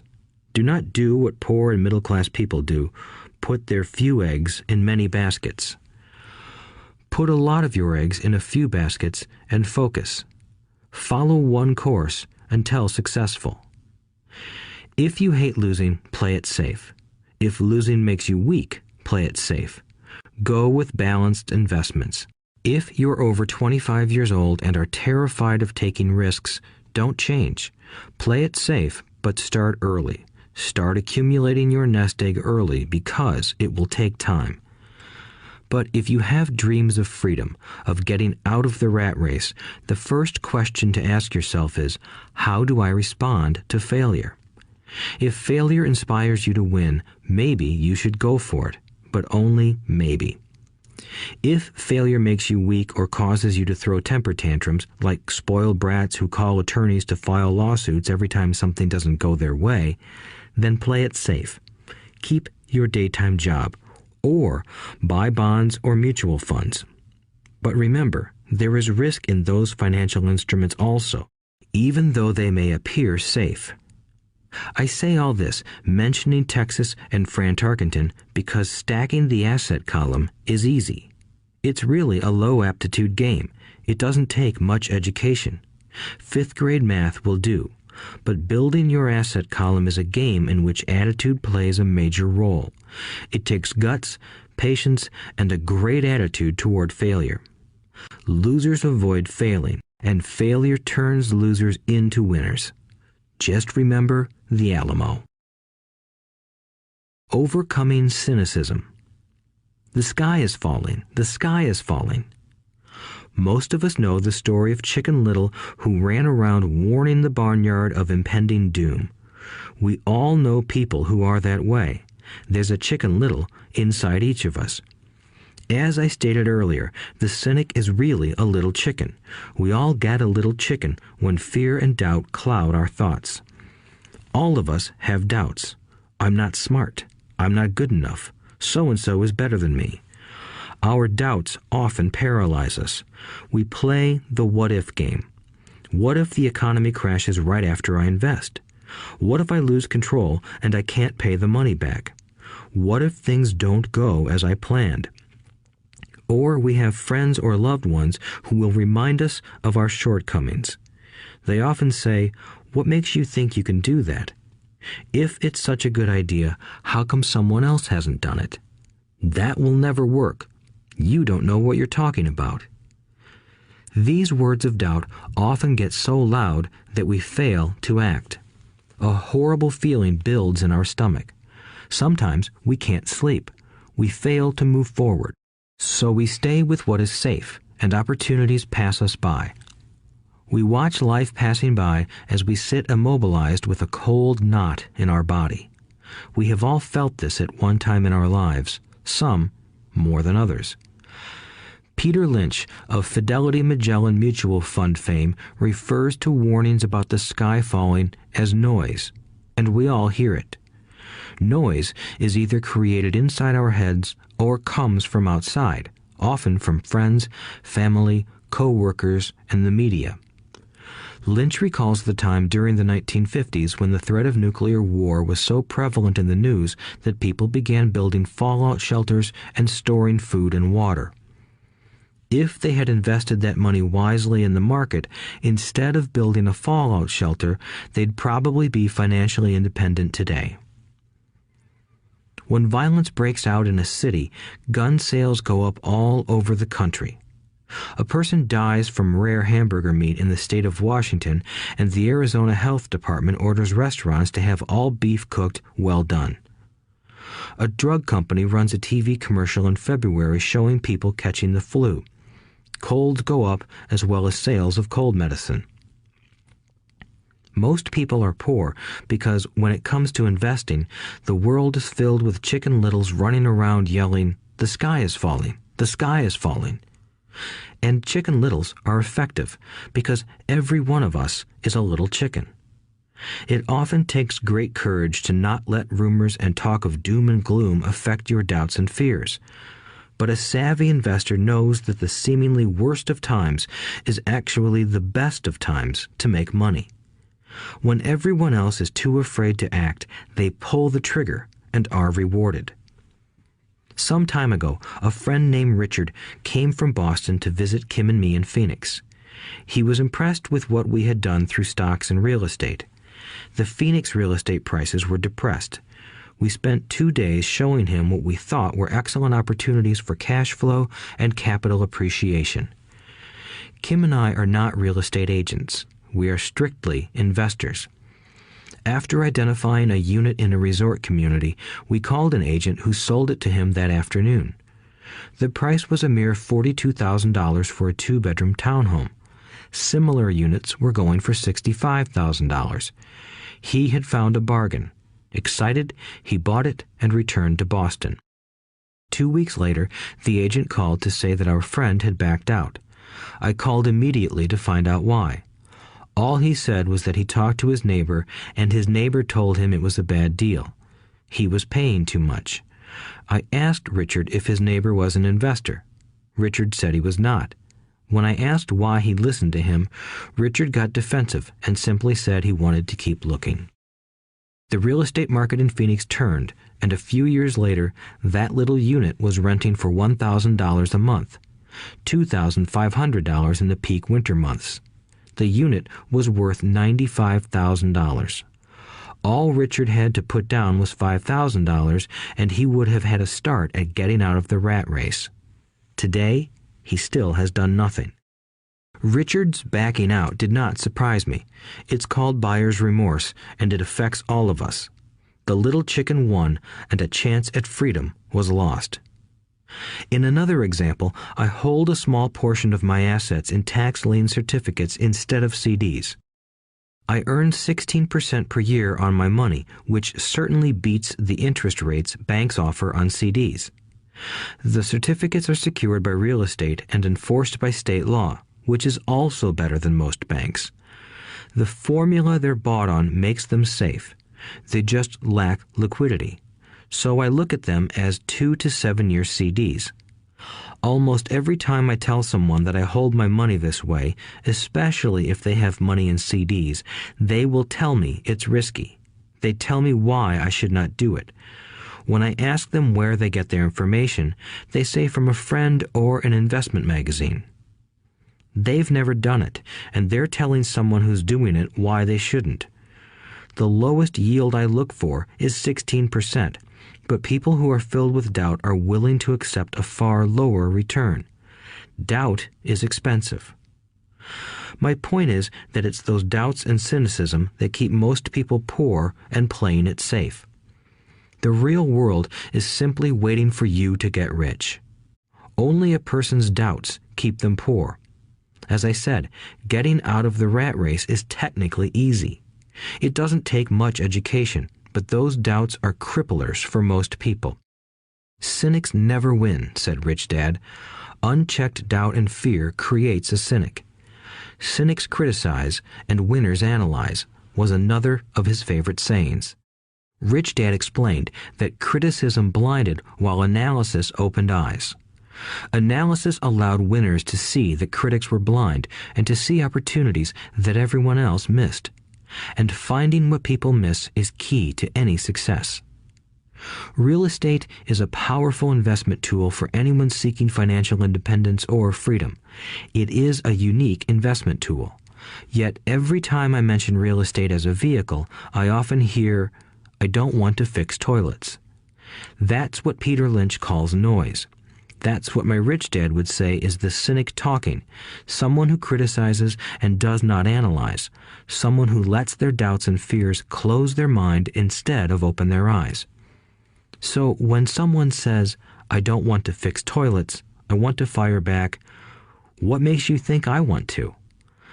They're saying a toilet is more important than what they want.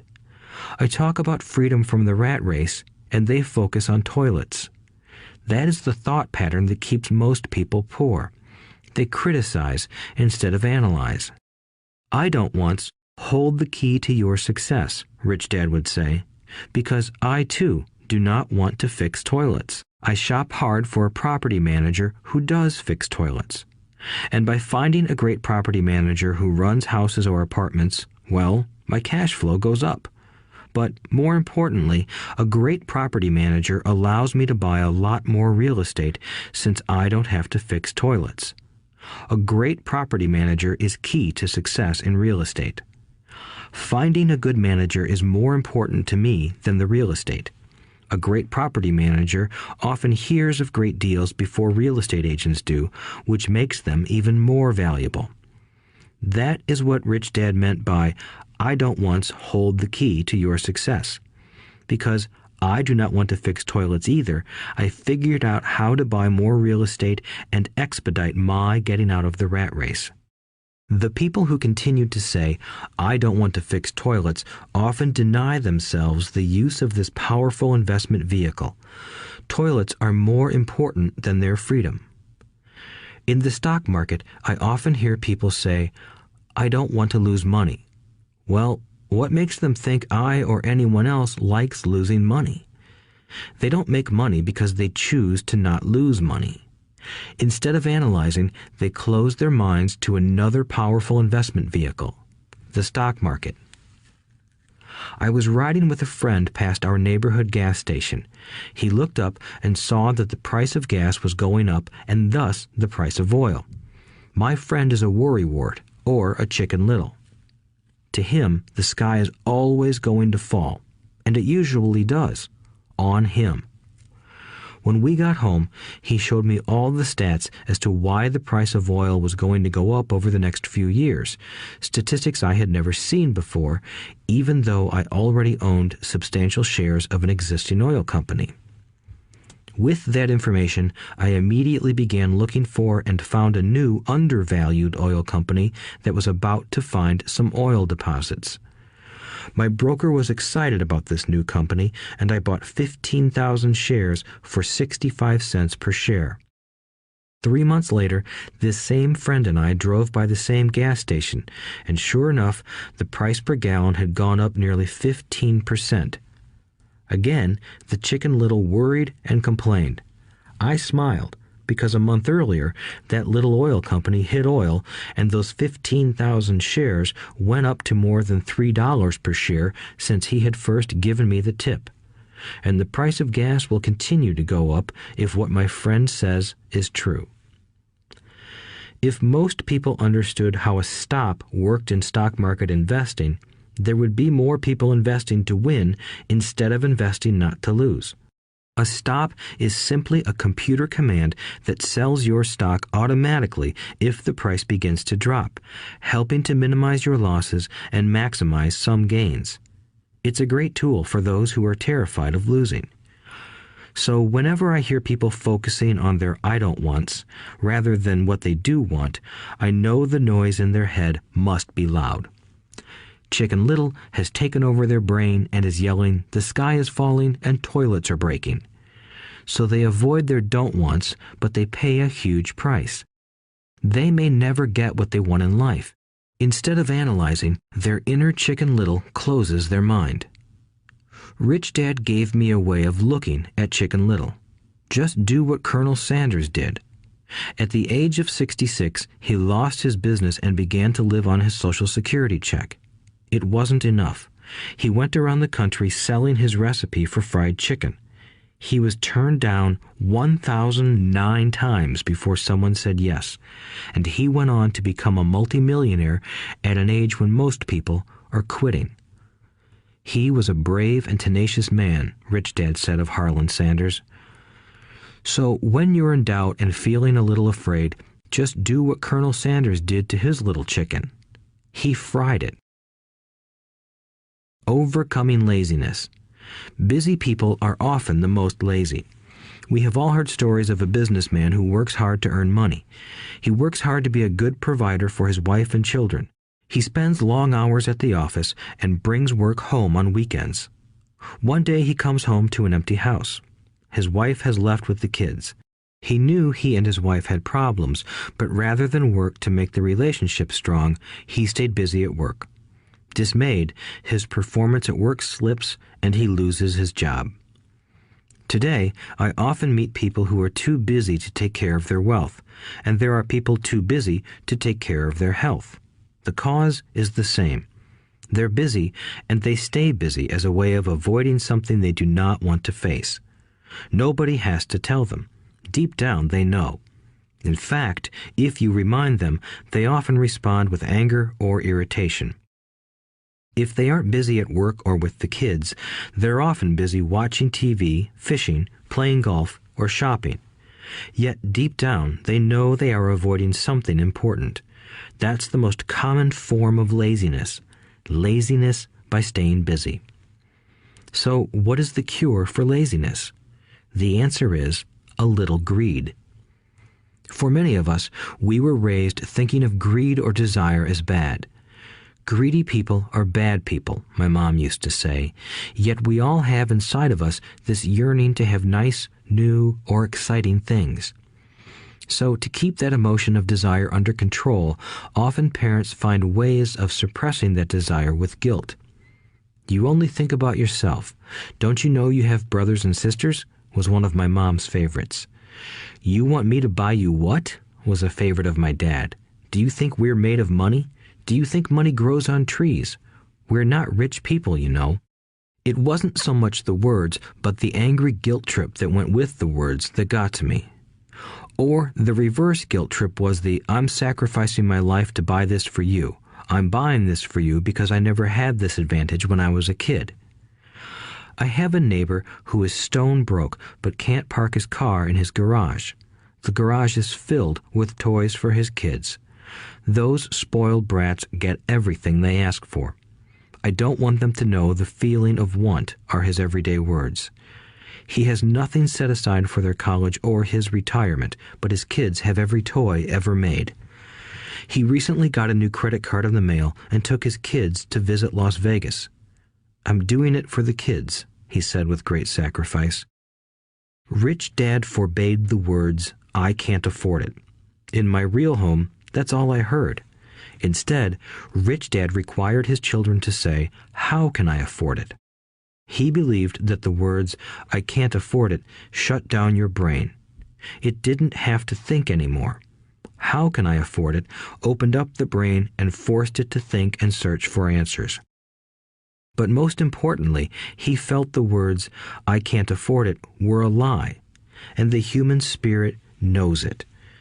The human spirit is very, very powerful, he would say. It knows it can do anything. By having a lazy mind that says, I can't afford it, a war breaks out inside you. Your spirit is angry, and your lazy mind must defend its lie. The spirit is screaming, come on, let's go to the gym and work out. And the lazy mind says, but I'm tired. I worked really hard today. Or the human spirit says, I'm sick and tired of being poor. Let's get out there and get rich. To which the lazy mind says, rich people are greedy. Besides, it's too much bother. It's not safe. I might lose money. I'm working hard enough as it is. I've got too much to do at work anyway. Look at what I have to do tonight. My boss wants it finished by morning. I can't afford it also causes sadness, a helplessness that leads to despondency and often depression. How can I afford it opens up possibilities, excitement, and dreams. So Rich Dad was not so concerned about what we wanted to buy as long as we understood that how can I afford it creates a stronger mind and a dynamic spirit. Thus, he rarely gave Mike or me anything. He would instead ask, how can you afford it? And that included college, which we paid for ourselves. It was not the goal, but the process of attaining the goal that he wanted us to learn. The problem I see today is that there are millions of people who feel guilty about their desire or their greed. It's old conditioning from their childhood. While they desire to have the finer things that life offers, most have been conditioned subconsciously to say, I can't have that, or I'll never be able to afford that. When I decided to exit the rat race, it was simply a question of how can I afford to never work again? And my mind began to kick out answers and solutions. The hardest part was fighting my real parents' dogma. We can't afford that. Stop thinking only about yourself. Why don't you think about others? And other similar sentiments designed to instill guilt to suppress my greed. So, how do you beat laziness? Once again, the answer is a little greed. It's that radio station WIIFM, which stands for What's in it for me? A person needs to sit down and ask, what would my life be like if I never had to work again? What would I do if I had all the money I needed? Without that little greed, the desire to have something better, progress is not made. Our world progresses because we all desire a better life. New inventions are made because we desire something better. We go to school and study hard because we want something better. So whenever you find yourself avoiding something you know you should be doing, then the only thing to ask yourself is, what's in it for me? Be a little greedy. It's the best cure for laziness. Too much greed, however, as anything in excess can be, is not good. But just remember what Michael Douglas said in the movie Wall Street. Greed is good. Rich Dad said it differently. Guilt is worse than greed, for guilt robs the body of its soul. I think Eleanor Roosevelt said it best. Do what you feel in your heart to be right, for you'll be criticized anyway. You'll be damned if you do, and damned if you don't. Overcoming bad habits. Our lives are a reflection of our habits more than our education. After seeing the movie Conan the Barbarian, starring Arnold Schwarzenegger, a friend said, "I'd love to have a body like Schwarzenegger." Most of the guys nodded in agreement. "I even heard he was really puny and skinny at one time," another friend added. "Yeah, I heard that too," another one said. "I heard he has a habit of working out almost every day in the gym." "Yeah, I'll bet he has to." "Nah," said the group's cynic. "I'll bet he was born that way. Besides, let's stop talking about Arnold and get some beers." This is an example of habits controlling behavior. I remember asking my rich dad about the habits of the rich. Instead of answering me outright, he wanted me to learn through example, as usual. "When does your dad pay his bills?" Rich Dad asked. "The first of the month," I said. "Does he have anything left over?" he asked. "Very little," I said. "That's the main reason he struggles," said Rich Dad. "He has bad habits. Your dad pays everyone else first. He pays himself last, but only if he has anything left over." "Which he usually doesn't," I said. "But he has to pay his bills, doesn't he? You're saying he shouldn't pay his bills?" "Of course not," said Rich Dad. "I firmly believe in paying my bills on time. I just pay myself first, before I pay even the government." "But what happens if you don't have enough money?" I asked. "What do you do then?" "The same," said Rich Dad. "I still pay myself first, even if I'm short of money. My asset column is far more important to me than the government." "But," I said, "don't they come after you?" "Yes, if you don't pay," said Rich Dad. "Look, I did not say not to pay.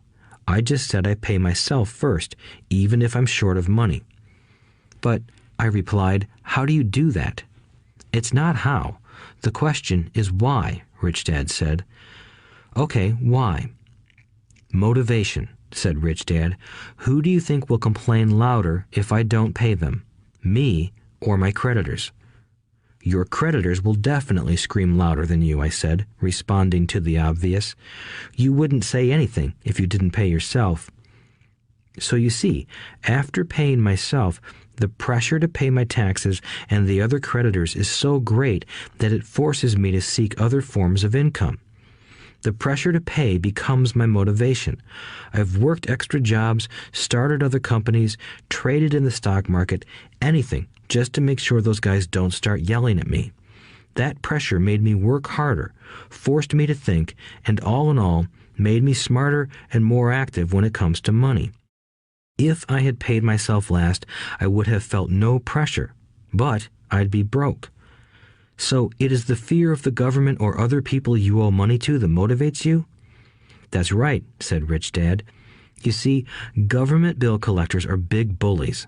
So are bill collectors in general. Most people give in to those bullies. They pay them and never pay themselves. You know the story of the 98-pound weakling who gets sand kicked in his face? I nodded. I see that ad for weightlifting and bodybuilding lessons in the comic books all the time. Well, most people let the bullies kick sand in their faces. I decided to use the fear of the bully to make me stronger. Others got weaker. Forcing myself to think about how to make extra money is like going to the gym and working out with weights. The more I work my mental money muscles out, the stronger I get. Now, I'm not afraid of those bullies. I liked what Rich Dad was saying, so if I pay myself first, I get financially stronger mentally and fiscally. Rich Dad nodded. And if I pay myself last, or not at all, I get weaker. So people like bosses, managers, tax collectors, bill collectors, and landlords push me around all my life just because I don't have good money habits. Rich Dad nodded, just like the 98-pound weakling. Overcoming arrogance. What I know makes me money. What I don't know loses me money. Every time I have been arrogant, I have lost money. Because when I'm arrogant, I truly believe that what I don't know is not important, Rich Dad would often tell me. I have found that many people use arrogance to try to hide their own ignorance. It often happens when I am discussing financial statements with accountants or even other investors. They try to bluster their way through the discussion. It is clear to me that they don't know what they're talking about. They're not lying, but they are not telling the truth. There are many people in the world of money, finances, and investments who have absolutely no idea what they're talking about. Most people in the money industry are just spouting off sales pitches like used car salesmen. When you know you are ignorant in a subject, start educating yourself by finding an expert in the field or a book on the subject. Chapter 8. Getting Started. There is gold everywhere. Most people are not trained to see it. I wish I could say acquiring wealth was easy for me, but it wasn't. So in response to the question, how do I start, I offer the thought process I go through on a day-to-day basis. It really is easy to find great deals. I promise you that. It's just like riding a bike. After a little wobbling, it's a piece of cake. But when it comes to money, it takes determination to get through the wobbling. That's a personal thing. To find million-dollar deals of a lifetime requires us to call on our financial genius. I believe that each of us has a financial genius within us. The problem is that our financial genius lies asleep, waiting to be called upon. It lies asleep because our culture has educated us into believing that the love of money is the root of all evil. It has encouraged us to learn a profession so we can work for money, but failed to teach us how to have money work for us. It taught us not to worry about our financial future because our company or the government would take care of us when our working days are over. However, it is our children, educated in the same school system, who will end up paying for this absence of financial education. The message is still to work hard, earn money, and spend it. And when we run short, we can always borrow more. Unfortunately, 90% of the Western world subscribes to the above dogma, simply because it's easier to find a job and work for money. If you are not one of the masses, I offer you the following 10 steps to awaken your financial genius.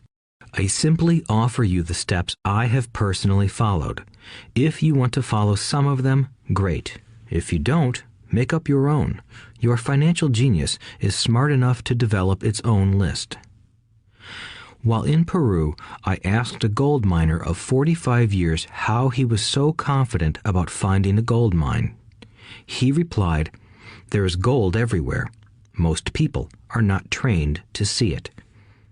And I would say that is true. In real estate, I can go out and in a day come up with 4 or 5 great potential deals. while the average person will go out and find nothing, even looking in the same neighborhood.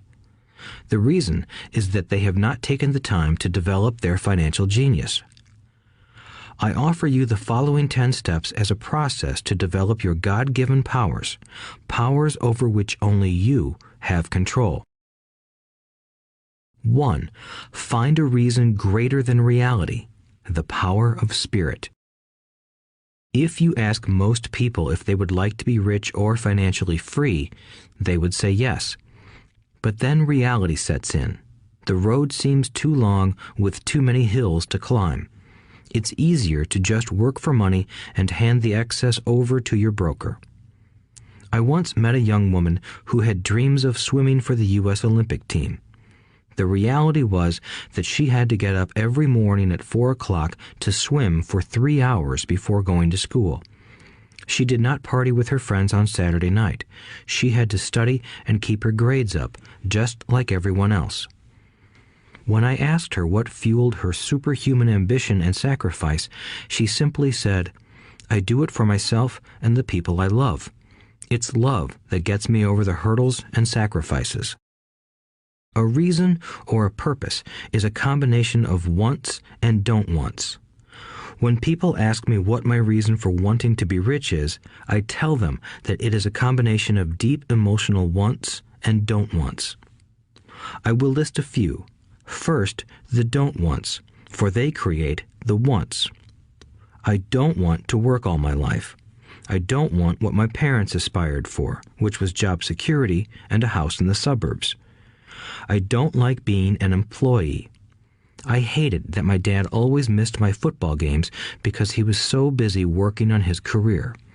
I hated it when my dad worked hard all his life and the government took most of what he worked for at his death. He could not even pass on what he worked so hard for when he died. The rich don't do that. They work hard and pass it on to their children. Now, the wants. I want to be free to travel the world and live in the lifestyle I love. I want to be young when I do this. I want to simply be free. I want control over my time and my life. I want money to work for me.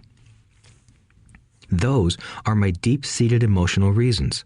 What are yours? If they are not strong enough, then the reality of the road ahead may be greater than your reasons. I have lost money and been set back many times, but it was the deep emotional reasons that kept me standing up and going forward. I wanted to be free by age 40, but it took me until I was 47, with many learning experiences along the way. As I said, I wish I could say it was easy. It wasn't, but it wasn't that hard either. I've learned that without a strong reason or purpose, anything in life is hard. If you do not have a strong reason, there is no sense listening further. It will sound like too much work. 2. Make daily choices. The power of choice. Choice is the main reason people want to live in a free country. We want the power to choose. Financially, with every dollar we get in our hands, we hold the power to choose our future, to be rich, poor, or middle class. Our spending habits reflect who we are. Poor people simply have poor spending habits. The benefit I had as a boy was that I loved playing Monopoly constantly. Nobody told me Monopoly was only for kids, so I just kept playing the game as an adult. I also had a rich dad who pointed out to me the difference between an asset and a liability. So a long time ago, as a little boy, I chose to be rich, and I knew that all I had to do was learn to acquire assets, real assets. My best friend, Mike, had an asset column handed to him, but he still had to choose to learn to keep it. Many rich families lose their assets in the next generation simply because there was no one trained to be a good steward over their assets. Most people choose not to be rich. For 90% of the population, being rich is too much of a hassle. So they invent sayings that go, "I'm not interested in money. I'll never be rich. I don't have to worry. I'm still young. When I make some money, then I'll think about my future." My husband or wife handles the finances. The problem with those statements is that they rob the person who chooses to think such thoughts of two things. One is time, which is your most precious asset. The second is learning. Having no money should not be an excuse to not learn, but that is a choice we all make daily. The choice of what we do with our time, our money, and what we put in our heads. That is the power of choice. All of us have choice. I just choose to be rich, and I make that choice every day. Invest first in education. In reality, the only real asset you have is your mind, the most powerful tool we have dominion over. Each of us has the choice of what we put in our brain once we're old enough. You can watch TV, read golf magazines, or go to ceramics class or a class on financial planning. You choose. Most people simply buy investments rather than first investing in learning about investing. A friend of mine recently had her apartment burglarized. The thieves took her electronics and left all the books. And we all have that same choice. 90% of the population buys TV sets, and only about 10% buy business books. So what do? I go to seminars. I like it when they are at least 2 days long because I like to immerse myself in a subject. In 1973, I was watching this guy on TV who was advertising a 3-day seminar on how to buy real estate for nothing down. I spent $385, and that course has made me at least $2 million, if not more. But more importantly, it bought me life. I don't have to work for the rest of my life because of that one course. I go to at least 2 such courses every year. I love CDs and audiobooks. The reason? I can easily review what I just heard. I was listening to an investor say something I completely disagreed with. Instead of becoming arrogant and critical, I simply listened to that 5-minute stretch at least 20 times, maybe more. But suddenly, by keeping my mind open, I understood why he said what he said. It was like magic. I felt like I had a window into the mind of one of the greatest investors of our time. I gained tremendous insight into the vast resources of his education and experience. The net result? I still have the old way I used to think, and I now have a new way of looking at the same problem or situation. I have 2 ways to analyze a problem or trend, and that is priceless. Today, I often say, how would Donald Trump do this, or Warren Buffett, or George Soros? The only way I can access their vast mental power is to be humble enough to read or listen to what they have to say. Arrogant or critical people are often people with low self-esteem who are afraid of taking risks. That's because if you learn something new, you are then required to make mistakes in order to fully understand what you have learned. If you have listened this far, arrogance is not one of your problems. Arrogant people rarely read or listen to experts. Why should they? They are the center of the universe. There are so many intelligent people who argue or defend when a new idea clashes with the way they think. In this case, their so-called intelligence combined with arrogance equals ignorance. Each of us knows people who are highly educated or believe they are smart, but their balance sheet paints a different picture. A truly intelligent person welcomes new ideas, for new ideas can add to the synergy of other accumulated ideas. Listening is more important than talking. If that were not true, God would not have given us 2 ears and only 1 mouth. Too many people think with their mouth instead of listening in order to absorb new ideas and possibilities. They argue instead of asking questions. I take a long view on my wealth. I do not subscribe to the get-rich-quick mentality most lottery players or casino gamblers have. I may go in and out of stocks, but I am long on education. If you want to fly an airplane, I advise taking lessons first. I am always shocked at people who buy stocks or real estate but never invest in their greatest asset, their mind. Just because you bought a house or two does not make you an expert at real estate. 3. Choose friends carefully. The power of association. First of all, I do not choose my friends by their financial statements. I have friends who have actually taken a vow of poverty, as well as friends who earn millions every year. The point is that I learn from all of them. Now, I will admit that there are people I have actually sought out because they had money. But I was not after their money. I was seeking their knowledge. In some cases, these people who had money have become dear friends. I've noticed that my friends with money talk about money. They don't do it to brag. They're interested in the subject. So I learn from them, and they learn from me. My friends who are in dire financial straits do not like talking about money, business, or investing. They often think it rude or unintellectual. So I also learn from my friends who struggle financially. I find out what not to do. I have several friends who have generated over $1 billion in their short lifetimes. The 3 of them report the same phenomenon. Their friends who have no money have never come to them to ask them how they did it, but they do come asking for one of 2 things, or both, a loan or a job.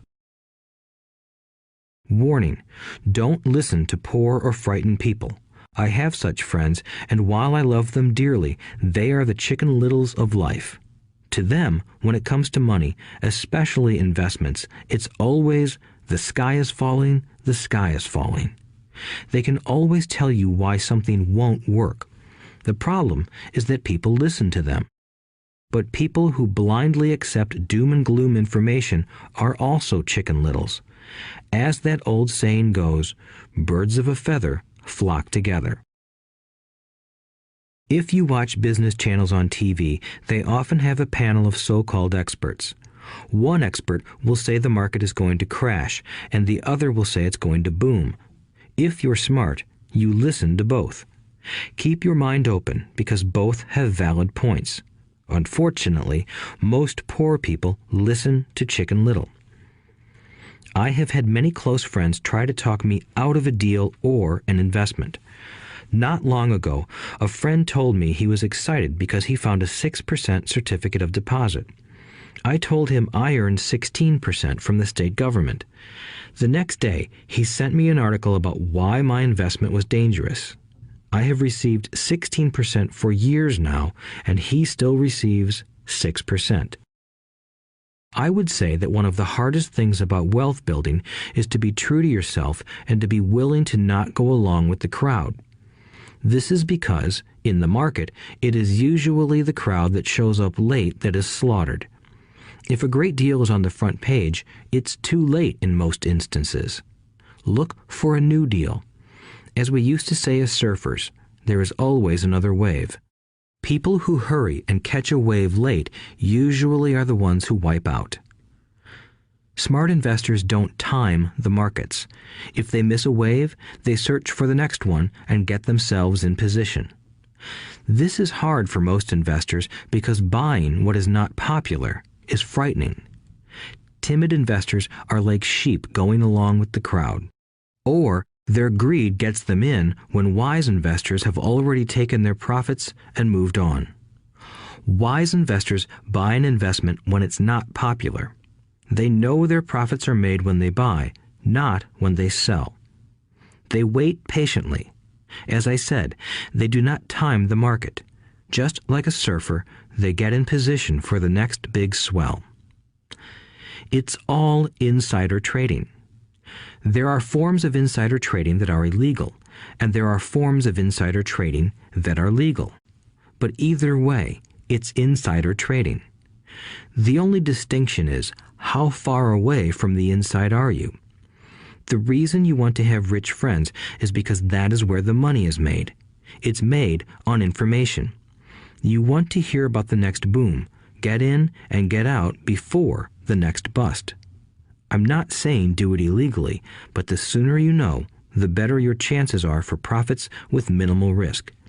That is what friends are for, and that is financial intelligence. 4. Master a formula and then learn a new one. The power of learning quickly. In order to make bread, every baker follows a recipe, even if it's only held in their head.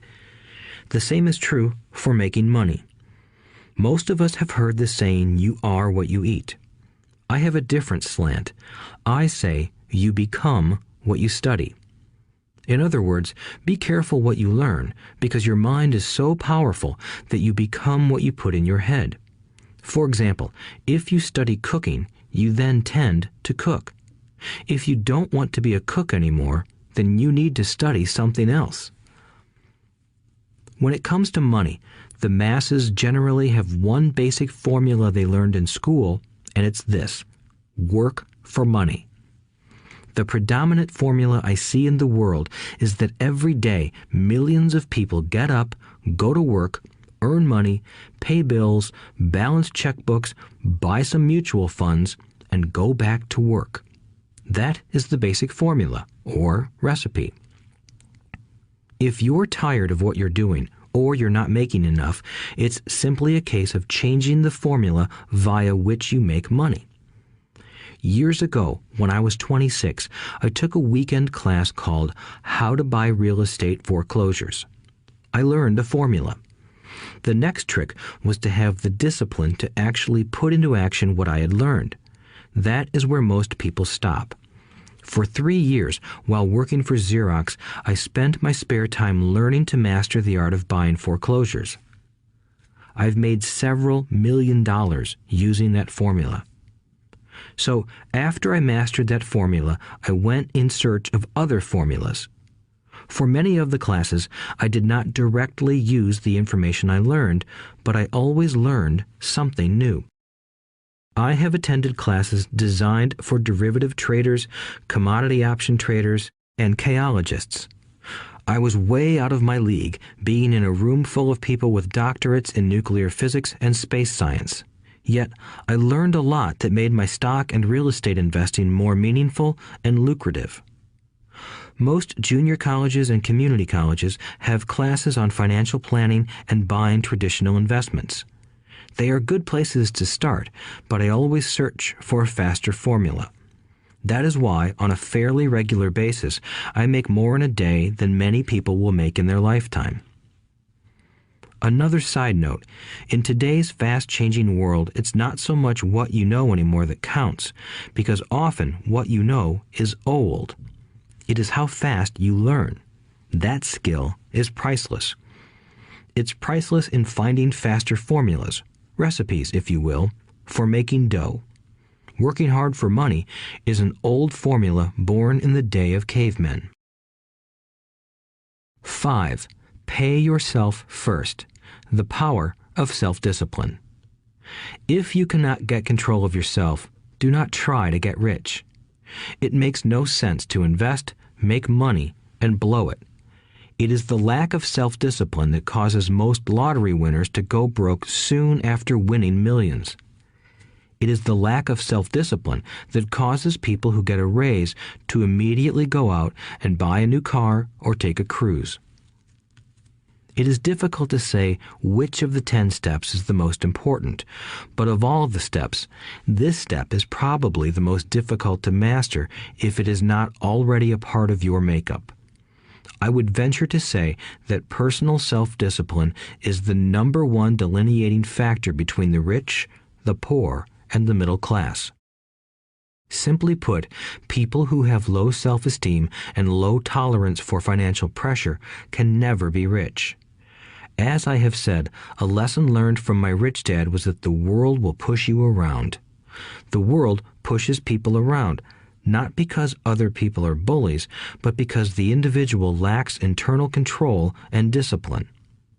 People who lack internal fortitude often become victims of those who have self-discipline. In the entrepreneur classes I teach, I constantly remind people to not focus on their product, service, or widget, but to focus on developing management skills. The 3 most important management skills necessary to start your own business are management of 1. Cash flow, 2. People, 3. Personal time. I would say the skills to manage these three apply to anything, not just entrepreneurs.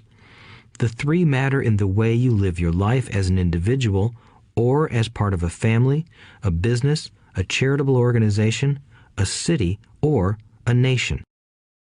Each of these skills is enhanced by the mastery of self-discipline. I do not take the saying, "pay yourself first," lightly. The statement, "pay yourself first," comes from George Clason's book, The Richest Man in Babylon. Millions of copies have been sold. But while millions of people freely repeat that powerful statement, few follow the advice. As I said, financial literacy allows one to read numbers, and numbers tell the story. By looking at a person's income statement and balance sheet, I can readily see if people who spout the words, "pay yourself first," actually practice what they preach. In reality, each month, many allocate money to their asset column before they pay their monthly expenses. Although millions of people have read Clason's book and understand the words, "pay yourself first," in reality, they pay themselves last. Now, I can hear the howls from those of you who sincerely believe in paying your bills first, and I can hear all the responsible people who pay their bills on time. I am not saying be irresponsible and not pay your bills. All I am saying is do what the book says, which is pay yourself first. If you can truly begin to understand the power of cash flow, you will soon realize why 90% of people work hard all their lives and need government support like Social Security when they are no longer able to work. Kim and I have had many bookkeepers, accountants, and bankers who have had a major problem with this way of looking at pay yourself first. The reason is that these financial professionals actually do what the masses do. They pay themselves last. There have been times in my life when, for whatever reason, cash flow was far less than my bills. I still paid myself first. My accountant and bookkeeper screamed in panic. "They're going to come after you. The IRS is going to put you in jail. You're going to ruin your credit rating. They'll cut off the electricity." I still paid myself first. Why, you ask? Because that's what the story, The Richest Man in Babylon, was all about. The power of self-discipline and the power of internal fortitude. As my rich dad taught me the first month I worked for him, most people allow the world to push them around. A bill collector calls and you pay or else. A sales clerk says, "Oh, just put it on your charge card." Your real estate agent tells you, "Go ahead. The government allows you a tax deduction on your home." That is what the book is really about. Having the guts to go against the tide and get rich. You may not be weak, but when it comes to money, many people get wimpy. I am not saying be irresponsible. The reason I don't have high credit card debt and doodad debt is because I pay myself first. The reason I minimize my income is because I don't want to pay it to the government. That is why my income comes from my asset column through a Nevada corporation. If I work for money, the government takes it. Although I pay my bills last, I am financially astute enough to not get into a tough financial situation. I don't like consumer debt. I actually have liabilities that are higher than 99% of the population, but I don't pay for them. Other people pay for my liabilities. They're called tenants. So rule number 1 in paying yourself first is don't get into debt in the first place. Although I pay my bills last, I set it up to have only small, unimportant bills that are due. When I occasionally come up short, I still pay myself first. I let the creditors and even the government scream. I like it when they get tough. Why? Because those guys do me a favor. They inspire me to go out and create more money. So I pay myself first, invest the money, and let the creditors yell. I generally pay them right away anyway. Kim and I have excellent credit. We just don't cave into pressure and spend our savings or liquidate stocks to pay for consumer debt. That is not too financially intelligent. To successfully pay yourself first, keep the following in mind. 1. Don't get into large debt positions that you have to pay for. Keep your expenses low. Build up assets first. Then buy the big house or nice car. Being stuck in the rat race is not intelligent. 2. When you come up short, let the pressure build and don't dip into your savings or investments. Use the pressure to inspire your financial genius to come up with new ways of making more money and then pay your bills. You will have increased your ability to make more money as well as your financial intelligence. So many times I have gotten into financial hot water and used my brain to create more income while staunchly defending the assets in my asset column. My bookkeeper has screamed and dived for cover, but I was like a good soldier defending the fort. Fort assets. Poor people have poor habits. A common bad habit is innocently called dipping into savings. The rich know that savings are only used to create more money, not to pay bills. I know that sounds tough, but as I said, if you're not tough inside, the world will always push you around anyway. If you do not like financial pressure, then find a formula that works for you. A good one is to cut expenses, put your money in the bank, pay more than your fair share of income tax, buy safe mutual funds, and take the vow of the average. But this violates the pay yourself first rule. This rule does not encourage self-sacrifice or financial abstinence. It doesn't mean pay yourself first and starve. Life was meant to be enjoyed. If you call on your financial genius, you can have all the goodies of life, get rich, and pay bills. And that is financial intelligence. 6. Pay your brokers well.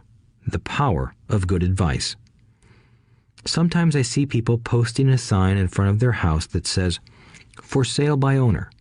Or I see people on TV claiming to be discount brokers. My rich dad taught me to take the opposite approach.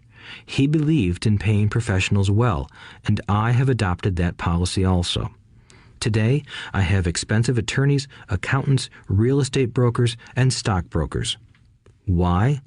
Because if, and I do mean if, the people are professionals, their services should make you money. And the more money they make, the more money I make. We live in the information age. Information is priceless. A good broker should provide you with information as well as take the time to educate you. I have several brokers who do that for me. Some taught me when I had little or no money, and I am still with them today. What I pay a broker is tiny in comparison with what kind of money I can make because of the information they provide.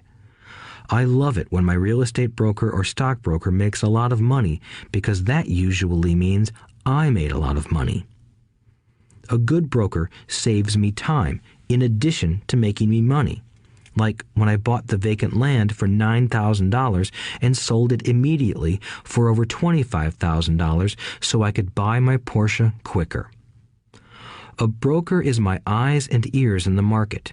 They're there every day, so I do not have to be. I'd rather play golf. People who sell their house on their own must not value their time much. Why would I want to save a few bucks when I could use that time to make more money or spend it with those I love? What I find funny is that so many poor and middle-class people insist on tipping restaurant help 15 to 20%, even for bad service, but complain about paying a broker 3 to 7%. They enjoy tipping people in the expense column and stiffing people in the asset column. That is not financially intelligent. Keep in mind that not all brokers are created equal. Unfortunately, most brokers are only salespeople. They sell, but they themselves own little or no real estate. There is a tremendous difference between a broker who sells houses and a broker who sells investments. The same is true for stock, bond, mutual fund, and insurance, brokers who call themselves financial planners. When I interview any paid professional, I first find out how much property or stocks they personally own and what percentage they pay in taxes. And that applies to my tax attorney as well as my accountant. I have an accountant who minds his own business. His profession is accounting, but his business is real estate. I used to have an accountant who was a small business accountant, but he had no real estate.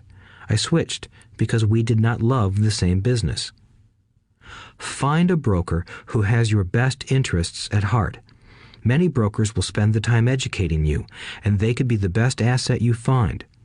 Just be fair, and most of them will be fair to you. If all you can think about is cutting their commissions, then why should they want to help you? It's just simple logic. As I said earlier, one of the management skills is the management of people. Many people only manage people they feel smarter than and they have power over. Many middle managers remain middle managers, failing to get promoted because they know how to work with people below them, but not with people above them.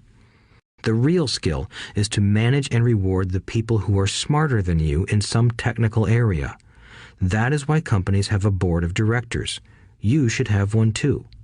That is financial intelligence. 7. Be an Indian giver. The power of getting something for nothing. When the first European settlers came to America, they were taken aback by a cultural practice some American Indians had. For example, if a settler was cold, the Indian would give the person a blanket. Mistaking it for a gift, the settler was often offended when the Indian asked for it back. The Indians also got upset when they realized that settlers did not want to give it back. That is where the term Indian giver came from, a simple cultural misunderstanding. In the world of the asset column, being an Indian giver is vital to wealth. The sophisticated investor's first question is, how fast do I get my money back? They also want to know what they get for free, also called a piece of the action. That is why the ROI, or return on investment, is so important. For example, I found a small condominium that was in foreclosure a few blocks from where I lived. The bank wanted $60,000 and I submitted a bid for $50,000, which they took simply because, along with my bid, was a cashier's check for $50,000. They realized I was serious. Most investors would say, "Aren't you tying up a lot of cash? Would it not be better to get a loan on it?" The answer is, not in this case. My investment company uses this condominium as a vacation rental in the winter months when the snowbirds come to Arizona. It rents for $2,500 a month for 4 months out of the year. For rental during the off-season, it rents for only $1,000 a month. I had my money back in about 3 years. Now I own this asset, which pumps money out for me, month in and month out. The same is done with stocks. Frequently, my broker calls and recommends I move a sizable amount of money into the stock of a company that he feels is just about to make a move that will add value to the stock, like announcing a new product. I will move my money in for a week to a month while the stock moves up. Then I pull my initial dollar amount out and stop worrying about the fluctuations of the market because my initial money is back and ready to work on another asset. So my money goes in, and then it comes out, and I own an asset that was technically free. True, I have lost money on many occasions, but I only play with money I can afford to lose. I would say, on an average 10 investments, I hit home runs on 2 or 3, while 5 or 6 do nothing, and I lose on 2 or 3. But I limit my losses to only the money I have in at that time. People who hate risk put their money in the bank. In the long run, safe savings are better than no savings. But it takes a long time to get your money back, and, in most instances, you don't get anything for free with it. On every one of my investments, there must be an upside, something for free, like a condominium, a mini storage, a piece of free land, a house, stock shares, or an office building. and there must be limited risk or a low-risk idea. There are books devoted entirely to this subject, so I will not talk about it here. Ray Kroc of McDonald's fame sold hamburger franchises, not because he loved hamburgers, but because he wanted the real estate under the franchise for free. So wise investors must look at more than ROI. They look at the assets they get for free once they get their money back. That is financial intelligence. 8. Use assets to buy luxuries. The power of focus. A friend's child has been developing a nasty habit of burning a hole in his pocket. Just 16, he wanted his own car. The excuse? All his friends' parents gave their kids cars. The child wanted to go into his savings and use it for a down payment. That was when his father called me and then came to see me. Do you think I should let him do it, or should I just buy him a car? I answered, it might relieve the pressure in the short term, but what have you taught him in the long term? Can you use this desire to own a car and inspire your son to learn something? Suddenly, the lights went on and he hurried home. 2 months later, I ran into my friend again. Does your son have his new car? I asked. No, he doesn't, but I gave him $3,000 for the car. I told him to use my money instead of his college money. Well, that's generous of you, I said. Not really. The money came with a hitch. So what was the hitch? I asked. Well, first we played your cash flow game. We then had a long discussion about the wise use of money. After that, I gave him a subscription to the Wall Street Journal and a few books on the stock market. Then what? I asked. What was the catch? I told him that $3,000 was his, but he could not directly buy a car with it. He could use it to find a stockbroker and buy and sell stocks. Once he had made $6,000 with the $3,000, the money would be his for the car, and the $3,000 would go into his college fund. And what are the results? I asked. Well, he got lucky early in his trading, but lost everything a few days later. Then he really got interested. Today, I would say he is down $2,000, but his interest is up. He has read all the books I bought him, and he's gone to the library to get more. He reads the Wall Street Journal voraciously, watching for indicators. He's only got $1,000 left, but his interest and learning are sky high. He knows that if he loses that money, he walks for 2 more years. But he does not seem to care. He even seems uninterested in getting a car because he's found a game that is more fun. What happens if he loses all the money? I asked. We'll cross that bridge when we get to it. I'd rather have him lose everything now than wait till he's our age to risk losing everything. And besides, that is the best $3,000 I've ever spent on his education. What he is learning will serve him for life, and he seems to have gained a new respect for the power of money. As I said earlier, if a person cannot master the power of self-discipline, it is best not to try to get rich. I say this because although the process of developing cash flow from an asset column is easy in theory, what's hard is the mental fortitude to direct money to the correct use. Due to external temptations, it is much easier in today's consumer world to simply blow money out the expense column. With weak mental fortitude, that money flows into the paths of least resistance. That is the cause of poverty and financial struggle.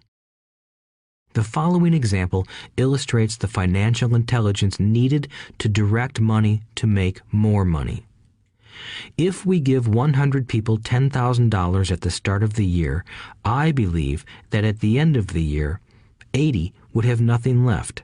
In fact, many would have created greater debt by making a down payment on a new car, refrigerator, electronics, or a holiday. 16 would have increased that $10,000 by 5 to 10%. 4 would have increased it to $20,000 or into the millions. We go to school to learn a profession so we can work for money. It is my opinion that it's just as important to learn how to have money work for you. I love my luxuries as much as anyone else. The difference is I don't buy them on credit. It's the keep up with the Joneses trap. When I wanted to buy a Porsche, the easy road would have been to call my banker and get a loan. Instead of choosing to focus in the liability column, I chose to focus in the asset column. As a habit, I use my desire to consume to inspire and motivate my financial genius to invest. Too often today, we focus on borrowing money to get the things we want instead of focusing on creating money. One is easier in the short term, but harder in the long term. It's a bad habit that we as individuals and as a nation have gotten into. Remember, the easy road often becomes hard, and the hard road often becomes easy. The earlier you can train yourself and those you love to be masters of money, the better. Money is a powerful force. Unfortunately, people use the power of money against themselves. If your financial intelligence is low, money will run all over you. It will be smarter than you. If money is smarter than you, you will work for it all your life. To be the master of money, you need to be smarter than it. Then money will do as it is told. It will obey you. Instead of being a slave to it, you will be the master of it. That is financial intelligence. 9. Choose heroes. The power of myth. When I was a kid, I greatly admired Willie Mays, Hank Aaron, and Yogi Berra. They were my heroes, and I wanted to be just like them. I treasured their baseball cards. I knew their stats, the RBIs, the ERAs, their batting averages, how much they got paid, and how they came up from the minor leagues. As a 9-year-old kid, when I stepped up to bat or played first base or catcher, I wasn't me. I pretended I was a famous baseball player. It's one of the most powerful ways we learn, and we often lose that as adults. We lose our heroes. Today, I watch young kids playing basketball near my home. On the court, they're not little Johnny. They're pretending to be their favorite basketball hero. Copying or emulating heroes is true power learning. I have new heroes as I grow older. I have golf heroes, and I copy their swings and do my best to read everything I can about them. I also have heroes such as Donald Trump, Warren Buffett, Peter Lynch, George Soros, and Jim Rogers. I know their stats just like I knew the ERAs and RBIs of my childhood baseball heroes. I follow what Warren Buffett invests in, and I read anything I can about his point of view on the market and how he chooses stocks. And I read about Donald Trump, trying to find out how he negotiates and puts deals together. Just as I was not me when I was up to bat, when I'm in the market or I'm negotiating a deal, I am subconsciously acting with the bravado of Trump. Or, when analyzing a trend, I look at it as though Warren Buffett were doing it. By having heroes, we tap into a tremendous source of raw genius. But heroes do more than simply inspire us. Heroes make things look easy. Making it look easy convinces us to want to be just like them. If they can do it, so can I. When it comes to investing, too many people make it sound hard. Instead, find heroes who make it look easy. 10. Teach and you shall receive. The power of giving. Both of my dads were teachers. My rich dad taught me a lesson I have carried all my life, the necessity of being charitable or giving. My educated dad gave a lot of his time and knowledge, but almost never gave away money. He usually said that he would give when he had some extra money, but of course, there was rarely any extra. My rich dad gave money as well as education. He believed firmly in tithing. If you want something, you first need to give, he would always say. When he was short of money, he gave money to his church or to his favorite charity. If I could leave one single idea with you, it is that idea. Whenever you feel short or in need of something, give what you want first, and it will come back in buckets. That is true for money, a smile, love, or friendship. I know it is often the last thing a person may want to do, but it has always worked for me. I trust that the principle of reciprocity is true, and I give what I want. I want money, so I give money, and it comes back in multiples. I want sales, so I help someone else sell something, and sales come to me. I want contacts, and I help someone else get contacts. Like magic, contacts come to me. I heard a saying years ago that went, "God does not need to receive, but humans need to give." My rich dad would often say, poor people are more greedy than rich people. He would explain that if a person was rich, that person was providing something that other people wanted. In my life, whenever I have felt needy or short of money or short of help, I simply went out or found in my heart what I wanted and decided to give it first. And when I gave, it always came back. It reminds me of the story of the guy sitting with firewood in his arms on a cold, freezing night. He is yelling at the pot-bellied stove, "When you give me some heat, then I'll put some wood in you." And when it comes to money, love, happiness, sales, and contacts, all one needs to remember is to give first. Often, just the process of thinking of what I want and how I could give that to someone else breaks free a torrent of bounty. Whenever I feel that people aren't smiling at me, I simply begin smiling and saying hello. Like magic, the next thing I know, I'm surrounded by smiling people. It is true that your world is only a mirror of you. So that's why I say, teach and you shall receive. I have found that the more I teach those who want to learn, the more I learn. If you want to learn about money, teach it to someone else. A torrent of new ideas and finer distinctions will come in. There are times when I have given and nothing has come back, or what I have received is not what I wanted. But upon closer inspection and soul-searching, I was often giving to receive in those instances, instead of giving for the joy that giving itself brings. My dad taught teachers, and he became a master teacher. My rich dad always taught young people his way of doing business. In retrospect, it was their generosity with what they knew that made them smarter. There are powers in this world that are much smarter than we are.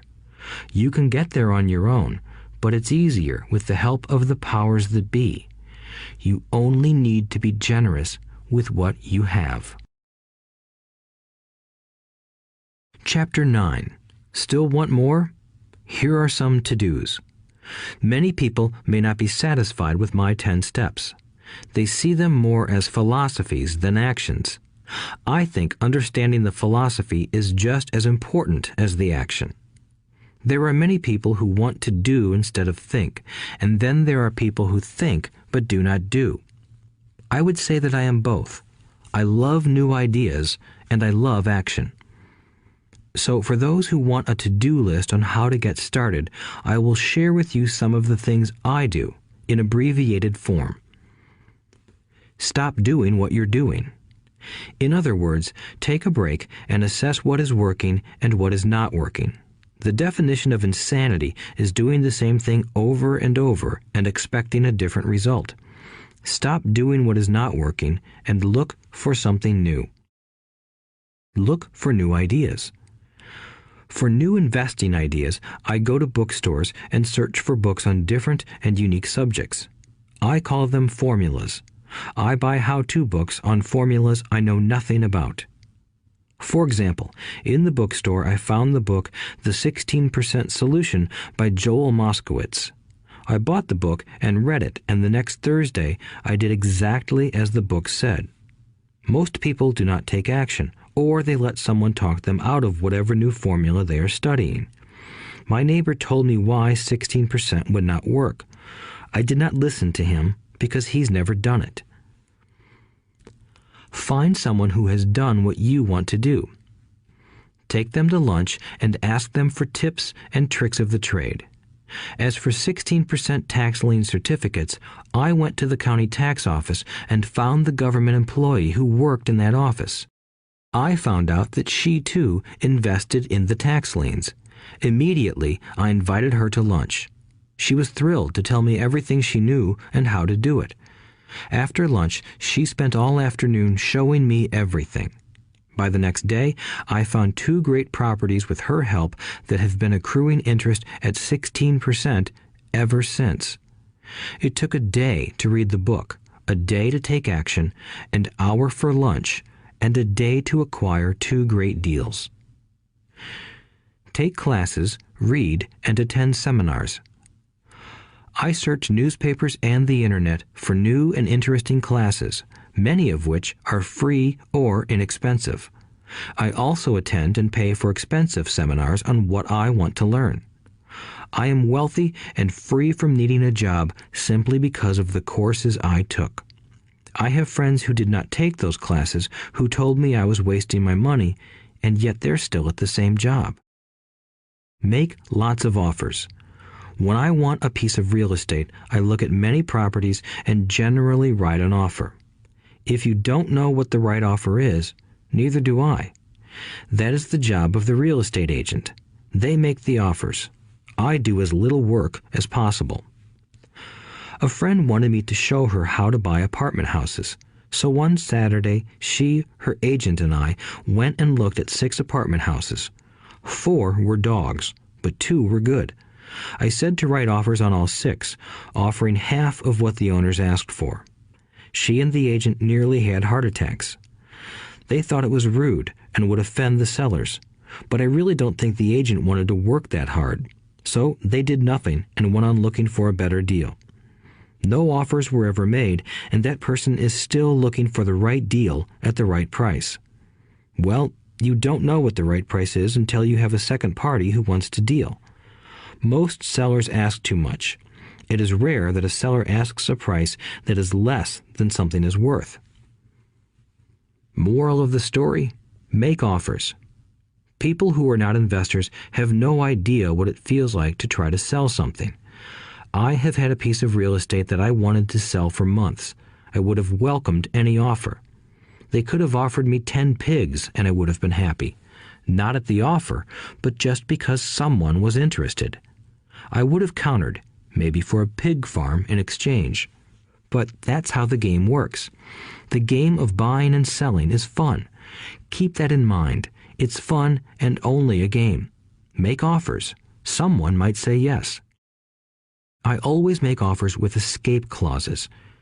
In real estate, I make an offer with language that details subject to contingencies, such as the approval of a business partner. Never specify who the business partner is. Most people don't know that my partner is my cat. If they accept the offer and I don't want the deal, I call home and speak to my cat. I make this ridiculous statement to illustrate how absurdly easy and simple the game is. So many people make things too difficult and take it too seriously. Finding a good deal, the right business, the right people, the right investors, or whatever is just like dating. You must go to the market and talk to a lot of people, make a lot of offers, counter-offers, negotiate, reject, and accept. I know single people who sit at home and wait for the phone to ring, but it's better to go to the market, even if it's only the supermarket. Search, offer, reject, negotiate, and accept are all parts of the process of almost everything in life. Jog, walk, or drive a certain area once a month for 10 minutes. I have found some of my best real estate investments doing this. I will jog a certain neighborhood for a year and look for change. For there to be profit in a deal, there must be 2 elements, a bargain and change. There are lots of bargains, but it's change that turns a bargain into a profitable opportunity. So when I jog a neighborhood I might like to invest in. It is the repetition that causes me to notice slight differences. I notice real estate signs that are up for a long time. That means the seller might be more agreeable to deal. I watch for moving trucks going in or out. I stop and talk to the drivers. I talk to the postal carriers. It's amazing how much information they acquire about an area. I find a bad area, especially an area that the news has scared everyone away from. I drive it for sometimes a year, waiting for signs of something changing for the better. I talk to retailers, especially new ones, and find out why they're moving in. It takes only a few minutes a month, and I do it while doing something else, like exercising or going to and from the store. Shop for bargains in all markets. Consumers will always be poor. When the supermarket has a sale, say on toilet paper, the consumer runs in and stocks up. But when the housing or stock market has a sale, most often called a crash or correction, the same consumer often runs away from it. When the supermarket raises its prices, the consumer shops somewhere else. But when housing or the stock market raises their prices, the same consumer often rushes in and starts buying. Always remember, profits are made in the buying, not in the selling. Look in the right places. A neighbor bought a condominium for $100,000. I bought the identical condo next door for $50,000. He told me he's waiting for the price to go up. I told him that profit is made when you buy, not when you sell. He shopped with a real estate broker who owns no property of her own. I shopped at the foreclosure auction. I paid $500 for a class on how to do this. My neighbor thought that the $500 for a real estate investment class was too expensive. He said he could not afford the money or the time. So he waits for the prices to go up. Look for people who want to buy first, then look for someone who wants to sell. A friend was looking for a certain piece of land. He had the money, but did not have the time. I found a large piece of land, larger than what my friend wanted to buy, tied it up with an option, called my friend, and he said he wanted a piece of it. So I sold the piece to him and then bought the land. I kept the remaining land as mine for free. Moral of the story: buy the pie and cut it in pieces. Most people look for what they can afford, so they look too small. They buy only a piece of the pie, so they end up paying more for less. Small thinkers don't get the big breaks.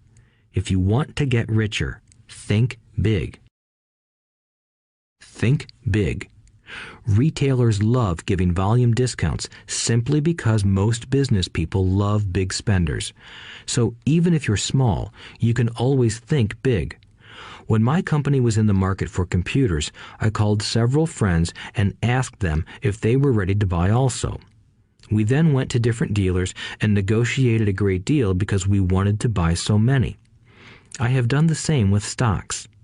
Small people remain small because they think small, act alone, or don't act at all. Learn from history. All the big companies on the stock exchange started out as small companies. Colonel Sanders did not get rich until after he lost everything in his 60s. Bill Gates was one of the richest men in the world before he was 30. Action always beats inaction. These are just a few of the things I have done and continue to do to recognize opportunities. The important words are have done and do. As repeated many times throughout this audiobook, you must take action before you can receive the financial rewards. Act now. Final thoughts. I would like to share some final thoughts with you. The main reason I wrote this book, and the reason it has remained a bestseller since 2000, was to share insights into how increased financial intelligence can be used to solve many of life's common problems. Without financial training, we all too often use the standard formulas to get through life. Work hard, save, borrow, and pay excessive taxes. Today, more than ever, we need better information. I use the following story as an example of a financial problem that confronts many young families today. How do you afford a good education for your children and provide for your own retirement? It requires using financial intelligence instead of hard work. A friend of mine was griping one day about how hard it was to save money for his 4 children's college educations. He was putting $300 away in a college fund each month and had so far accumulated only about $12,000. He had about 12 more years to save for college since his oldest child was then 6 years old. At the time, the real estate market in Phoenix was terrible. People were giving houses away. I suggested to my friend that he buy a house with some of the money in his college fund. The idea intrigued him, and we began to discuss the possibility. His primary concern was that he did not have credit with the bank to buy another house since he was so overextended. I assured him that there were other ways to finance a property rather than through the bank. We looked for a house for 2 weeks, a house that would fit all our criteria. There were plenty to choose from, so shopping was fun. Finally, we found a 3-bedroom, 2-bath home in a prime neighborhood.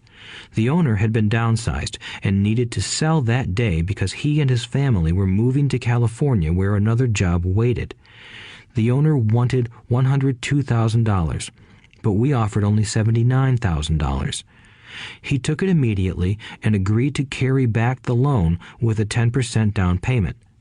All my friend had to come up with was $7,900.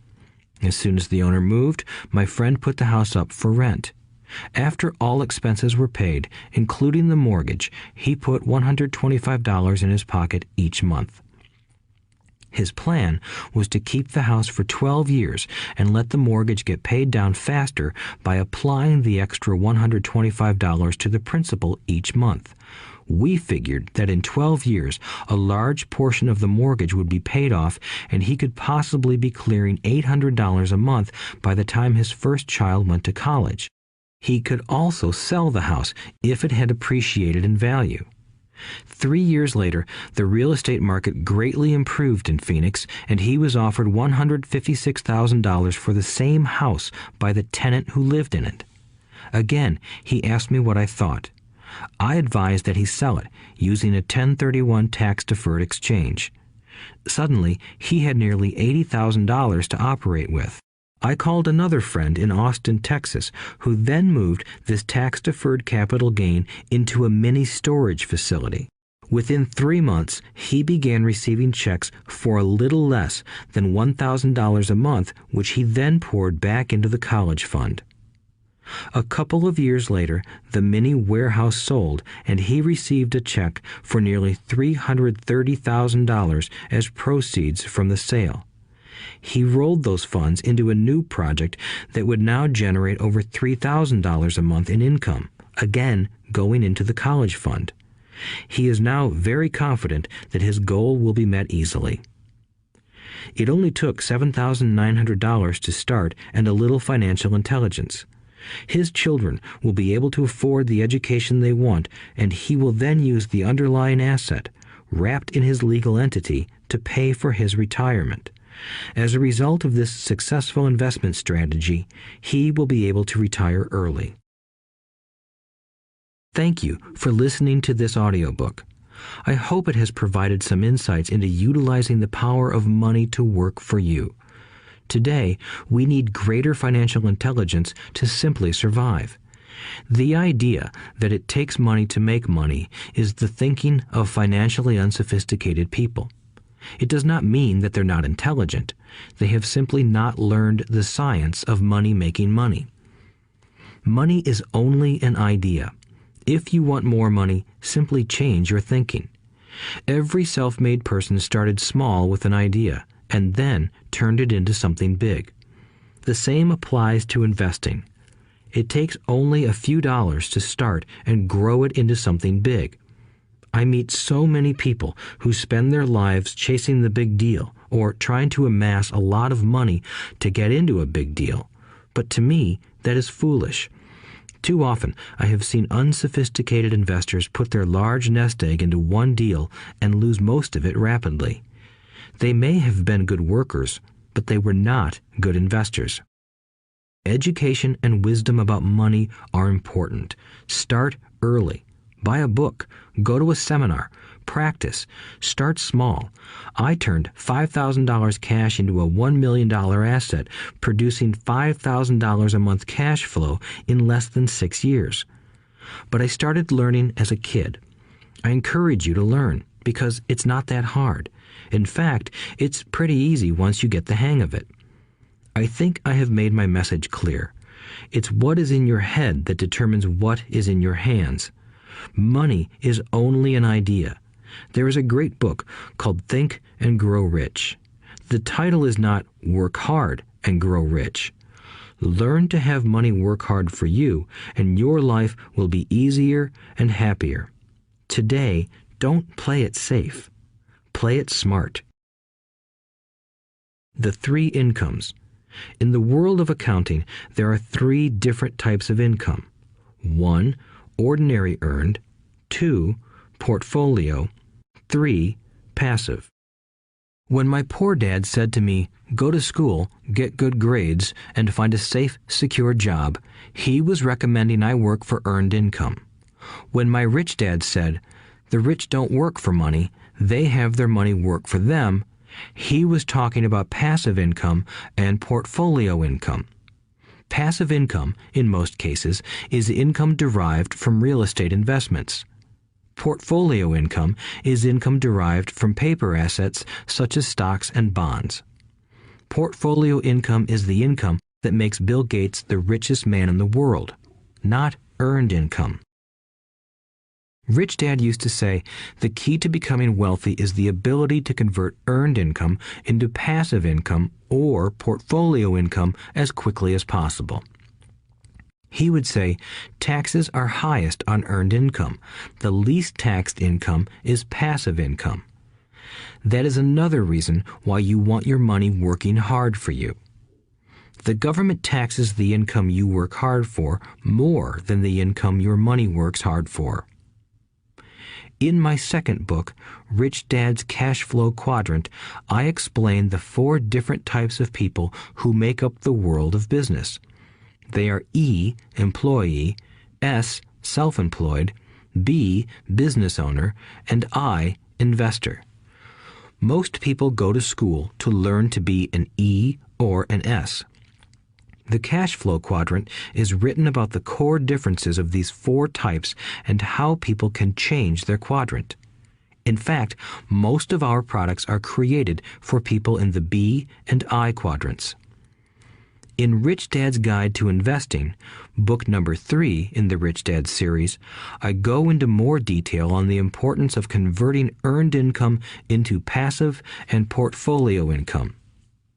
Rich Dad used to say, all a real investor does is convert earned income into passive and portfolio income. If you know what you're doing, investing is not risky. It's just common sense. The key to financial freedom. The key to financial freedom and great wealth is a person's ability to convert earned income into passive and/or portfolio income. My rich dad spent a lot of time teaching Mike and me this skill. Having this ability is the reason my wife Kim and I are financially free, never needing to work again. We continue to work because we choose to. Today, we own a real estate investment company for passive income and participate in private placements and initial public offerings of stock for portfolio income. We also went back to work to build a financial education company so that we can continue to create and publish books and games. All of our educational products are created to teach the same skills my rich dad taught me, the skills of converting earned income into passive and portfolio income. The games we create are important because they teach what books cannot teach. For example, you would never learn to ride a bicycle by only reading a book. Our Cash Flow Games for Adults and Cash Flow for Kids game are designed to teach players the basic investment skills of converting earned income into passive and portfolio income. They also teach the principles of accounting and financial literacy.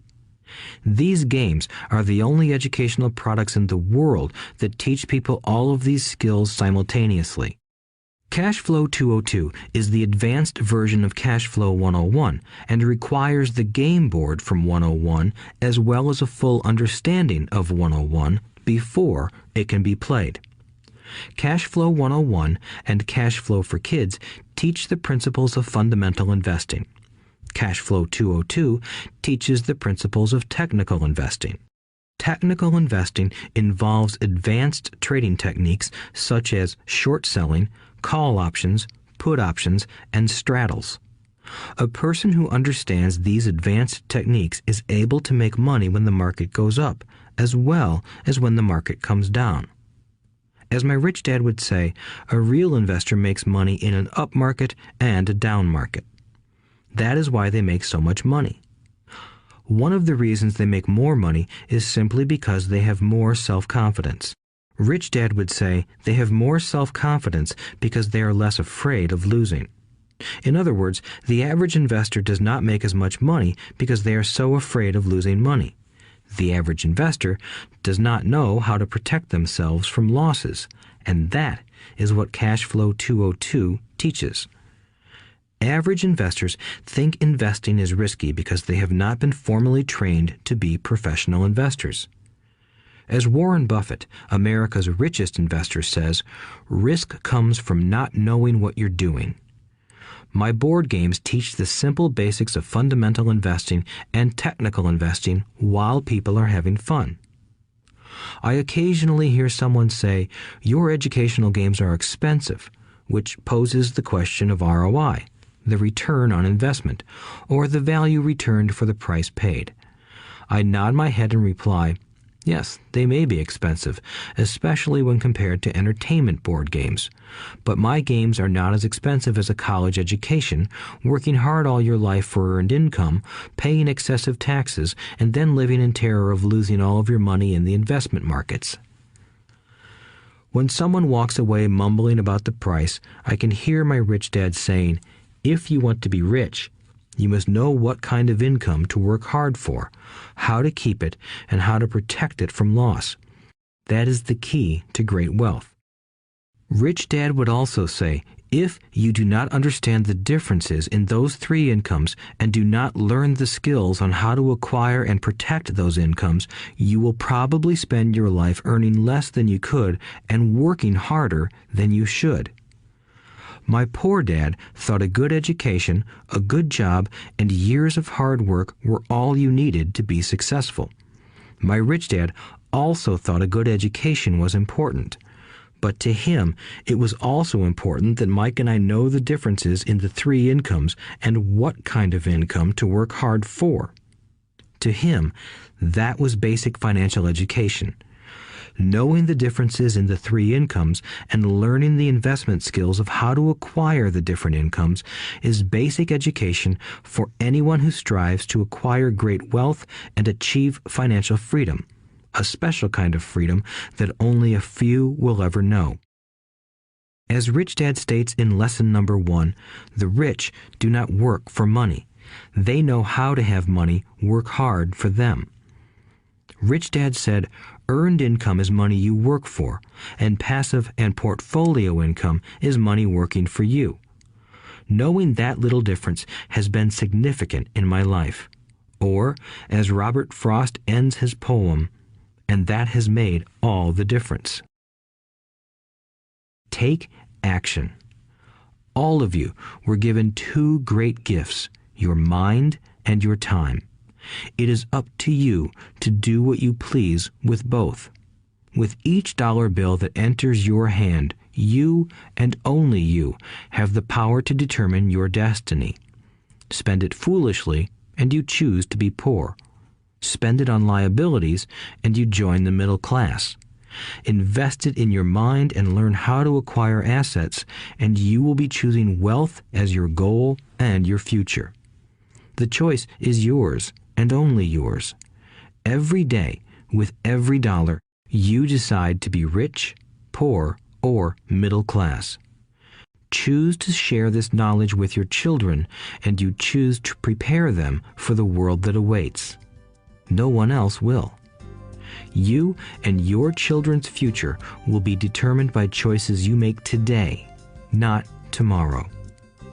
I wish you great wealth and much happiness with this fabulous gift called life. Robert Kiyosaki.